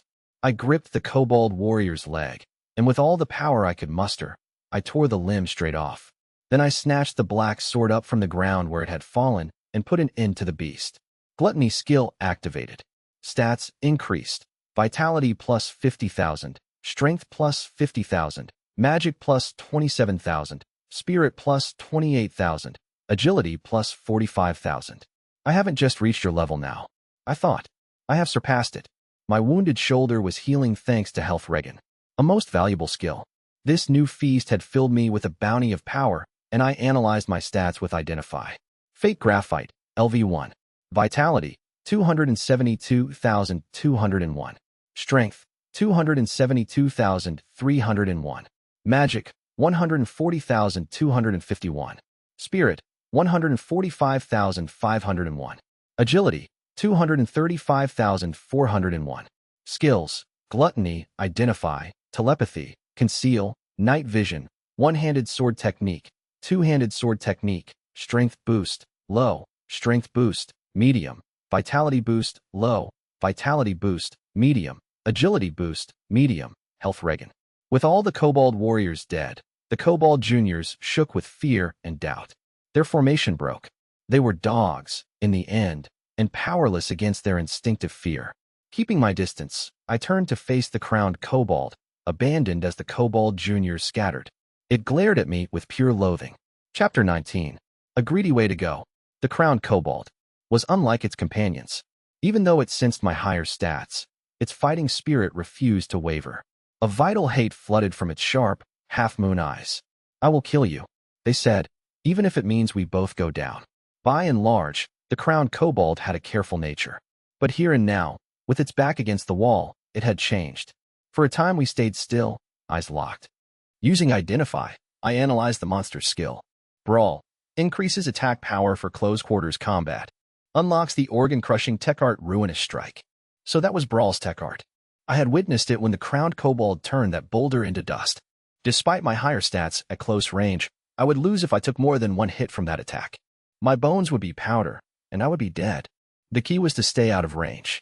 Fate, let's end this quickly. Greed said. With your current stats, you can access my first-level secret technique, Bloody Ptarmigan. You have a secret technique? I do. With it, you can end this boring back and forth and blow this beast sky high. I kept careful watch on the crowned kobold as I spoke. What do I have to do? Simple. Give me 10% of your stats. All of them. When I unlocked the first level, I had lost almost the entirety of my stats. Now, to use a secret technique, I had to give a portion of them up. 10% for access? This black sword was as greedy as its name implied. Bring it down to 5%, and you've got yourself a deal. No can do. The minimum is 10%. You want a stronger attack, you give me more stats. Stingy, aren't you? Greed laughed. My name should tell you all you need to know. Just how many more of my stats would the black sword take before he was satisfied? His greed was a bottomless pit. At the same time, I wanted to avoid close-quarters combat, if at all possible. The crowned kobold was more experienced in battle. If I threw myself into a full-on assault, it might catch me with a ruinous strike. That would mean bye-bye to my internal organs. But if I kept my distance with the black bow, the kobold would knock Greed's arrows away. I'd seen as much earlier. Still, there was no other choice. I changed the black sword to the black bow and fired a single shot, which doubled as a threat. The crowned kobold seized the neck of a nearby kobold junior and used it as a shield against the magic arrow. The junior frothed at the mouth as it died. Gluttony skill activated. Stats increased. Vitality plus 880, Strength plus 890, Magic plus 350, Spirit plus 400, Agility plus 780. I made up my mind. Fine. Do it, Greed. That's my boy. 10% of your stats. I'm going to enjoy this. My stats left my body and a cold rushed through my left hand. Immediately, the black bow changed before my eyes, growing dramatically larger and more ominous. So this was what happened when Greed absorbed my power. Even as the black bow's wielder, I felt unfathomable pressure emanate from the change. It was impossible to ignore. This had exceeded the scale of any ordinary weapon. It was something more. Drop the stupid look and get to it. The crowned kobold won't wait. Then let's finish this. Shoot arrows just like you always do. Pull and release. The bow will take care of the rest. My amplified weapon was immensely powerful, and it was my last shot. If the bow didn't cut it, there was no way I could handle the crowned kobold on my own. Just as Greed had warned, the crowned kobold moved. It meant to attack me, regardless of the black bow's transformation. The monster raised its thick arms as a shield and charged. Even if it lost its arms, it could tear out my throat with its fangs, or otherwise finish me with kicks from its ruinous strike. This was a kamikaze attack. Time to put both of us to the test and find out if the crowned kobold could withstand the force of the transformed black bow's power. Fate. Fire. In time with Greed's call, I launched the bloody ptarmigan attack. The kickback was incredible, and the force pushed me backward. An arrow launched from the bow with a scream of lightning and turned into a thick column of darkness, which swallowed the crowned kobold and washed over the remaining kobold juniors as they scrambled to escape. The ravine turned into a great river of shadow. All that remained after the attack were deep scars across the land. Not a single trace of kobold, not even a strand of hair. But I knew from the metallic voice ringing in my head that the crowned kobold had been annihilated. Gluttony skill activated. Stats increased. Vitality plus 218,480, Strength plus 218,690, Magic plus 132,350, Spirit plus 143,400, Agility plus 141,380. Skill added. Brawl. Its power spent, the black bow slowly returned to the form I was most accustomed to. It's over. I let out a relieved breath, but I was suddenly struck by a euphoria that surged through my body, produced by the soul I had just devoured. The elation coursing through me was so intense it hurt. I screamed. I had to let it out. Why? I was left writhing on the ground in rapturous satisfaction as the feeling clawed up my throat. This wasn't just joy. The feeling welling in my body was madness. Feasting upon the soul of the crowned kobold gave my gluttony such pleasure that it hurt. I was losing myself. Somewhere within the delirious haze, I heard Greed. Fate, you must endure. If you can't, you'll end up in a state similar to starvation, or worse. You must endure. Easy for you to say. This is. I bashed my head into a nearby rock in an attempt to keep my thoughts straight, heaving as I begged the waves of gluttony to subside. Looks like the worst is over. Greed said. Yeah, that was the worst. Is it always going to feel like that when I take down a crown beast? I wiped the drool away from the corners of my mouth and put a hand to my forehead wound. Health Regan had taken care of it. It was so reassuring to carry that ability into battle.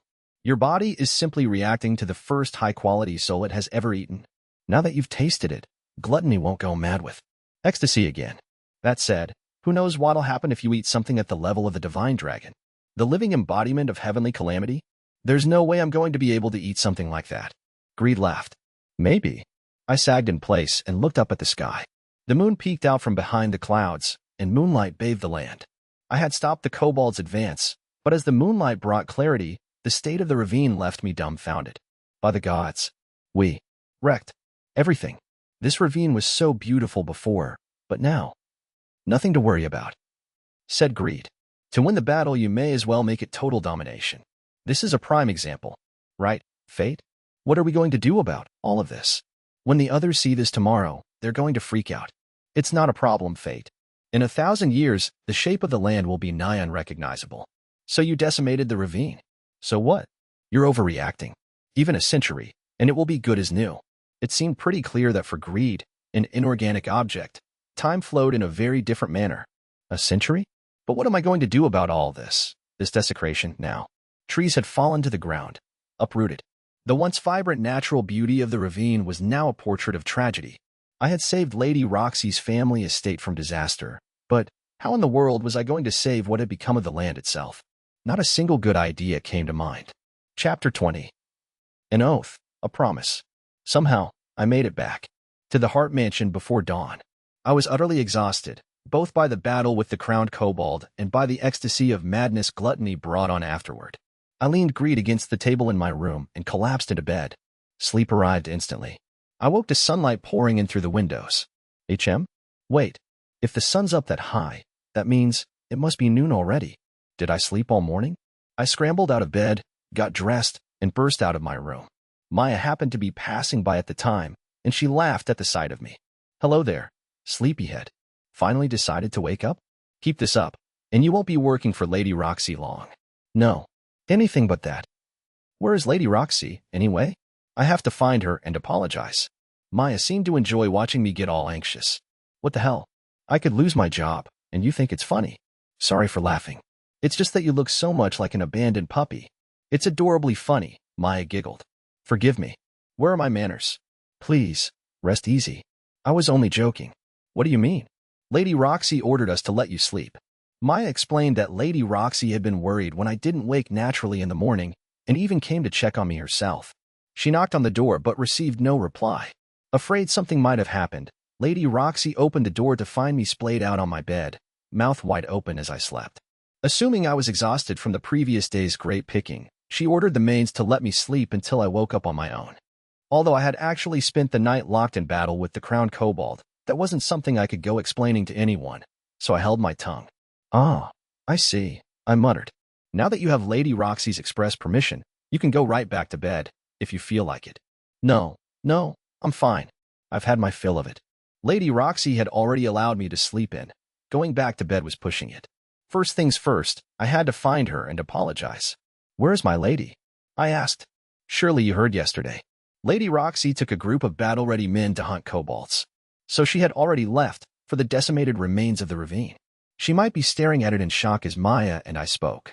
And what conclusion would Lady Roxy come to about how the ravine got that way? I was worried, but I knew there was no proof I had been there, so for now I had to act normal. And when is Lady Roxy expected to return? If it's anything like previous years, tomorrow morning. Kobolds are nocturnal monsters, so she'll spend the day setting traps, then hunt until dawn. Tomorrow, you say? I was sure Lady Roxy would return later this very day. She would see the ruins of the ravine and know something had battled the kobolds. If any kobolds had somehow escaped, they wouldn't attack the Hart estate after that disaster. Lady Roxy drove them off every year, so she knew them well enough to easily assess that sort of thing. There would be a commotion upon her return, so I needed to prepare. You really like her, don't you? Maya said, interrupting my thoughts. Lady Roxy, I mean. Eh? What are you talking about? The comment took me by such surprise that my voice came out as a squeal. I was a servant being considerate of his master. You're so eager and nervous, she laughed. But it's fine. Maya found my reaction hilarious. Hiding her laughter with a hand, she returned to work. Wait a moment, I said. Is there anything I can do to help? I wanted a chance to make up for sleeping so long. They kept treating me like a guest, but I was still one of Lady Roxy's servants. I couldn't sit around earning money for doing nothing. Seeing how keen I was, Maya tilted her head and thought, why don't you go keep Lady Aisha company? She doesn't have anything to do. Understood. I'll do my best. After Maya told me where to find Lady Aisha, I gave her polite thanks and took off. Hey, Maya called. No running in the corridors. What if you bump into somebody? Sorry. Having just broken one of the most basic rules of servant work, I bowed in apology to Maya and walked briskly down the hall. Lady Aisha was in her room. It was immediately apparent that this was not a guest room like my own. The high quality of the door I knocked on spoke for itself. After a pause, a voice invited me in. Excuse me, I said as I entered. Lady Aisha greeted me with the smile of a cheeky young girl. Ah, fate. Wonderful timing. Sitting around gazing at the scenery gets frightfully boring after a while. She was resting in bed, her body propped up on the pillows behind her. She seemed tired. "Come, take a seat," she added. I sat in the chair Lady Aisha motioned toward, by the bedside. She smiled as I did, then turned her gaze back out the window. For a while, the two of us sat, simply admiring the garden grounds. Having spent time with Hart Manor's gardeners, I could tell the estate's lawns were immaculately kept. The gardeners seemed to hold the Hart family in high regard. "It's a beautiful garden," I said. "It is, particularly everything visible from this window. I always tell the old gardener not to bother going to all the trouble, and yet he always does." Now it made sense. The gardener knew Lady Aisha was ill, and that she couldn't go outside often. The garden was his way of making her life indoors a little brighter. "He's so troublesome," she said, but her smile was grateful. For a time, Lady Aisha and I chatted, and the time passed with our constant laughter. When my stomach rumbled from missing breakfast, Lady Aisha called a maid to bring us snacks. Something like a mother's warmth emanated from her. Although my own mother had passed away soon after I was born, so I couldn't say I knew exactly what such kindness was, I felt something from Lady Aisha. It was selflessness. Lady Aisha placed her teacup on its saucer and faced me with a serious look on her face. "Fate, it's likely that I don't have long left." "Of course you do. Why, right now you're—" But I couldn't say it. I couldn't say she was fine. Even now, she was still stuck in bed. Lady Aisha picked up where I left off. "Yes, right now I'm well enough. But it won't be long. After all, nobody knows us better than we know ourselves." "But why are you telling me this?" "Because I think you can be the support that Roxy needs." "Can I ask that of you?" I was flustered and more than a little lost. Lady Aisha went on to tell me that when her husband had died in battle, it was a moment of great distress for her daughter. However, when I became a member of the Greater Hart family, I had become a source of comfort and strength for Lady Roxy. Lady Roxy had told her mother so when they were alone. She'd said, "I have to keep going. I don't want fate to think of me as an unworthy family head." If you could have just seen her eyes when she said that, Lady Aisha told me. She looked just like her father did in his youth. But a person like me, our positions in this world were too far apart. Even though I now possessed true strength, I could never show it. Of course, I could support Lady Roxy from the shadows, but that didn't feel like what Lady Aisha was asking of me. Seeing my confusion, Lady Aisha placed her hand upon my own. With telepathy, I heard her voice flow through me. "You'll be fine. It's not so hard." Her voice faded as she lifted her hand, and she spoke to me once more. "You don't need position or status, Fate. And you don't need to be as strong as a holy knight, either. What's important is what's here," she said, pointing at my chest. "What's important is that your heart wants to support her." "My heart? My feelings, you mean?" "Yes. Look at me, Fate. I came from a family of commoners, without a useful skill to my name. But I was there for my husband, a great and powerful holy knight. And if I could support him, then you can support her. That's what I believe."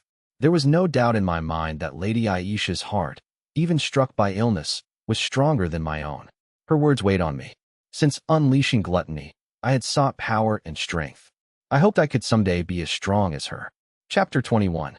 At the crossroads. I thought a great deal about Lady Aisha's words, and time seemed to pass in an instant. Before I knew it, it was evening. Lady Aisha needed rest and fell asleep, so I was once again left with nothing to do. I returned to my room, head still churning, when the mansion filled with a sudden commotion. I went to investigate and found Lady Roxy had arrived home earlier than anticipated. Having expected their master back the following morning, the maids were in a panic, rushing around preparing Lady Roxy's dinner and evening bath. I hurried toward Roxy among a throng of bustling maids. I needed to know as soon as possible what she thought of the ravine when she saw it on her cobalt hunt. I found Lady Roxy at the mansion's entrance, taking off her white light armor. "Lady Roxy, welcome home." "Ah, Fate. It's good to see you." However, something was evidently on her mind. I had a feeling I knew what. In any case, it was clear from her return that she had decided the kobolds were no longer a threat. Still, I had to ask, my heart racing. "What happened, Lady Roxy? You're back earlier than planned." "Well, about that." After removing the last of her armor, Lady Roxy told me of the confusing sight that had greeted her earlier. In the morning, she had taken a group of experienced hands to the ravine, but had found it razed to the ground by some kind of powerful attack. The natural landscape was devastated, the trees uprooted, and the ground hollowed out. It was like nothing she had ever seen on any previous hunt. Even I thought I'd gone too far, so it must have been quite the surprise for Lady Roxy. She sent her men to do an immediate investigation of the area, but nothing remained to help her understand what had occurred. It was as if everything in the ravine had been blown away. However, at a large rock some distance from the valley, her men discovered the dead bodies of 10 kobold juniors and 2 kobold warriors. Upon inspecting the location herself, Lady Roxy found they were left on the ground, dead from sword and arrow wounds. There were no signs of losses on the side of the kobold's opponents. The battle had been one-sided. The sight was particularly surprising because of the kobold warriors' presence. These beasts were strong and not easily felled by anyone less than a holy knight. But one of the kobold warriors has been cut in half. The other had clearly attempted to run away in fear, only to be shot through the back of the head. Even more curious, the arrow itself was nowhere to be found. Only the wound remained, but there was no sign any arrow had been removed. The only arrow that could leave such wounds was magical in nature, and weapons that turned magical energy into projectiles were powerful. They were not wielded by ordinary adventurers. I had no idea magic bows were so strong. Eventually, I came to a conclusion, Lady Roxy said. Huh? And what was that? I asked. From these scraps of evidence, what conclusion could she have reached?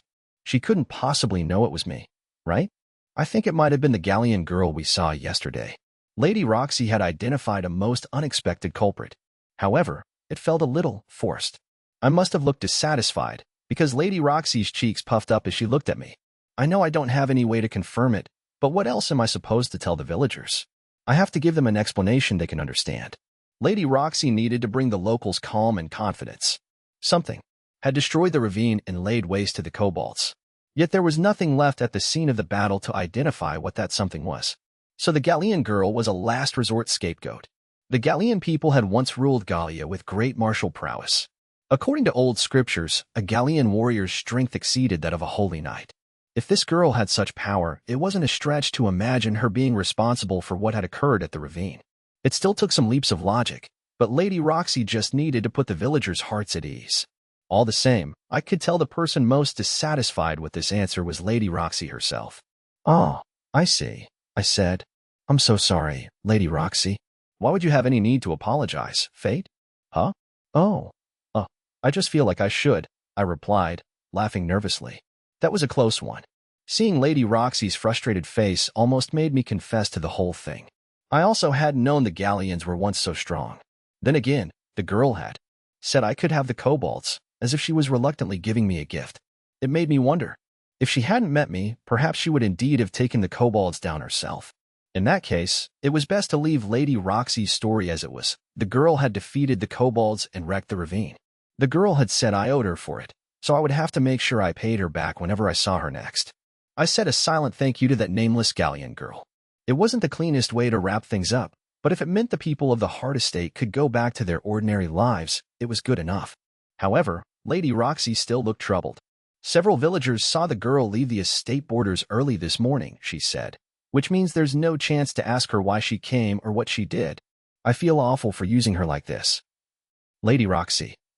Really, I was the one who felt awful. I couldn't tell Lady Roxy the truth about my gluttony. I didn't want her to know I'd killed all the kobolds and stolen their power. Especially not the latter. Fate, what's wrong? You look upset. Oh, really? You make that face sometimes. Please, don't hesitate to let me know if anything worries you. Thank you, Lady Roxy.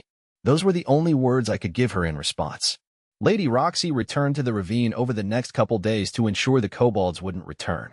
Afterward, she said, whatever attacked the kobolds that day, it might have wiped them out completely. If there were any survivors, it was likely they wouldn't revisit the Hart family estate ever again. With her work at the estate complete, Lady Roxy and I were set to return to the kingdom. Lady Aisha came to the entrance with the help of her maids to see us off as we boarded the carriage. Farewell, Mother. Be safe. If there's ever any free time in your schedule, you're always welcome home. Thank you. Look after yourself, please. I will. I have a little energy in me yet. Lady Aisha glanced at me, a sly light in her eyes. And I hope you will be with her when she returns, Fate. And I hope you will have an answer for me when we next speak. I will. It was the answer I had not been able to admit, a promise on pause. Two forces pulled me in opposite directions, the feelings in my heart and the reality of my situation. I left my feelings behind, there at the mansion, and I boarded the carriage headed for the kingdom. Chapter 22. Bright blue skies. We were on the road. Back to Seafort. I sat facing Lady Roxy, fighting desperately to suppress the throbbing pain of Gluttony's thirst for souls. A cold sweat bathed my skin. One small slip, and Gluttony might devour my mind. It was exactly as Greed had predicted. Lady Roxy and I arrived at the kingdom at sunset. One of the castle's servants was waiting for her when we reached the manor, so she left immediately. There was never any rest for a holy knight from one of the 5 esteemed families. For myself, I was swept up by the gardeners of Hart Manor. They wanted to know everything about the Hart Estate's grounds, right down to the roots of its plants. It struck me then that the gardeners at the manor and the estate saw each other as rivals. I told them the estate's gardens were immaculate, particularly the view from Lady Aisha's room. Those guys are always so meticulous, the gardeners said, earnestly praising their competitors. As it was already past sundown, my gardening duties wouldn't resume until the following day. Once we debriefed, the gardeners and I ate dinner together and crowded into the bath. As we soaked, one of them turned to me. "You know, I think it's about time we taught you how to prune the trees. What do you think? Want to give it a shot?" "Really, Fate, my boy, you're a hard worker. We're all in agreement that it's worth teaching you." "Thank you." The gardeners had been thinking of me while I was away at the estate. They'd said before they were getting older and wanted to train a successor. Now, that successor was me. It was such an honor. I was so joyful that when I scrubbed one old gardener's back, I put a little too much strength into it, and he snapped at me. "Ouch. Hey, easy there, Fate. I'm not getting any younger." "Sorry." Because my stats were so high compared to these common folk, I tried to be careful, but the gardener's compliment made me accidentally let out too much power. I had to be more vigilant. You could moderate stat effects on the body through willpower. Without rigid mental control, holy knights would kill people regularly on account of their high stats. Now that I had consumed the crowned kobold, I was stronger than a rookie holy knight, so I had to start thinking about training to control my stats. Then again, each time I upgraded Greed, it was always going to send me back to square one. In any case, as long as I had Gluttony, I couldn't avoid sudden fluctuations in my stat levels. Washing the old gardener's back was a good chance to practice. "Ouch, what are you doing back there?" "Oh, sorry. I'm just a little old man, Fate. Be more attentive, would you?" With each slip in concentration, I lost control of my stats. It was going to be a while before doing so became second nature. In the dead of night, I donned my skull mask and went out as I always did to where the goblins roamed. That night, I headed to Hobgoblin Forest. I had fasted at the Hart Estate for 2 days, and Gluttony craved sustenance. Even in the murky darkness of the forest, the hobgoblins were easy to spot with my night vision. I spared none on my hunt, not even those sleeping amongst the roots of the trees. Gluttony skill activated. Stats increased. Vitality plus 440, Strength plus 220, Magic plus 110, Spirit plus 110, Agility plus 110. I heard that metallic voice countless times, but the hunger remained. I was at the limit for goblins and hobgoblins. Until recently, goblin hunting had been enough to satiate my gluttony, but I had an idea of what was happening. Greed made it clear. Gluttony knows the taste of a crowned beast now. He said, "It won't be satisfied by anything less. But I won't get hungrier than this if I keep hunting, right?" "Fate, of course it's going to get worse. You know this better than anyone. I should never have fed Gluttony something as delicious as a crown monster. If I'd known this was going to happen, I would have fed it a full course of goblins instead." However, there had been no avoiding the crowned kobold. If I'd done nothing, it would have wrought havoc on the Hart family estate. I was glad to have killed it, but now I was stuck with an entirely new predicament. Ugh, my right eye is burning. It happened just after I killed my 10th hobgoblin. I looked at myself in the blade of the black sword and saw it in the reflection of the skull mask that stared back at me. "It's just like you said, Greed. It's getting worse. I told you. It comes out most clearly in the eyes." In the blade of the black sword, a bright red eye stared back at me. My left eye was black, but my right had turned so red it was repulsive. This color meant only one thing. Gluttony is starved. Greed said, "It is only a matter of time." I could feel it, too. It wouldn't be long before the monsters near the kingdom, goblins, would no longer sustain my gluttony. And the gluttony that crawled within me, it would not wait. "It's time to go, Fate. The time you knew would come, it's here. And you don't have long." "What time is that?" I knew the answer, but I turned the question back on Greed. "The time to decide your future." I said nothing and headed back to the kingdom. I encountered several adventurers along the way, but paid no mind to any of them. Nevertheless, they all cried out the same thing as they saw me and ran. The lich has returned. The corpse is back. Run, everybody. I walked through the empty plains of the goblin grasslands and removed the skull mask. It's quiet, I said. And so very, very lonely. Shut up. I pressed toward the kingdom through the winds that swept over the grasslands. The next day, I wrapped a bandage around my red eye to hide it. I told the other servants I had heard it while half asleep. I couldn't tell if the gardeners were worried or angry. How are you going to prune if you can't concentrate? They said, but I was fairly certain they were concerned more than anything. It's okay. I can do it with my good eye, I said. Well, do what you can, but don't push it, okay? As promised, they let me prune the garden's trees. To begin, the old gardener stayed by my side, teaching me as we went. Eventually, we got through one tree. How's that? I asked. You're getting there, he said. Now, do the one over there just like this one. I have work of my own to get to. You mean, do it by myself. What's the problem? If you don't know what to do, you come find me, okay? Yes, sir. The old gardener was the type who preferred practical experience to explanations. There was nothing for me to do but get to it. I took the pruning shears in hand and headed to the tree the old gardener had pointed to when I noticed Lady Roxy equipped in her white light armor. It looked as if she had just come back from the castle. Usually she went straight into the manor upon her return, but today was different. I was curious. Where was she going? I followed her and was about to raise my voice and call out, but felt suddenly unable to. Lady Roxy knelt before her father's grave, a heavy look upon her face like none I had ever seen her wear. It was the face of one about to go into battle. After saying something to the grave, Lady Roxy stood, turned toward the manor, and found me watching her. I'd been staring so intently, I didn't even think to hide. Faye, what are you doing here? Did something happen to your eye? Are you hurt? I put on an air of calm and showed Lady Roxy my gardening shears. I was half asleep, and I bumped it somehow. But starting today, I'm allowed to prune the garden's trees. So, I guess I'll prune this tree right here. I put my hand on the tree next to me, even though it was actually entirely different from the one the gardener told me to work on. But, Lady Roxy, I said, is something wrong? You don't look like yourself today. I asked the question with some apprehension. Had something happened at the castle? As I spoke, however, the expression I had seen at her father's grave vanished, and the Lady Roxy I knew returned. It's nothing, she said. But if I were you, I'd worry a little more about pruning before someone scolds you. Lady Roxy pointed at the glaring figure of the old gardener, his arms crossed. I knew exactly what that gaze said. Not that tree, numbskull, the one over there. Lady Roxy used the opportunity to slip away toward the manor. I couldn't put my finger on it, but as I watched her walk away, I was left with an ominous feeling. It stood in contrast to the cloudless sky, which was clear and beautiful. Once my duties were complete, I was free until my evening hunt, so I went to the local bar. When I got there, I heard the news I had been aching for. The barkeep told me as he brought my meal to the counter. At long last, Hato Vlarik was heading to Hobgoblin Forest to hunt and kill the newly returned lich. And he was headed there tonight. A holy night, just like Lady Roxy was coming to my hunting ground. My turf. Hato had to have information. He had to know something about that odd shop in the merchant district. If the Vlarik family had done something foul, I would pull it out of him. But this was also personal. I had a score to settle with Hato. A big one.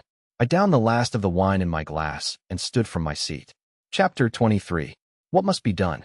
That evening, I waited silently in the Hobgoblin Forest for the arrival of Hato Vlarik. I was in the flower field the Goblin King had once called its territory. It was a circular clearing surrounded by trees, the only place in the forest where trees no longer grew. In the center of the clearing were the remains of the withered tree that had fallen in my battle with the Goblin King.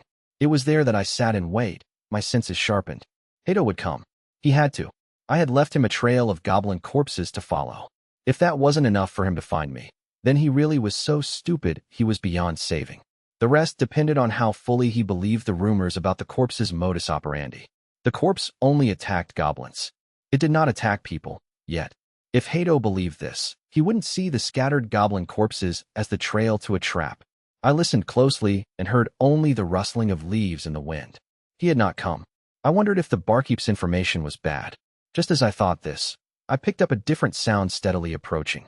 Then, at the edge of the flower field, the noise stopped. I remained unmoving, seated on the fallen tree. Behind my mask, I continued to watch. More movement. The sounds spread and separated, surrounding my location. They were getting into position, and then they would attack. Still, I didn't move. I would give them the first strike. What mattered most was ensuring Hato didn't get away.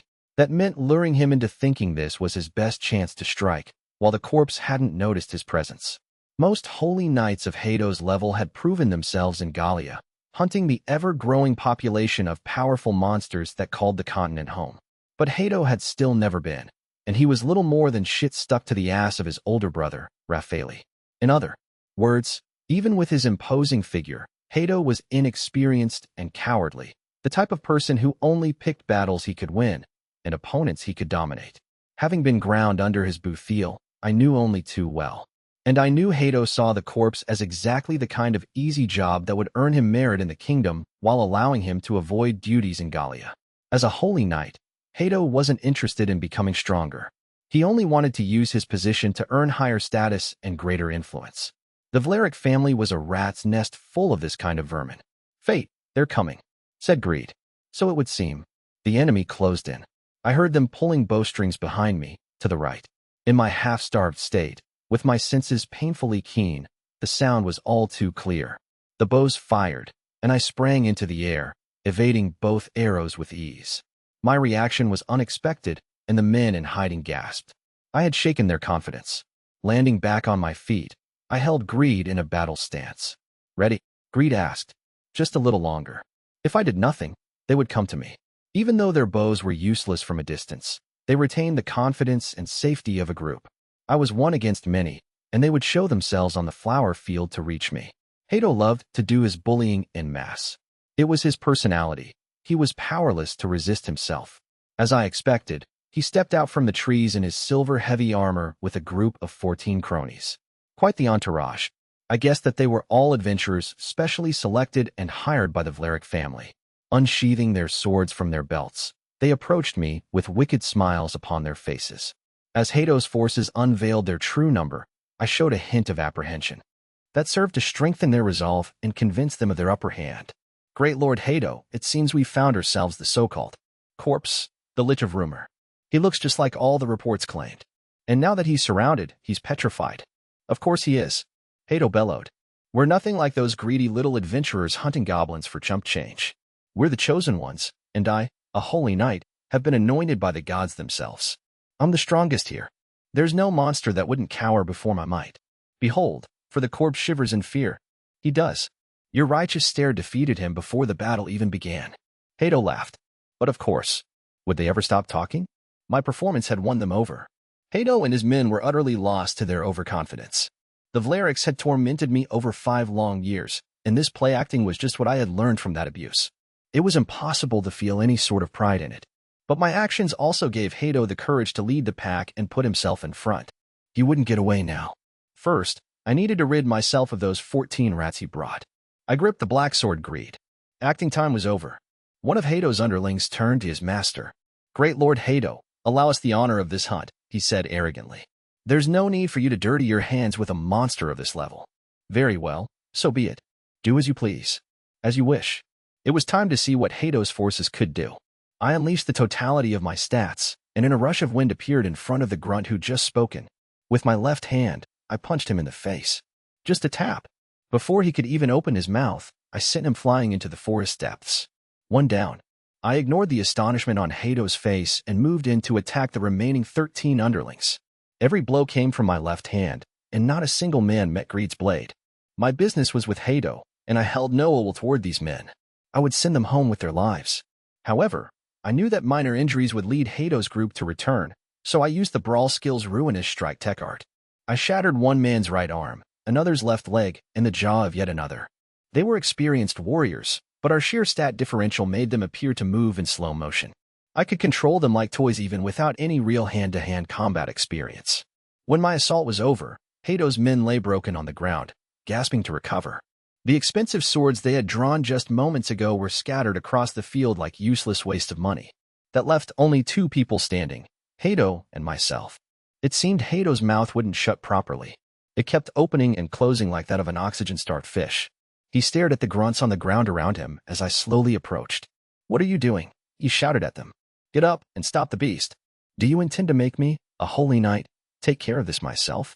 His underlings struggled to their feet, obeying their barking leader's commands. However, a single swing of the black sword Greed, a little threat to let them know their heads would roll next, sent them all running, faces pale with fear. They disappeared into the depths of the forest, leaving Hato entirely on his own. Not so loyal to the Vlaric family in the end. I thought, cowards, come back. Do you know who I am? I'm the great Hato of the Vlarics. Not even a peep in response. Funny. They seemed so enthusiastic mere moments ago. They had by now run so far that Hato's voice would no longer reach them, no matter how much he shouted. How pitiful. To be abandoned by your entourage, Hato. Let's call this an indication of your popularity. You, Hato growled. You just made a fool of me. Even a wretched monster will not be forgiven such transgression. Hato drew his golden sword and pointed its blade at me as he settled into a fighting stance. I had to admit, his spirit was admirable. However, his knees wobbled ever so slightly. Perhaps he was instinctively scared. Perhaps he was just a piece of trash. We would know soon enough, when our blades crossed. It was just the two of us in the flower field. Nobody else remained. The time for disguises was over. I slowly removed my hooded robe and let it drop to the ground. Then I removed the skull mask which hid my identity.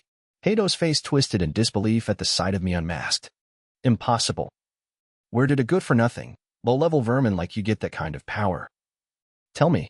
Stupefied by my unexpected appearance, Hato took a step back. In response, I stepped forward, closing the distance between us a touch. I don't need to answer your questions, I said, but you'll answer all of mine. Huh? What is this? Arrogance. And if I don't answer you? What then? If you answer me, your death will be painless, I said. But if you don't, I will make you suffer until you do. Preposterous. Do you know who I am? I'm the second son of the Vlaric family. I'm the Holy Knight, Hato. A rat like you can do nothing to me. Then show me, I said. Show me this Holy Knight power you're so proud of. I swung the black sword greed in circles as I confidently edged closer to Hato. I knew that, if I let him live, sooner or later he would be a thorn in Lady Roxy's side. Perhaps worse. So once I got what I wanted, I would kill him. If Lady Roxy knew what I was going to do next, it would break her heart. But my mind was made up. I would reap what I sowed. I would feast. Chapter 24. The second level. I slowly brought the black sword to a battle-ready stance, the blade pointed at Hato. Then I used Identify. Hato Vlaric, LV 30. Vitality, 165,600. Strength, 197,600. Magic, 124,400. Spirit, 130,900. Agility, 123,800. Skills, Holy Sword Technique, Strength Boost, High. Those were the stats of a Holy Knight. I would give him that. Strong enough to warrant his cheek, at least. But he was weaker than the crowned kobold, which I had killed and devoured. In other words, I didn't need to check my stats to know his power was nothing compared to mine. However, I was curious about his skills. I already knew what Strength Boost did, but Holy Sword Technique intrigued. I analyzed it with Identify. Holy Sword Technique. Attack levels rise when a special grade Holy Sword is equipped. Unlocks the area of effect Tech Art Grand Cross. A holy skill was a hallmark of Holy Knights, the reason Hato could call himself one. Using Holy Sword Technique required a special weapon, a Holy Sword, all of which were forged in Seafort's military district. Holy swords were guarded with the utmost care and kept in secrecy, with each blade made entirely to order. They were forged from a metallic alloy that included rare orichalcum ore. At least, that's what I had heard at the local bar. Just how true it was, I didn't know. What I did know was that holy swords were invaluable, and it was nearly impossible for a commoner like myself to lay hands on one. At the sight of Hato's legendary blade, I felt a flicker of concern. How would the black sword Greed, which I had bought for 2 silver coins, fare against such a vaunted weapon? Greed, I said. I heard holy swords are pretty dangerous.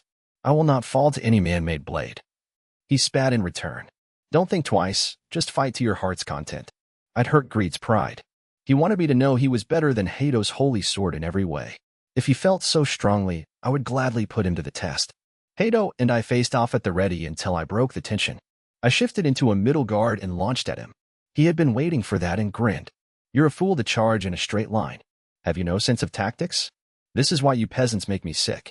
You're all so stupid. Hato waited like an idiot as I lost my patience and rushed him. His sword began to emit a pale light, and along with it, the ground beneath my feet glowed. 2. Behold, the hidden holy sword Tech Art, Grand Cross. In its purifying light, not even dust will remain. Ha ha ha. The power of the Tech Art rose around me. If it hit me straight on, the damage would be considerable. But the attack was far too slow. In my present state, I could have yawned in boredom in the time it took Hato to actually unleash the technique. But there was no need to take Hato's attack head-on, so I kicked the ground at full strength. The kick sent me hurtling out of the target zone for the Grand Cross attack, and I landed directly in front of Hato. A bit laggardly with your precious holy technique, aren't you? You should really work on that. What? Hato spent all his time safe and snug behind the kingdom's walls. He barely had a shred of combat experience to his name. In fact, his experience was perhaps not too different from my own. Then again, this was a guy who decided to kickstart our fight by whipping out his strongest attack. He might know even less than I did. Hato's plan had fallen to pieces. He canceled his Grand Cross attack as he scrambled to recover and brought his sword down at me in an attempt to create distance between us. The time was now, the time to see if greed really was the stronger blade. I swung the black sword in a horizontal cut to knock Hato's holy sword off its intended course. The high-pitched ring of colliding metal echoed through the forest. Impossible. My holy sword. It's... Part of Hato's neatly halved holy sword flew through the air. The sword he took so much pride in was lost, and so too was Hato. I caught the broken blade in my free hand. Here's your precious sword back, I said, plunging the blade into his right shoulder, through the gap between his heavy armor plates. The scream that met my ears could have woken every sleeping hobgoblin in the forest. Hato fell to his knees from the pain, trying frantically to wrest the broken blade from his shoulder. Oh, but we're just beginning, Hato. It's much too early to be on your knees. You are a disgrace to the name of the Holy Knights, I said. Stand up. But Hato had lost the will to fight. I moved greed to my left hand and gripped Hato's throat with my right, lifting him up. He struggled, trying to break free, but it was all for nothing. Now it's time for you to taste some of that education you and your siblings love to dish out, I said. They say bad dogs just need to be broken, you know. Hato only squealed. For 5 long years, I had endured the Vlaric school of discipline. I had marinated in it. I had learned how to make someone surrender, to submit, and to yield. Now I would return the favor. Are you ready, Hato? No, you can't be. Stop, please. Stop. Gripping Hato by the throat, I held his body in front of me as I charged into the forest at full power, straight into the great trees and anything else that stood in my way. I didn't care. I had a great holy knight as a shield. Hato's body ran through a river of trees, and he sent them crashing to the ground. With each tree broken, Hato broke, too. His once lustrous hair tore, and his face became a tapestry of open wounds. When we finally arrived back at the flower field, Hato's face was hideously swollen. Hobgoblins were more handsome. Please, I beg of you, stop. Huh. To hear those words from the likes of you. All this time, when the people you treated as insects begged you to stop, you never did. Not you, nor your brother or sister. You, Hato, who bought children from kidnappers and toyed with them until they died. You pushed me to the brink of death, and now that our positions are reversed, you beg for me to stop. I gave in to anger and threw Hato high into the night sky. I waited for his moaning voice to grow distant, then turned Greed into the black bell. Greed, I want 3 shots of the bloody ptarmigan, and I'll give you 30% of my stats. Greed laughed. A feast. How generous of you. But you don't want to kill him just yet, do you? I want the shots to graze him, not kill. Can you do it? With ease. Now, let me eat. Give me that 30%. As Greed slurped away my stats, the bow grew, assuming that sinister arch before my eyes. This hulking weapon would be the judge of Hato's sins. I launched 3 arrows into the air as Hato began his freefall descent. 3 bolts of black lightning ripped through the sky with a deafening shriek. They pierced the night as they shot past Hato's form, grazing him. Moments later, a body collided into the center of the flower field. With a heavy, wet thud, Hato's right leg and both his arms had been torn off, but he yet lived. Thanks to his high vitality levels, his wounds had even stopped bleeding. Enough. Anymore, and the Holy Knight would die before he gave me what I needed. I changed strategies. Tell me where your siblings are. Filled with fear, clinging to the hope that I might let him live, Hato gave me my first answer. Raphaeli and Mimmel were in a mountain kingdom to the far east, and they wouldn't be back for another 3 months.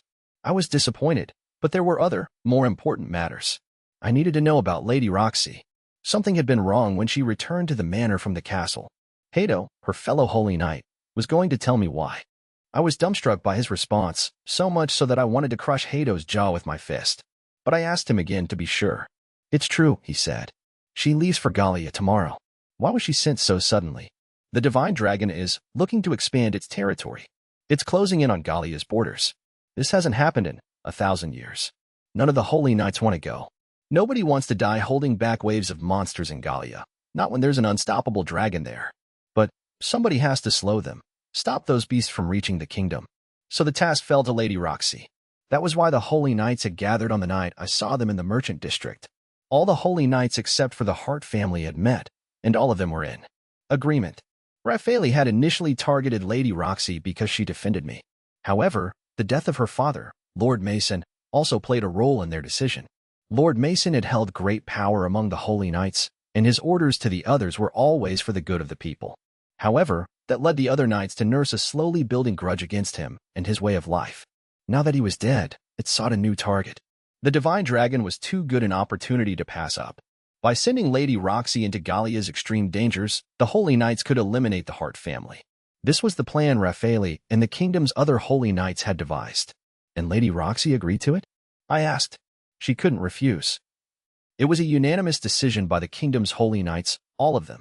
It had already been decided by the time Lady Roxy was called to the castle on the day we returned.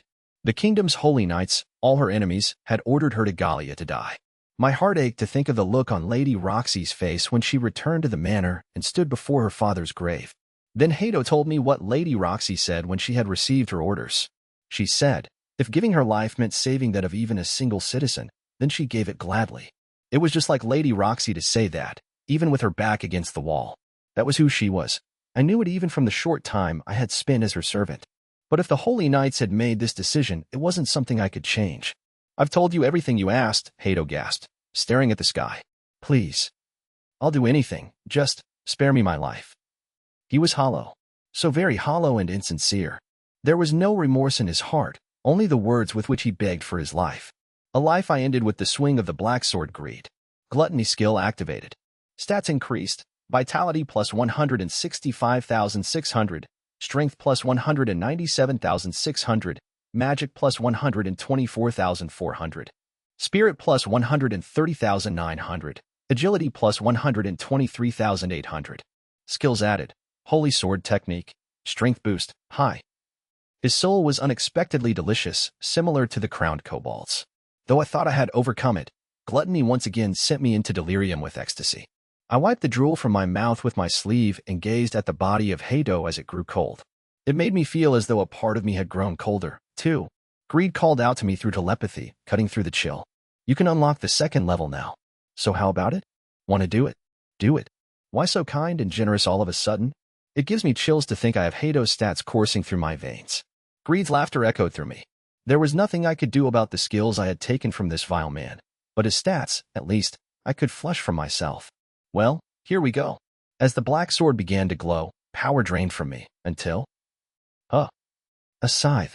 I held in my hands a black scythe, the blade of which was at least as long as I was tall. This is my second level form, the black scythe. Its cursed blade will cut through anything and everything, right through to its very essence. I studied the sharp black blade as I used Identify to check my current stats. Fake Graphite, LV1. Vitality, 121. Strength, 151. Magic, 101. Spirit, 101. Agility, 131. Skills, Gluttony, Identify, Telepathy, Conceal, Night Vision, One-Handed Sword Technique, Two-Handed Sword Technique, Brawl, Holy Sword Technique, Strength Boost, Low, Strength Boost, Medium, Strength Boost, High, Vitality Boost, Low, Vitality Boost, Medium, Agility Boost, Medium, Health Regen. My stats were right back to where they started when Greed and I first met. Holy Sword Technique. I guess, depending on how you looked at it, I had joined the ranks of the Holy Knights. But, of course, the kingdom would never acknowledge it. Chapter 25. Departures. By consuming Hato's soul, I had eased the pressure of Gluttony's starvation. My red eye returned to black like a receding tide. Knowing I didn't need to hide it with bandages was a relief. I wouldn't have to worry about explaining it away every time I met someone, either. With Hato Vlerick dead, I had checked one task off the list. Two still remained, but there was nothing I could do while they were away from the kingdom. The problem now was not the Vlericks, but Lady Roxy. She departed for Gallia tomorrow. It was likely only a very small number of servants at the manor had been informed. I expected the head servant probably knew. But Lady Roxy had not told me, and resentment built somewhere deep within me. Then again, as far as Lady Roxy knew, I was powerless, and there would have been no reason to tell me about this. It was more like her to keep her troubles to herself so as not to worry others. I spent some time rebuilding my lost stats by hunting hobgoblins. Then, as I walked the night paths back to the kingdom, greed spoke. Here's a story. Guy spends his time hiding who he is, but in the end, still wants the girl to rely on him. Bit self-absorbed, if you ask me. Shut up. It's time to give that up. This is your fate. I said, shut up. My shout drew confused looks from passing drunkards, who turned toward me. I ignored their bleary stares and hurried on my way. No lights were on in the manor. It was silent as the grave as I slipped in through the window of my room on the first floor. I placed greed by the bed, slipped under the covers, and closed my eyes. But it was strange. Even after the battle with Hado, I wasn't the least bit tired. My swirling thoughts refused to grant me slumber, and I spent the entire night lost in worries about Lady Roxy.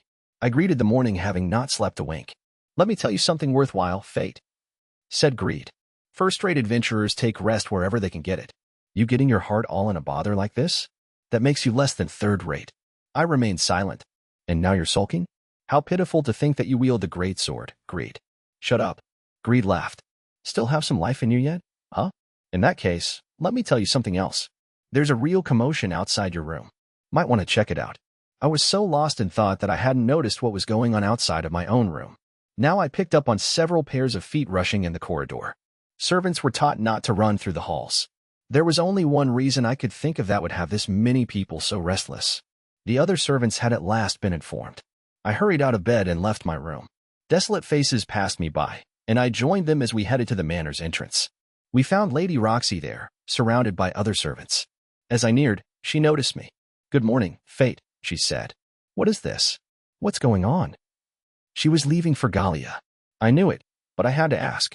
A summons arrived this morning from the castle. I'm being sent to the Gallian post. It's a great honor. It was a lie. It had been decided long ago, but she kept it hidden until this morning, until the very last moment, all to make sure nobody had a chance to rebel. Not the servants, and not the townspeople who loved the Hart family. That was the extent to which the people of the kingdom adored the Harts. The one who knew this best was the head of that family, Lady Roxy herself. I pushed down my desire to say what I truly felt and spoke. Gallia is too dangerous right now. And your father, I understand the situation, Fate. The task my father was unable to accomplish is duty, it falls to me now. But how long will you be there? Until we have the monsters under control. Judging from past expeditions, I'd expect around 3 years. Lady Roxy would never last that long. Not when the divine dragon had broken its 1,000-year silence and ventured as far as the country's borders. Since Lord Mason's death, if Hado's words were to be believed, the dragon had been spotted multiple times crossing the border. The situation there was more dangerous than could be imagined. Lady Roxy's target was heavenly calamity itself. Such a monster wouldn't let you run if it found you. You would die like nothing more than an insect, holy knight or otherwise. Please, Fate, don't look like that. I'll be fine. While I'm gone, you have permission to work at the family estate. As long as you're there, the Vlerics won't be able to reach you. What is it, Fate? What's wrong? Take me with you. I couldn't say it. I was a monster of gluttony. I devoured the souls of those I killed and took their power as my own. I existed outside the rules the gods had created. In this world, I was an ungodly outsider, one of the forsaken. If my powers were known, I would be rejected, exiled. When I thought of that, I couldn't find the words to speak. Lady Roxy left me and headed for the manor's entrance. I had no power to stop her. As a servant of the manor, I could only do as the others did and see my master off on her journey. It was then that I saw the pendant, a blue stone at Lady Roxy's chest, the present I had given her when we visited the merchant district together. She had turned it into a necklace, which she now wore. Lady Roxy noticed me staring at the blue stone, and her face grew shy. This memory is very precious to me, so I'll take the stone with me always. What do you think? It looks wonderful on you. She appeared satisfied with my words, and she replied with her own, though they couldn't possibly come true. We'll meet again, Fate. Good luck, Lady Roxy. Standing before her servants, Lady Roxy gave a final farewell and left the manor. We stood there together, seeing her off as she grew smaller down the road and drew further away. From here, she would head to the military district, where she would lead the army waiting for her toward Gallia. I cut through the crowd of crying servants and headed back to my room, where Greed rested on the bed. I started preparing at once, though admittedly, there wasn't much to do. I owned only a few sets of clothes, the black sword Greed, and my skull mask. I was ready to go in mere moments, and I took Greed in hand. So you've decided? He said. Yes, I said. I'm going to Gallia. Not as a servant, but as just another adventurer. I see. As I left my room, the head servant arrived. She carried a document of some sort. Fate, take this, she said. It's a letter of recommendation from Lady Roxy for work at the Hart family estate, just as she had promised me earlier. But I didn't need it anymore. I'm sorry, but I can't accept it. I'm going to become an adventurer. I pointed at greed, hanging from my belt. But you're not strong enough. You'll never make it in that life. You can't talk like that. Please, take this. When I stubbornly refused her request to take the letter, the head servant sighed in resignation. She took 5 gold pieces from her pocket, which she passed to me. I can't force you to stay, so I guess this is it. Here, these are your wages as of today, along with your severance pay. Use them wisely. I earned this much. Thank you for everything, including for looking after me while I was here. I'll put this money to good use. The money was actually a huge help, because I didn't have much. With this, I could pay my way to join a caravan instead of walking. I gave the head servant my final thanks and left my room. Next, I went to the head gardener and told him of my decision. I knew he was training me to be his successor, and he was both angry and disappointed. Stupid kids these days, he muttered. As I left, though, he turned to me and said, if you change your mind, you come on back. We'll be waiting. It was a kindness I wouldn't forget. Finally, I stood before Hart Manor. I bowed deeply to the structure itself to show my thanks and walked away. I stopped by the merchant district to buy provisions, which I stuffed into my bag. For someone with an appetite like mine, food was essential. After that, there was one last place I needed to go. If I didn't, I knew that guy would end up putting another flower on the counter, thinking I was dead. It was still early, so the bar was preparing for the lunch rush. Just as I thought I'd picked a bad time, the barkeep poked his head out from inside. What are you doing here so early? We still haven't opened. Well, actually, I came to say goodbye. The barkeep was speechless, and he disappeared back inside. After a time, he reappeared with a bottle of wine in hand. Here, he said. It's a parting gift, a bottle of the cheap crap you always drank. It's your favorite, right? I couldn't help but laugh. I never drank it because I loved it. The barkeep knew that too, and the gift was his idea of a joke. You're always welcome here, friend. And by the way, he said, pushing the wine at me, this is actually the high-quality stuff. Thank you so much. I took the wine and found a little space to stuff it into my bag, which was so full it was nearly bursting now. I said a final farewell to the barkeep, and I left the bar, too. Finally, I arrived at the merchant district gate. From there, I would take a caravan headed south toward Gallia. But while I stood there, I felt something like nostalgia as I watched the endless back and forth of caravans and adventurer parties heading out to hunt goblins. It felt like so long ago that I had come here with greed to venture out on my first hunt. I paid for passage on a caravan, and I glanced at the castle in the center of the kingdom. It was there that everything had started, first with gatekeeping and then with the bandit I slew. Now I was leaving to fight the monsters that roamed Gallia. What would the old gatekeeper version of myself have thought, seeing me now? He'd probably think I was a lunatic. Excuse me, sir. The caravan will leave shortly. I hopped onto a wagon as it headed out and away from the kingdom of Seafort. I had experienced great pain and suffering within the kingdom's walls, but also memories to treasure. It was my home, and one day, I would be back. But for now, it was farewell. Side story. Of Roxy and Fate. Upon leaving Fate, and the servants at Hart Manor, I proceeded to the kingdom's military district. By the time I knew about my expedition to Gallia, the Holy Knights had already made the decision, and it was unanimous. I thought it likely the Vlerics were pulling the strings behind the scenes. However, I did not bear any ill will toward the Vleric family. My father, Mason Hart, had been unable to fulfill his duty, that of holding back the encroaching monsters at the kingdom's borders. This decision was the outcome of his death in battle. It was only natural that his daughter be made to carry out his task. A holy knight exists to fight for the people and for the kingdom, and it is for that reason they are given such high status. At least, that was how it had been a long time ago. Now, the holy knights had lost their honor, and they put rank and status above all else. Now, the holy knights cared only about self-preservation, even when it came at the cost of the people they existed to protect. Even the 5 esteemed families had succumbed to this poisonous agenda. Rumors had spread that the Vlerics desired to take charge of Seafort and had enlisted the help of 2 other families. That left only the Hart and Barbados families to stand against them. However, the Barbados family head, Lord Aaron, the holy knight known as the Blade of Light, had gone into hiding for reasons unknown. All that remained of the Barbados family now was their name and our shared pursuit of an ideal world. I had never met Lord Aaron myself, but I remembered the tales of his greatness my father told to me. Were the Barbados family had to return, perhaps it would bring a new wind into the kingdom, one that would blow away the ugly air that the holy knights now possessed. However, it was best not to hope for that which could not come true. All that was left was for me to do my utmost. To do anything less. To fall the weakness would make me less than the Roxy heart that fate wanted me to be. There was no way he could have remembered the moment we met 5 years ago, on the night I had accompanied my father all the way from our estate to the kingdom. At the time, I had not yet wanted to become a holy knight. I yawned. I was tired, and I was not yet used to parties. My father regarded me, and though his face was troubled, he spoke to me with kindness. "What's wrong, Roxy?" "No, it's nothing, father." I tried to play it off, but my father saw through me. I felt another yawn coming but held it down. I had to remember my manners. The surrounding holy knights would not otherwise acknowledge me as the next leader of the family. We had come to the kingdom when I turned 12. Now here, I was making the rounds of the holy knight families, greeting them as the successor to the Hart family. I was introduced ad nauseum, and I engaged in meaningless conversation with more than 20 people. For the most part, I maintained a stiff smile while my father did the majority of the talking. At this point, I had rarely left the family estate. It was my first time in a place with so many holy knights, and I felt something different about them. Something different from the Hart family. They surveyed me as though I were an object to be valued. They were weighing what role I would play in the future. There was not a single person to talk to with whom I could relax, and speaking to Raffaele and Hato of the Vlaric family was the absolute worst. It seemed to me that the future of the kingdom was a bleak one if a house like theirs was one of the 5 esteemed families. When the social niceties were over, I was exhausted. My mother had gone to so much trouble to prepare the white dress I wore, and yet, I wished it could have been for something different.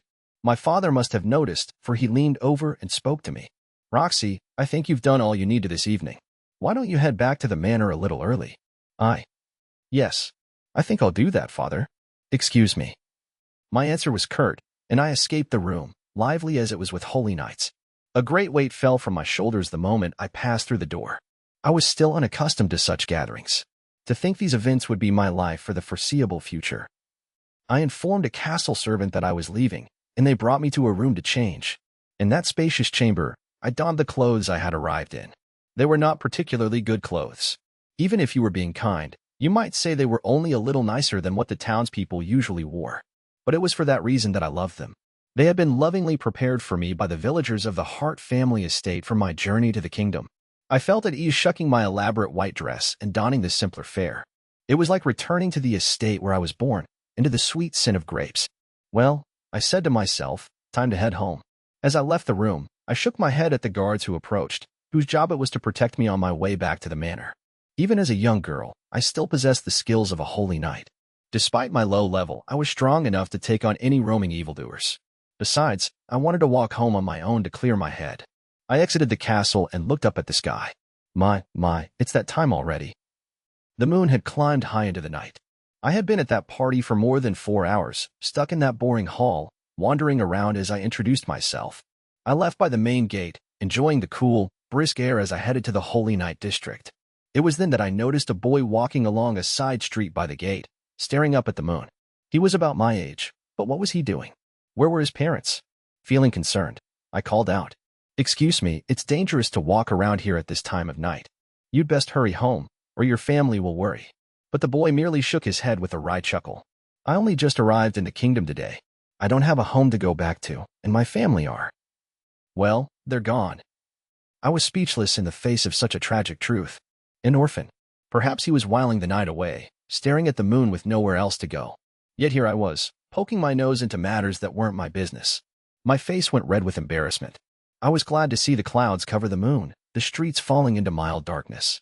I had been the one who spoke first, yet here I was, stuck not knowing what to say next. "No need to worry about me," the boy said. "But you should probably get home soon." I thought with this place being so full of holy knights, it would be safe, but it doesn't seem so. Just a moment ago, some weird guy chased me away. I didn't even do anything.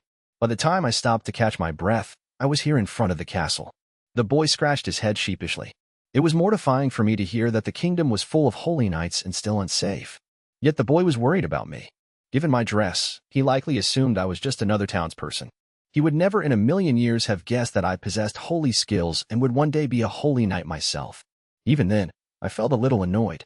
"I might look like this," I said, "but I'm pretty strong, you know." "Oh, is that so? You don't believe me, do you?" No, no, I believe you just fine. I can tell by the tone of your voice that you think I'm lying. The boy shook his head of scruffy hair and began to leave, as if there was nothing else left to say. His attitude and the way he held himself were cold, and yet in his tone, I sensed something. It was the first time I'd met someone like this, and I was intrigued. I called out for him to stop, and when I did, his stomach grumbled. I had never heard such a sound before. It was so unexpected it made me laugh. It's so loud, I exclaimed. Don't laugh, I can't help it. Everyone gets hungry sometimes. The boy told me he didn't have any money, so he couldn't afford food. This gave me an idea, a way to stop him from leaving. If you accompany me, I'll feed you. How does that sound? What? Really? The simple offer brought him to my side with such excitement that the very color of his eyes seemed to change.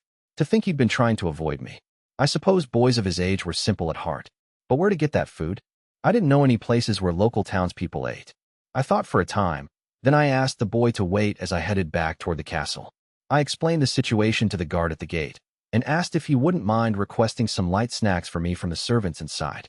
The guard looked a little troubled by my request, but he knew I was the daughter of the Hart family, so he dashed into the castle. It made me worry that perhaps I was no different from the other holy knights, using my position and rank to make people do my bidding. I was so lost in these depressing thoughts that I didn't notice when the guard returned with a servant who carried a basket. I'm sorry it took so long. No, I said. You were quite quick. As you know, all the holy knights are attending a party tonight, so I prepared a selection of the food we intended to serve. It's sandwiches. The servant opened the basket to reveal fresh vegetables and hard-boiled egg between soft slices of bread. Are they to your liking, miss? They look delicious. Thank you so much. It was nothing, miss. Please excuse me, I must be getting back. With an astonished look on her face, the servant bowed deeply and ran back into the castle. I had only given her a simple thanks, but it seemed my reaction was unusual. Had it really become so rare for holy knights to express gratitude? It wasn't time to think about such things. Basket in hand, I hurried back to where the boy waited. I wasn't sure he would still be there, but he was. I walked up to him and his scruffy hair and showed him my prize. Here you go.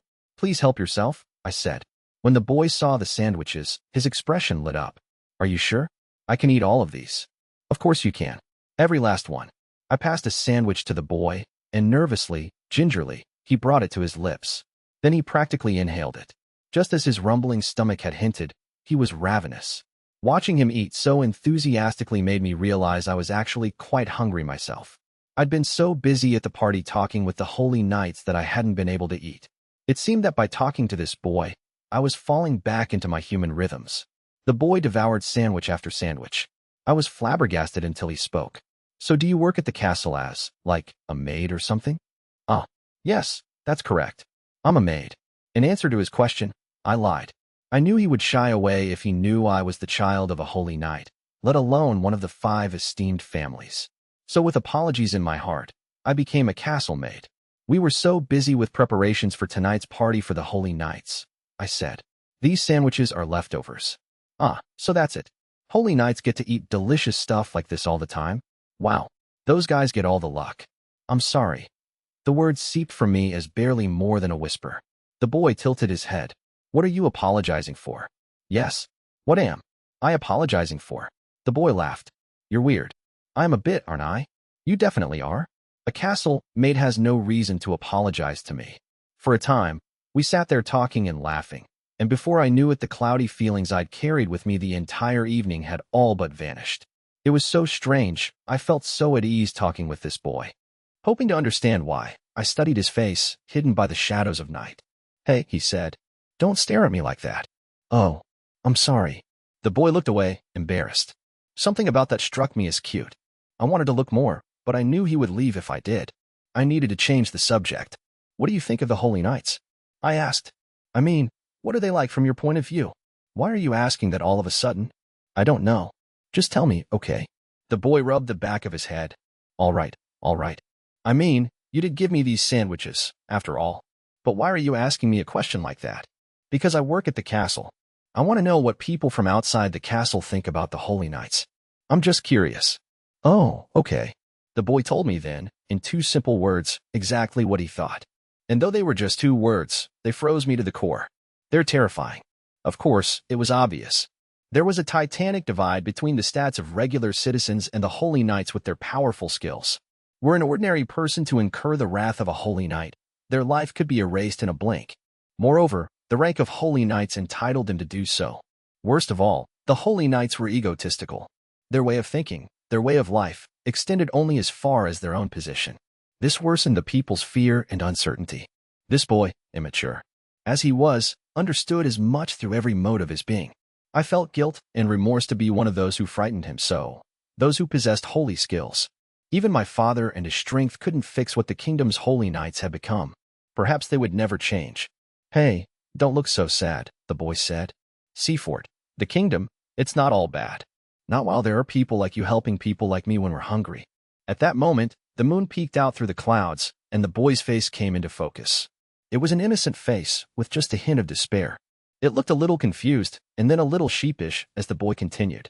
I wish more of the holy knights were like you. His words gripped my heart with such strength that I forgot even to reply. It was infinitely more straightforward than I had thought, and it was just as the boy had said. The problem was not the state of the holy knights around me. No. What was important was how I chose to hold myself as a holy knight. My way forward was one I would forge, and it would take the shape of what I believed in. Even my smallest gesture could bring joy to a person's face, like I had for this boy. Thank you, I said. Because of you, I think I understand now. Okay. I don't really know what I did, but I'm glad you feel better. Well, I better get going. If I stay here too much longer, I'm going to run into a bunch of holy knights. To have such a reason for leaving. The boy had run from trouble and wound up here. When he looked at the castle, he thought of the terrifying holy knights within. His stomach was satisfied now, but staying here made him anxious. It was possible the only reason he had remained as long as he had was because I had looked so depressed. It seemed, despite all he had suffered, he was kind. As the boy made to leave a second time, I asked him one last thing. Please, tell me your name. The boy turned back and waved his hand. I'm Fate Graphite. Thanks for the sandwiches. So long. In moments, he vanished into the kingdom's streets. Fate. I hoped we would meet again. Then I realized I had forgotten something important. He told me his name, but I failed to tell him my own. Oh, no. When we met again, would he remember me? We couldn't see each other in much detail in the darkness of the night, but perhaps he would. I held this small hope in my heart as I looked up at the night sky. The stars shone brightly in the weave of evening. We had only spoken for a short time, but I hoped Fate and I might speak again one day, under the clear night sky. On that day, I wanted to be able to tell him, with pride in my heart, that I was a holy knight. I would not put the confidence he entrusted with me to waste. I knew that, for starters, I would need to lose my fake smiles and hold myself with more dignity. I started practicing how to stand straight and with pride. Roxy, is that you? I thought you'd already gone back to the manor. Is something wrong? Father. My father frowned at me, a puzzled expression etched upon his features. The holy knight's party had ended. Oh no. He caught me in the middle of practice. It was embarrassing to be seen with my chest puffed up as I tried out my holy knight swagger. I cleared my throat and decided to pretend it never happened. Are you on your way home already, Father? Father laughed. I am. I was worried about you. It's your first time in the kingdom, and I wanted to make sure you weren't lonely. I'm not a child anymore, Father. To your parents, you will always be a child, Roxy, my father said, smiling as he sat on a bench by the castle wall. Did something happen? That was just like my father. Even though he couldn't see my expression in the darkness, he read my tone of voice. With a resigned sigh, I told him a little of what had happened earlier. Oh, I see. My father said nothing else. He simply stared up at the night sky along with me. I was certain he was waiting for me to speak again. I was no longer the confused girl I had been. I was the successor of House Hart, next in line as the head of the family. I had made up my mind. I want to be a holy knight like you, Father. A holy knight who can share happiness and joy with the people I serve. My father stood, pleased to hear my commitment. He patted my head gently. Your words make me proud. They are what make you a member of the Hart family. But you'll have to work harder from now on, starting tomorrow. Yes, Father. I replied with my back straight and chest out. Everything started now, and all of it was so that, the next time I met Fate, I could be proud to tell him I was Roxy Hart, the Holy Knight. A few years later I became a Holy Knight, but I still hadn't reunited with Fate. The days passed, and though Fate had roused the courage I needed to become what I was, my memory of him was fading with time, little by little. At that point, I was put on gatekeeping duty at the castle. It was a responsibility expected of all holy knights. However, we were also allowed to avoid it by hiring replacements. So many holy knights did, eschewing the work and leaving day laborers to take their place. I believed it was only proper for a holy knight to carry out their expected duties themselves. Thus, I gladly adhered to the gatekeeping schedule. It was on my very first day of duty that I met him again. Fate. I knew it was him before even asking his name. There was no mistaking his black hair and eyes. My heart beat nervously as I approached him. Hello there. I'm Roxy Hart. I'm here to relieve you of your duties. I'll take it from here. Understood, sir. Ma'am. Fate didn't recognize me at all as he replied and bowed. He passed me the gatekeeper's spear, adorned with the royal family's coat of arms embroidered on its flag. It took everything I had not to let my disappointment show on my face. I took the spear from Fate's hands, dejected, as he bounded away as quickly as he could, his face red. It seemed holy knights still terrified him. I was saddened. In spite of that, however, I found reasons to talk with him, and once again he came to tell me a little about himself. Fate's masters were the Vlerick family. I didn't want to believe it, that he was a day laborer for the most notorious of the 5 esteemed families. In truth, I had wanted for him to become a member of the Hart family staff, but it wasn't so easy to move against the Vlericks. They were esteemed, and if I did anything selfishly, it could cause my father trouble. I couldn't act for purely personal reasons. As I brooded over what to do, the days and months went by. As they did, Fate suffered the violence of the Vlerick family's 3 siblings. Even though I stopped it when I saw it, I couldn't prevent everything. 5 years after I first met Fate, the news arrived at Hart Manor. My father had died in the line of duty, fighting monsters in Gallia. Furthermore, he had perished by the hand of the divine dragon, which until that time had only called the center of Gallia its home, and had never traveled as far as the kingdom's border. My father's troops had been posted there, fighting the increasing waves of monsters to keep them from encroaching on our borders. Reports said the divine dragon had appeared in the sky, and with a single attack, it had wiped out my father, his troops, and even the monsters they had been fighting. There was little else you could call it but bad luck. All the same, it was just too much for me. I locked myself in my room in the manor. I was overwhelmed with grief and at a loss as to what I should do. At that time, his face came to mind. Fate. The boy who always seemed to keep moving forward, no matter the circumstances. I want to see him again, I thought, and in that thought, I once again found the courage to take my own steps forward. I happened to be scheduled for guard duty that day, and that meant Fate would be on duty before I started. I could see him at our shift change. I donned my armor and hurried out of the manor. When I arrived at the castle gates, however, I met the sight of Raffaele and his siblings once again beating Fate. Blood rushed to my head, and I almost unsheathed my sword. However, such rash actions would be unforgivable for the head of the Hart family. I held down my rage, raising my voice as I moved in to stop Raffaele. As a result, I succeeded in sending the Vlericks away, but what would happen next, I didn't know. With my father gone, I had inherited the title of head of the Hart family. Thus, I could begin to push against certain boundaries in my way. With that in mind, I let Fate know I hoped to hire him, but I was so nervous it didn't go as I had hoped. In the end, Fate just ran away from me. Again, I felt so stupid. I had the perfect chance to talk to him and put it entirely to waste. With my gatekeeper's spear in hand, I stared up at the sky. 2 hours, 3 hours, 5 hours passed, and the sky transformed the world to night. Even then, I still thought of Fate. As I did, I heard his voice. At first, I thought it was my imagination, but I soon realized it was the boy himself. There was a frantic expression on Fate's face. He said he'd seen what looked like bandits. I ran to where he had seen the break-in. There, I discovered a group of people had indeed trespassed, and all of them were armed. They moved in to attack me. As a holy knight, these bandits were no match for me. However, they fought as a group, and one of them escaped with a light wound. I chased him down only to find Fate had finished him off. He stood shaking next to the dead body. It must have been his first time killing another person. I ran over and took his hand, realizing he was shaking much more than I thought. He was not the sort of person suited to this kind of brutality, and I regretted leaving him to protect the gate while I was gone.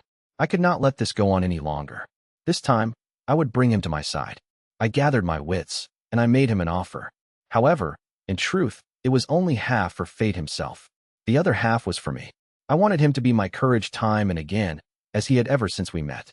In this way, Fate became a servant of the Hart family manor, and I could see out my duties as the holy knight Roxy Hart. It was a time of great joy for me as we snuck into the kingdom's town for an inspection and visited the Hart estate together. But those days and those times were at an end. Fate had given me a surplus of courage, and I knew I would carry it with me, in my heart, to Gallia. I gripped the pendant made from the blue jewel Fate had bought me. "It'll be okay," I whispered. The gates of the military district opened at my arrival. Within, an army awaited my orders, prepared for our expedition to Gallia. "I can do this. I know I can do this. So please, Fate, wait for me." It was up to me now to be the holy knight he expected me to be.